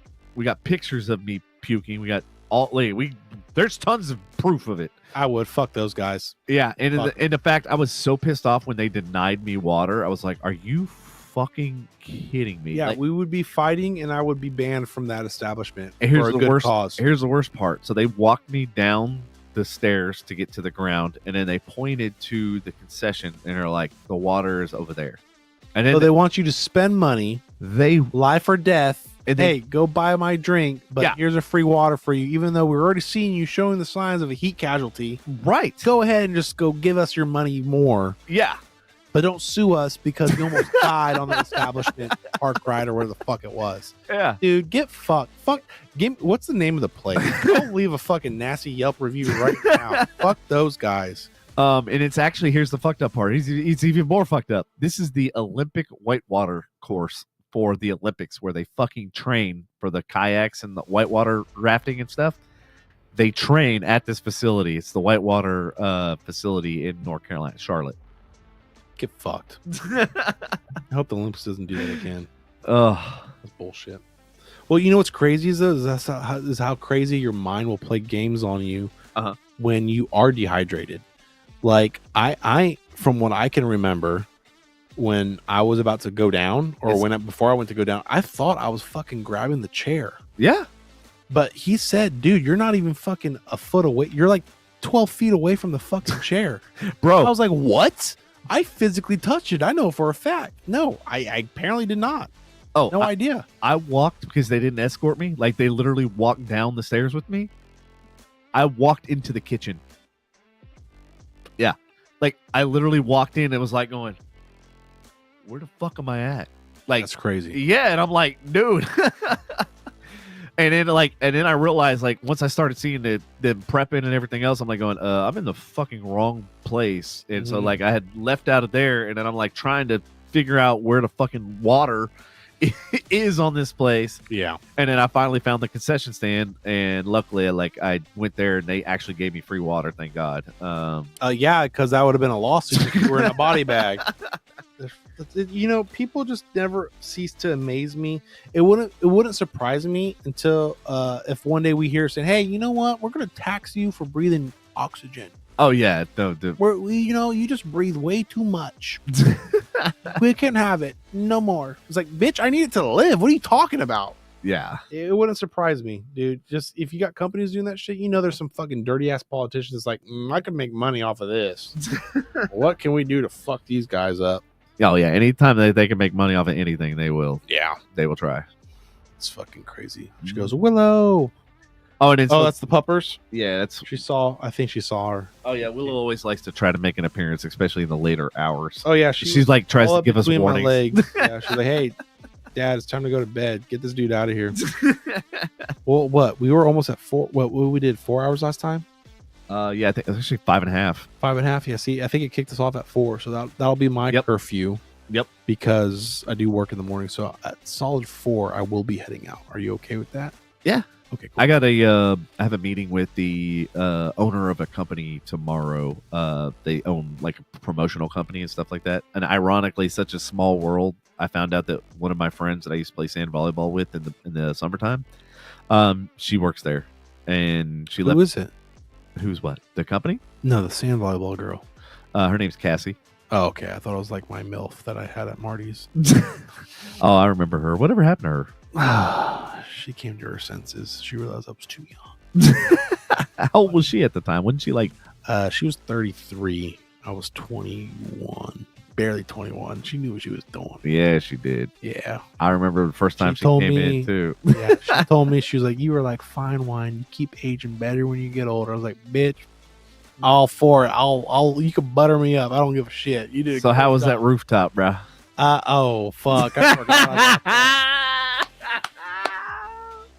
So walk me through that whole fiasco. The public only knows that we danced on the rooftop. Because here's the fucked up part. Leave it as I opened that motherfucking place, and the girl that I dated. Bitch, I was right there with you. I was there before the roof was on that damn thing. I helped open up the damn place too. But what I'm saying is, like, I had manager access. Like, I could go there any day, night, and everything. And I'm like, and I still didn't get to break in that motherfucker. And this motherfucker over here is breaking in the rooftop. Bro, if you knew things that I do, that I knew how to do, like picking locks, for example, that thing was locked. It's not fucking hard to pick a lock. Yeah. It's not. They sell kits on Amazon, by the way, just so you guys know. Yeah, I have one on my stairwell. Don't see, there you go. There you go. It's fucking not hard. But it was good at the time because Manny didn't give two shits. Yeah. Yet. Yep. Until he was on the radar for like being a weirdo. Yeah. They started really locking and doing his job. Yeah. But I'm gonna be honest with you, the fucking gate was wide open, dog.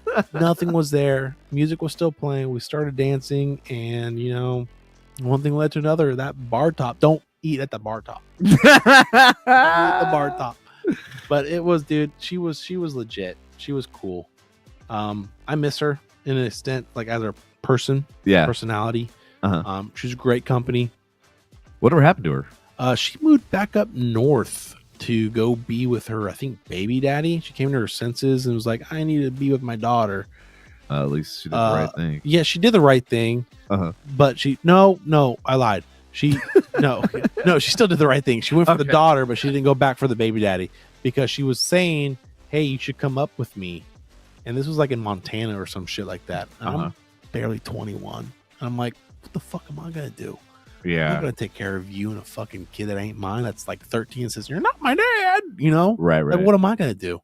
Other than just fucking bust nuts every now and then. You know? Like, how can I help? Every day. Yeah. How can I help? Yeah. Like, I can't fucking keep it like job at the time. I'm just a server. You know? I had no idea of work ethic and all that stuff. Well, in your defense, so was she.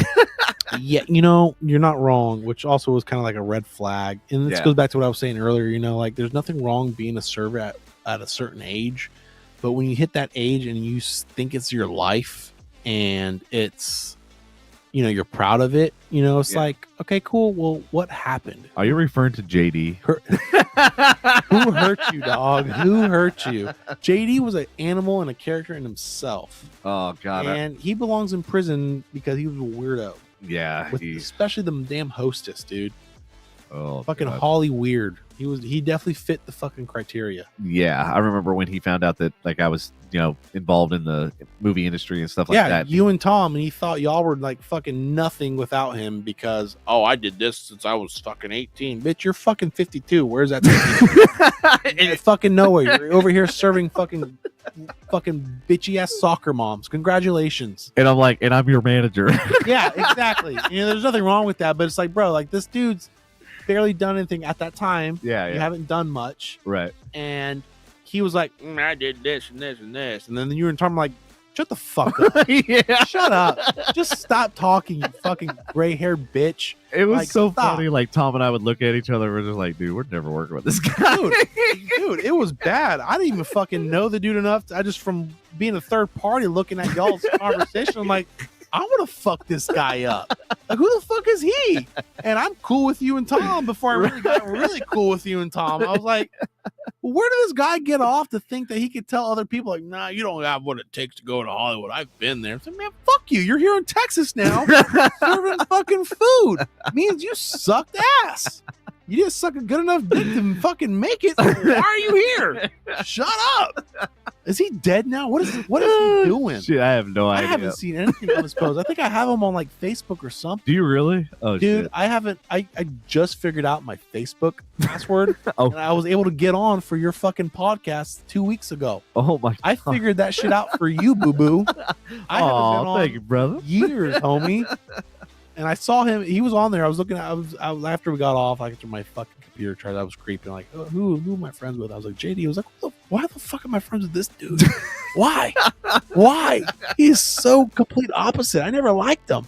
Yeah, never talked to him. I never got good vibes with that guy. No, that dude fucking banged 12-year-olds, dude. He's fucking weird. Yeah, 100%. He fucking like them Chinese one. The name was like, I'm too young. He goes, oh, that's a weird Chinese name, but I'll fucking take it. No, I'm too young. That's a weird name.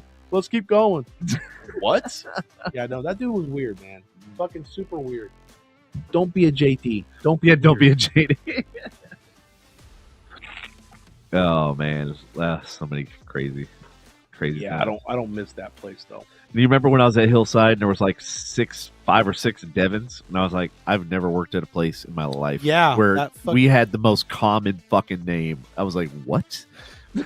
Who was that fucking skinny bitch Devin? I called him skinny bitch Devin because he was just a bitch, dude. He was out to get everybody for their job because this was his career path, and he was on like baby mama number 3.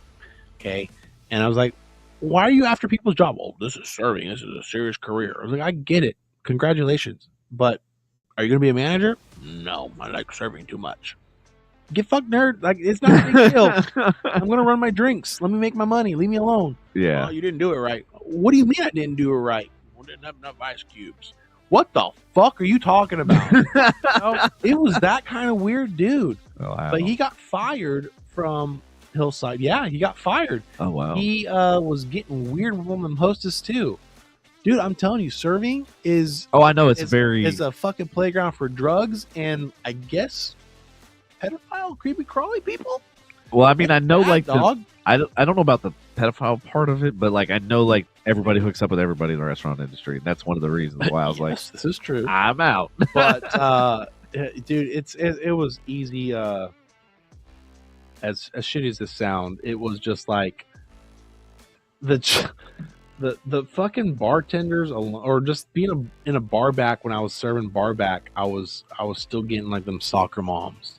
Mm-hmm. And I'll never forget this one bitch. She goes, "What are you doing tonight?" I'm like, "Working." She goes, "You should come home with like me." I was like, "No, I don't want." No. She goes, "Well, my husband's gone." I was like, "Well, no, even more." No, even more. That's how people die and end up on the news. There's a thing called cameras. Yeah, exactly. She goes, "I'll never go back to any type of restaurant job." I don't blame you, sweetheart. It's fucking sketchy, okay? And but I remember fucking the hostess when I would ask, "Hey, can I check my tables and do all that stuff?" Because you know how you do at Marty's and even Hillside. You go to the hostess, like, "Hey, my table's clean. Yeah, let me know. You can sit me whenever." And I was that one of those guys that would go to the hostess and be like, "Hey, look, fucking seat me back to back. I don't care. I could handle it. You could handle it." There's like a very few people that could handle it, right? Yeah. And I don't know how. Maybe that's just the ADHD or the autism kicking in. But I was fucking programming wire, boom, boom, boom, boom. Yep. I made it like a complete circuit. I did that every like 15 minutes. I told him, I was like, I'd rather you set everybody at the same time because then I can knock all the drink orders, bro, 100%, all their food orders. And I don't understand this. People getting pissed off, double, triple sat. I'm like, I fucking love that shit. That's your business. That's your money. Yeah, that's my money. That's how I looked at it. It was like, okay, cool. I got a table of 5, or I got a 5 table section. Yeah. Okay, I got 5 lots. I got to handle these 5 lots and keep my tenants happy. Yep. In order to keep the money coming, you know. Yeah. That's how I looked at it back then. And you got to, and those rules will still apply if I were to buy properties. You know what I mean? Yeah. And so, you know, you just got to do all that stuff. And you got to have people, like you said, freaking out like left and right. And I would always go to the host stand and be like, "Hey, I'm ready to get sat." And then and I remember one of these hostess, it was at Marty's. Uh-huh. She was like, "I'll seat you, but you can't tell nobody else." I was like, "What the fuck are you talking about?" He goes, "Well, JD, he thinks I'm favoring you." And then he got really creepy towards me. I was like, "Well, then fucking tell a manager." Yeah. I'm not. You don't need to favor me. I don't give a fuck if you seat me or not. I'll have a fucking chill night. I made enough that I need to do. Yeah. But what does JD say? He goes, "Oh, I'll take care of you if you like seat me." What does that fucking mean? How do you take that? Well, I don't know. Well, then fucking follow your gut. If it's creepy, go report it. Yeah. And that's what happened with Manny. Manny got creepy. Oh yeah. Creepy with a lot of them hostess and servers. And I'm not going to name these servers names, but they came to me and said, "Dude, you need to do something."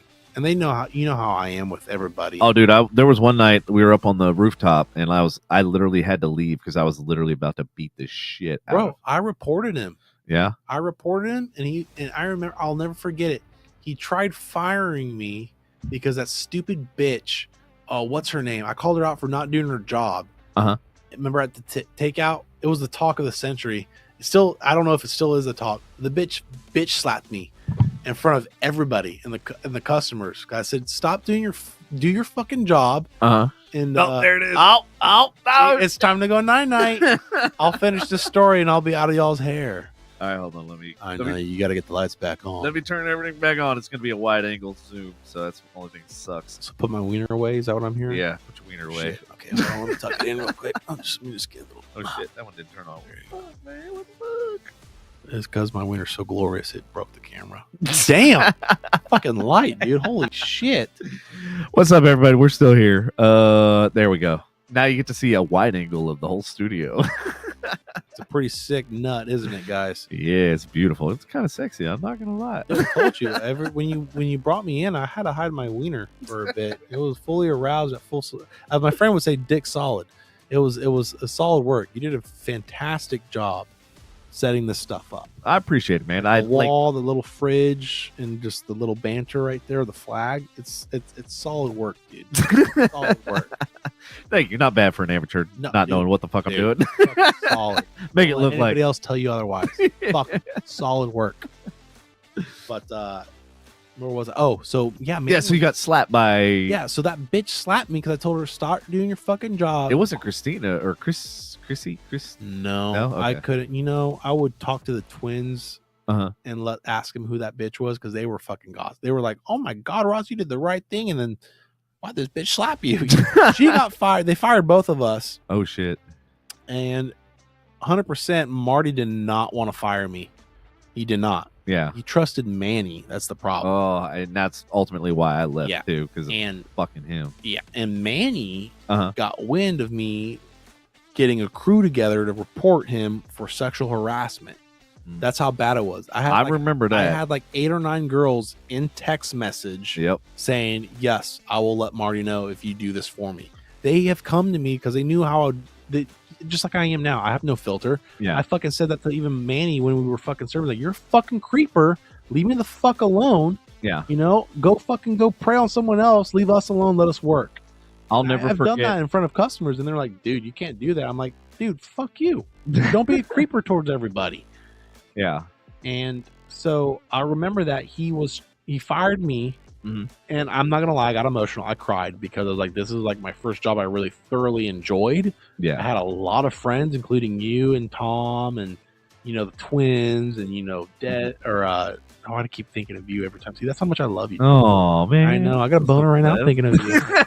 And but no, it was like fucking Miranda, all those guys that were there, and it was crazy. Fucking Will and all them. Will was one of them. Taylor, J Moss. Yeah, he got fired by Marty's, by the way. Finally, who did? Will. Oh, did he really? I don't know the full story, but apparently he finally got caught drinking and doing crazy, stupid shit at Marty's. Yeah, it took him fucking 20 years almost, but fuck. Yeah, he was doing that since day one. I was like, dude, come on. Yeah, you're just now you're now learning about this Marty, dude. Really? And how many cameras you have? Like, really? For real. You're picking and choosing. Ignorance is bliss. You finally found somebody that could replace Will. You got rid of him. Yep. Could just admit that's what I think happened. Yeah.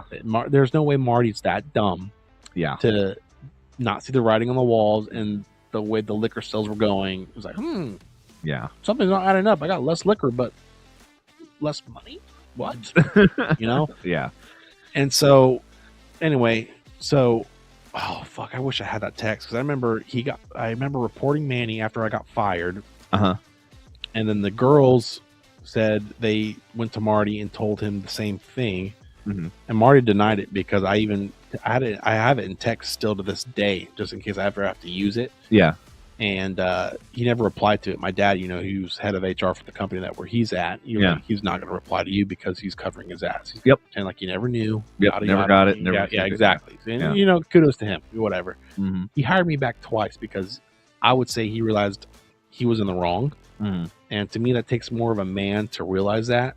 But he's like my dad at the same time. He never apologized. Yeah. His apology was, "Hey, come back." That was his apology. Yeah. That makes sense. You know what I mean? You want to hear something fucked up? So I ran into Marty one night at Buffalo Wild Wings, of all fucking places. Oh, the one in Highland Village? Yeah. Oh, okay. And I forgot who he was there. He was there with Susan, which I thought was weird. Susan's cool. Yeah, Susan was cool. Like her and I, we always we bullshitted and everything else. Like she was really, really cool. But Marty, basically we were talking and stuff like that, and I told him where I was at, and he's like, "Man, you're you're always into that tech and all that sort of stuff," because I was working at AT&T at that time. And so I was talking to him, whatever, and he goes, "Hey, you know that salad that you used to order all the time?" I go, "Yeah, my Devon salad." Mm-hmm. He goes, "Yeah, it's the #1 selling item on the menu," and I was like, "You motherfucker." I'm going, and then he had the audacity to tell me it's the Marty B salad. I go, "Bitch, you should name it the Devon salad because that's Devon's fucking salad." That's dirty. Marty, if you're watching this, come on, man. Give the man some credit. Or at least throw a bone, give me some money for that shit. Something. Because you screwed me 10 ways from Sunday. So here's, I don't know. Yeah, you told me that story. That's crazy that he argued that with you. The Aloha system and how we wouldn't count your 13 extra hours or some shit like that. Yeah, that's insane. How do you get away with that? And after check after check, and I had to keep going back to Marty. I was like, "Hey, this isn't right. This isn't right." I'm like, my hours don't match up to the pay and this, that, and the other. And I was just finally, after I think the third or fourth time, I was like, "Dude, I'm tired of trying to chase a fucking paycheck. You haven't obviously fixed it, so you don't give a shit enough to fix it." Yeah. So I'm out. Yeah. And it was, of course, Manny. Which makes sense because I was like, "Where the fuck did you go? We heard nothing from you, dude." I remember texting you. I'd never gotten anything back. I texted Tom. Tom never said anything. So I don't know if you were going through something, which is fine. You don't have to share this on the air or anything. But I was just like, "Where the fuck did you go?" You and 3 other people left just randomly. Well, and it was because of Marty's, I think, at the same time. But you got to give the man some credit. The dude was super stressed out. He's nowhere like that anymore. Have you been to Marty's since then? No, I haven't. He's mellowed out. Well, I would imagine he's got 17 fucking properties now and different businesses and shit like that are generating. So he doesn't have all of his eggs in one basket. So yeah, but at the same time, I think he's going to overwhelm himself by having too many like that. I think he has a lot of investors now and partners, which is going to help him out. Oh, why you say ooh? I think that's going to help them out, right? No, you don't fuck with investors. Really? Yeah. Okay. Because then it's no longer your business; it's their business. Yeah. Why did you say hide the toys? These sex toys? I don't know. She said that a little bit ago. I saw that and I was like, See, how are you not seeing it and I'm not seeing it? Are we on the same pathway? Well, I see Molly's laughing. Yeah, she said that at 11:01. I saw it, and it's 11:07 now. So what the? Am I just not paying attention? Apparently not. It's probably like I said, homie with an extra chromie, guys. There's nothing wrong having an extra chromosome. Be the guy with the extra chromosome. It's more fun. But what was I saying? Oh yeah, so Manny finally got fired, and he texted me along with Will saying he wants to kick my ass because I got him fired. And I was like, "Dog, get a life." Yeah. Remember, just stop. Never heard anything back from them. Marty said, "Hey man, you should come back." I was wrong. Wow. Yeah, I was like, "What?" So my first experience with Manny. So I interviewed with Marty, and he was like, "Oh my god, this guy knows front of house, back of house. He knows all of because he was a dirty fucking downtown Dallas bartender, fucking roofing them damn bitches. That's why he knows all that shit." Well, no. Finally got caught. No. Marty was telling Manny about me and my experience, and that I've opened up. Oh, that I opened up my first bar when I was 21. I still stand with what I said, though. No, but you're right. But here's the fucked up part. So then he's like, he's telling Manny all this stuff about me and stuff like that. It's the Las Colinas Wi-Fi. What? Oh.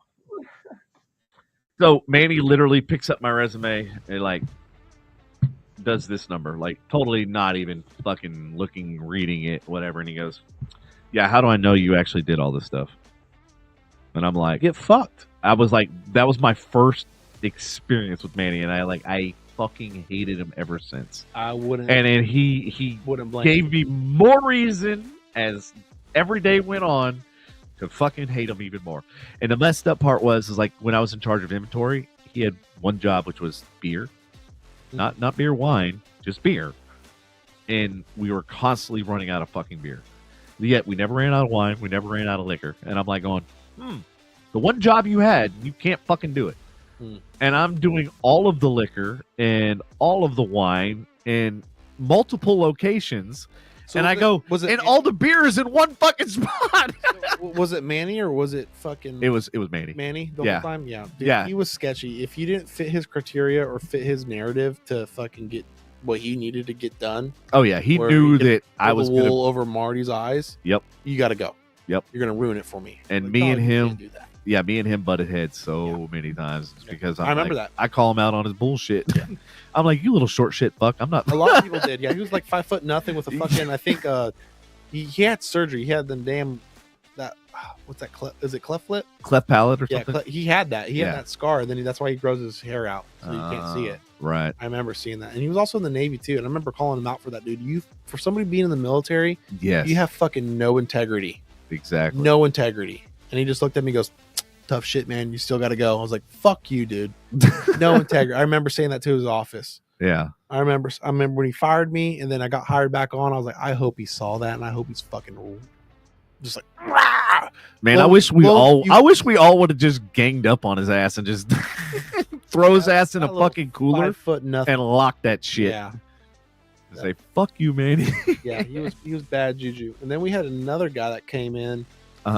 That I can't remember his name, but this is after your time, and he didn't know any. He was coked out. It looked like he was cuckoo for Cocoa Puffs too. He was like just constantly gone. And I told him like, "Hey man, I'm leaving for the military as well. Like, don't schedule me." He scheduled me. I was like, "Whatever, I'm not gonna be there." And then Marty was like, "You have some nerve to shit on my fucking establishment after I gave you multiple times. You gotta realize this is wrong, and if you don't, you're in for a rude awakening." I told him like, "Dude, you're the one that chose a sexual predator over me, and I fucking told this manager that I can't do this on this and this date because of military. Yeah, I can't. I have my orders. I got everything for you, and you chose to ignore it." And that's what I was saying earlier. Is like my dad, like, he's not going to reply to that because you called him out on stuff that you knew he knew. Yeah, and he's do that for legality issues, and then more power to him, whatever. But after that, they fired that manager, and he was like, "Hey, you want to come back?" I was like, "No, I'm not coming back a second time, dog." Wow. I got it back once. I'm not doing it again. Yeah. And it was funny because me and Chloe, we went out to go to Marty's. We always go to Marty's, sits and talks to us for like 15, 20 minutes. It's good fellowship still. Great guy still. You still go? Yeah, I still go. When's the last time you gone? Probably about 2 months ago. Okay. I was actually going to go Sunday until the fucking boat decided to die on fucking lake. That'll ruin the whole day, dog. It did, like literally. Yeah, by the time I got home I was so exhausted, and then I didn't realize like I was so sore from physically moving the boat because my boat weighs about 10,000 pounds. Oh yeah, easily. So it's not fucking light, and I'm sitting here trying to push this motherfucker so it prevent it from getting washed up on shore. And I'm trying to push and push and push, and then I'm like, finally I got home, and I'm like, I'm so exhausted. Plus, like, we were fucking just fried. Like, we started this at like 10:30 in the morning. Oh yeah, fuck that. So we were literally on the lake almost 12 hours. Like, it was insane. That'll do it. Yeah, that'll do it. But last time I went was probably about a month ago, and he was like, "Hey, do y'all want to come back here? You guys were like one of the best servers." And I was like, "I'm good, dude. I got a career path now with military. I'm good. I'm sorry. Like, I'll take it. I'll do it, but you gotta, do what I want to do." So what are you gonna do? Speaking of that career path, what are you gonna do like now? I think I'm gonna stay with the military and figure out if I'm gonna stay with technology. Is that what your new? So you mentioned before you were gonna get into architectural and design and stuff. That was way back in the day. I know, but you didn't tell me what your new plan of attack is. New plan attack is, I think, stay with my company, try to work my way up, and then learn it, know it, and then maybe one day figure out how I can have my own rental company where I can rent out equipment or something, or have my own construction company where I can go do jobs and use equipment share. I'm not with equipment share anymore, but be a customer for equipment share, but have my own job now, so that's where I see myself, but I don't know yet. Only time will tell. I'm taking it day at a time.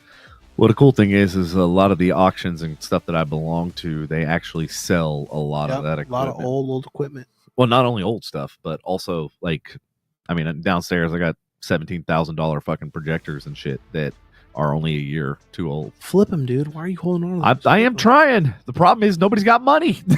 Dude, like I said earlier, way at the beginning of this 4-hour podcast, it was like, did you watch the economy crash today where we went, Ireland went, and Japan went? I was like, what the fuck? Yeah, it started 1,000 points down as the DAC or whatever the fuck it was. $2 trillion lost in a day. Dude, no one's ever seen that. It's happening. Yeah, that's where I go back to tell you people, fuck college unless you're a lawyer or a nurse or a doctor or whatever you actually need a degree in, and do a trade, save money, become valuable to the country and the economy that you live in. Don't get a fucking associate's degree in business or arts. Know your shit. Anybody can do that. Don't be an anybody. Well, actually, they should get something in business, because that's the problem with a lot of people. They have these great ideas, and even you, if you want to run a business, you need to understand the fundamentals of business, because something you don't need to go to school for. You can learn business easily through YouTube alone, from what I've already looked up. No, you can't. Bullshit. No. You can buy books at Barnes and Noble. Okay, what's KPI?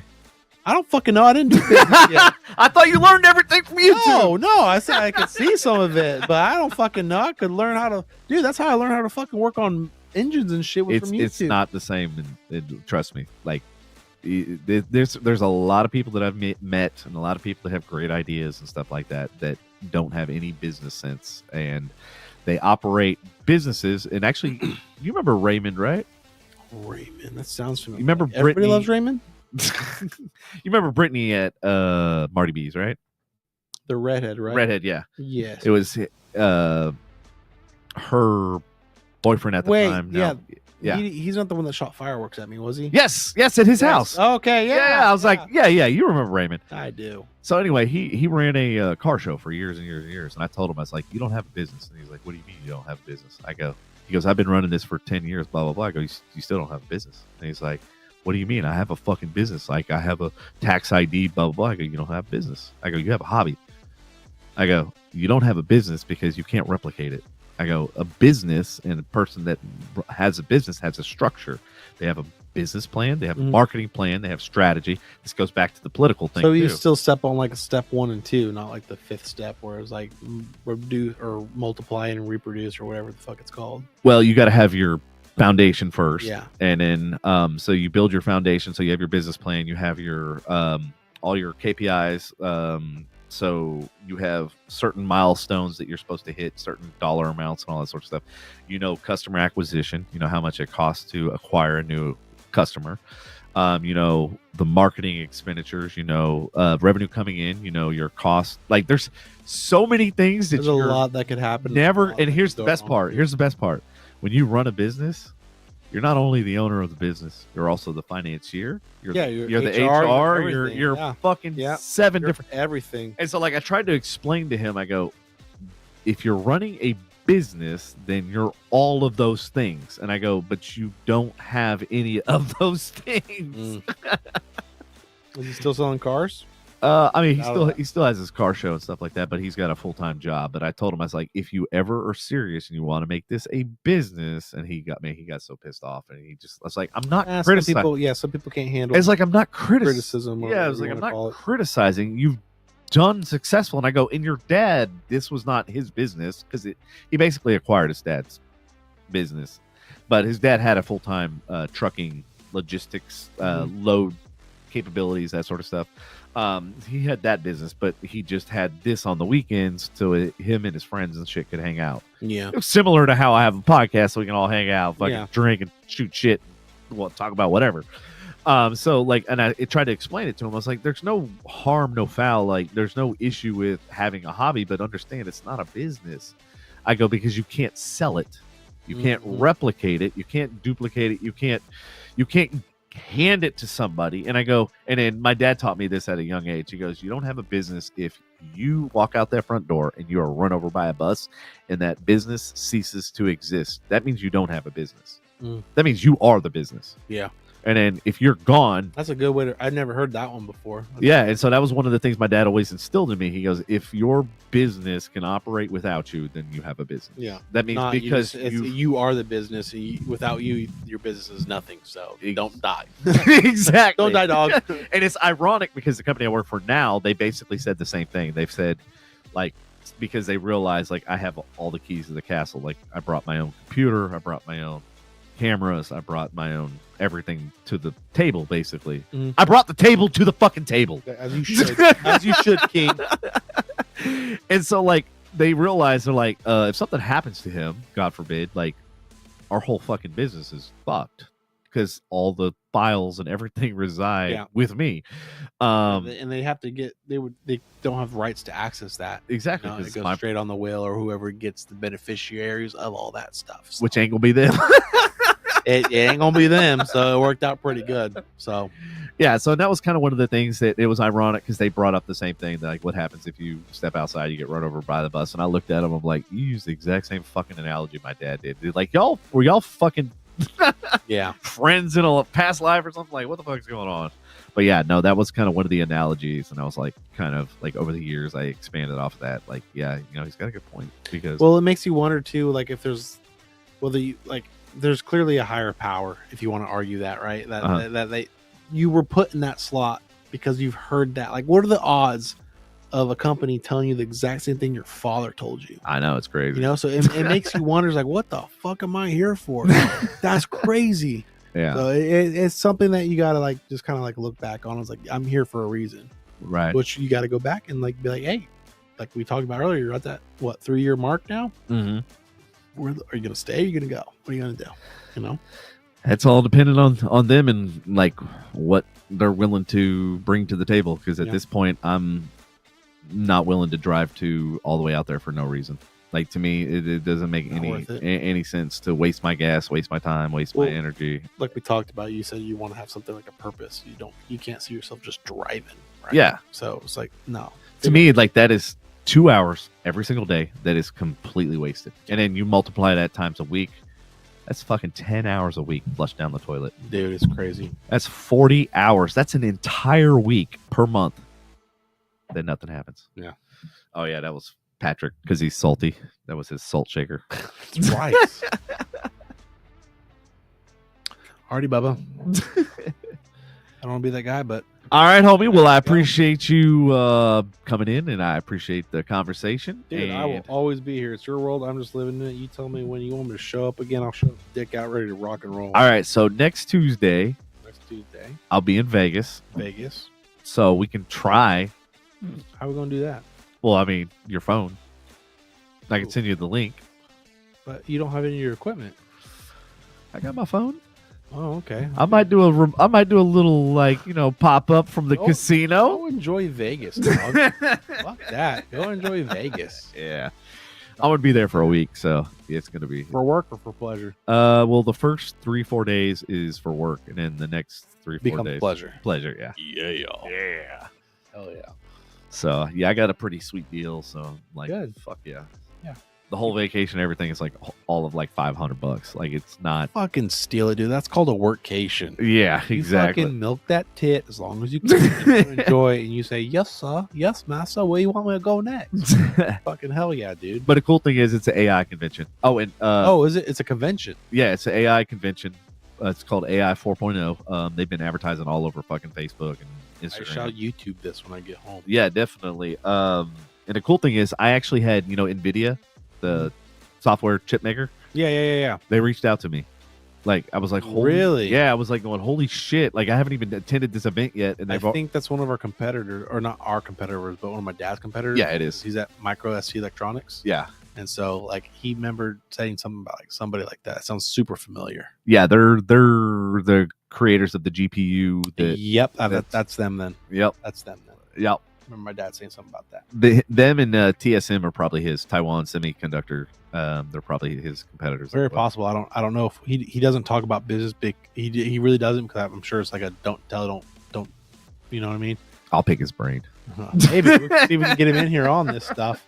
He'd probably get a kick about this, but heck yeah. Yeah, he don't really talk about much business other than like, hey, we got a meeting, keep it down. I'm like, yes, sir. I am almost 30. You can still kick my ass. I'm okay with that. That's fine. All right, everybody. Thank y'all for tuning in, and we will see you next Tuesday. CUND. What? Yes, sir. Do it. Remember, don't be weird. Yeah, don't be weird. Love the Lord. Do what you got to do. And yeah, don't be weird. Thank you for the moment. I got to get my catchphrase of exiting and entering. Yes, I'm gonna figure that out. Right, we're gonna give it time. You got some time, man. Got some time. We can work on it. Some time. We can work on it. We'll figure some stuff out. All right, everybody. Thank y'all for tuning in. I love you long time, and we will see you next time. Later.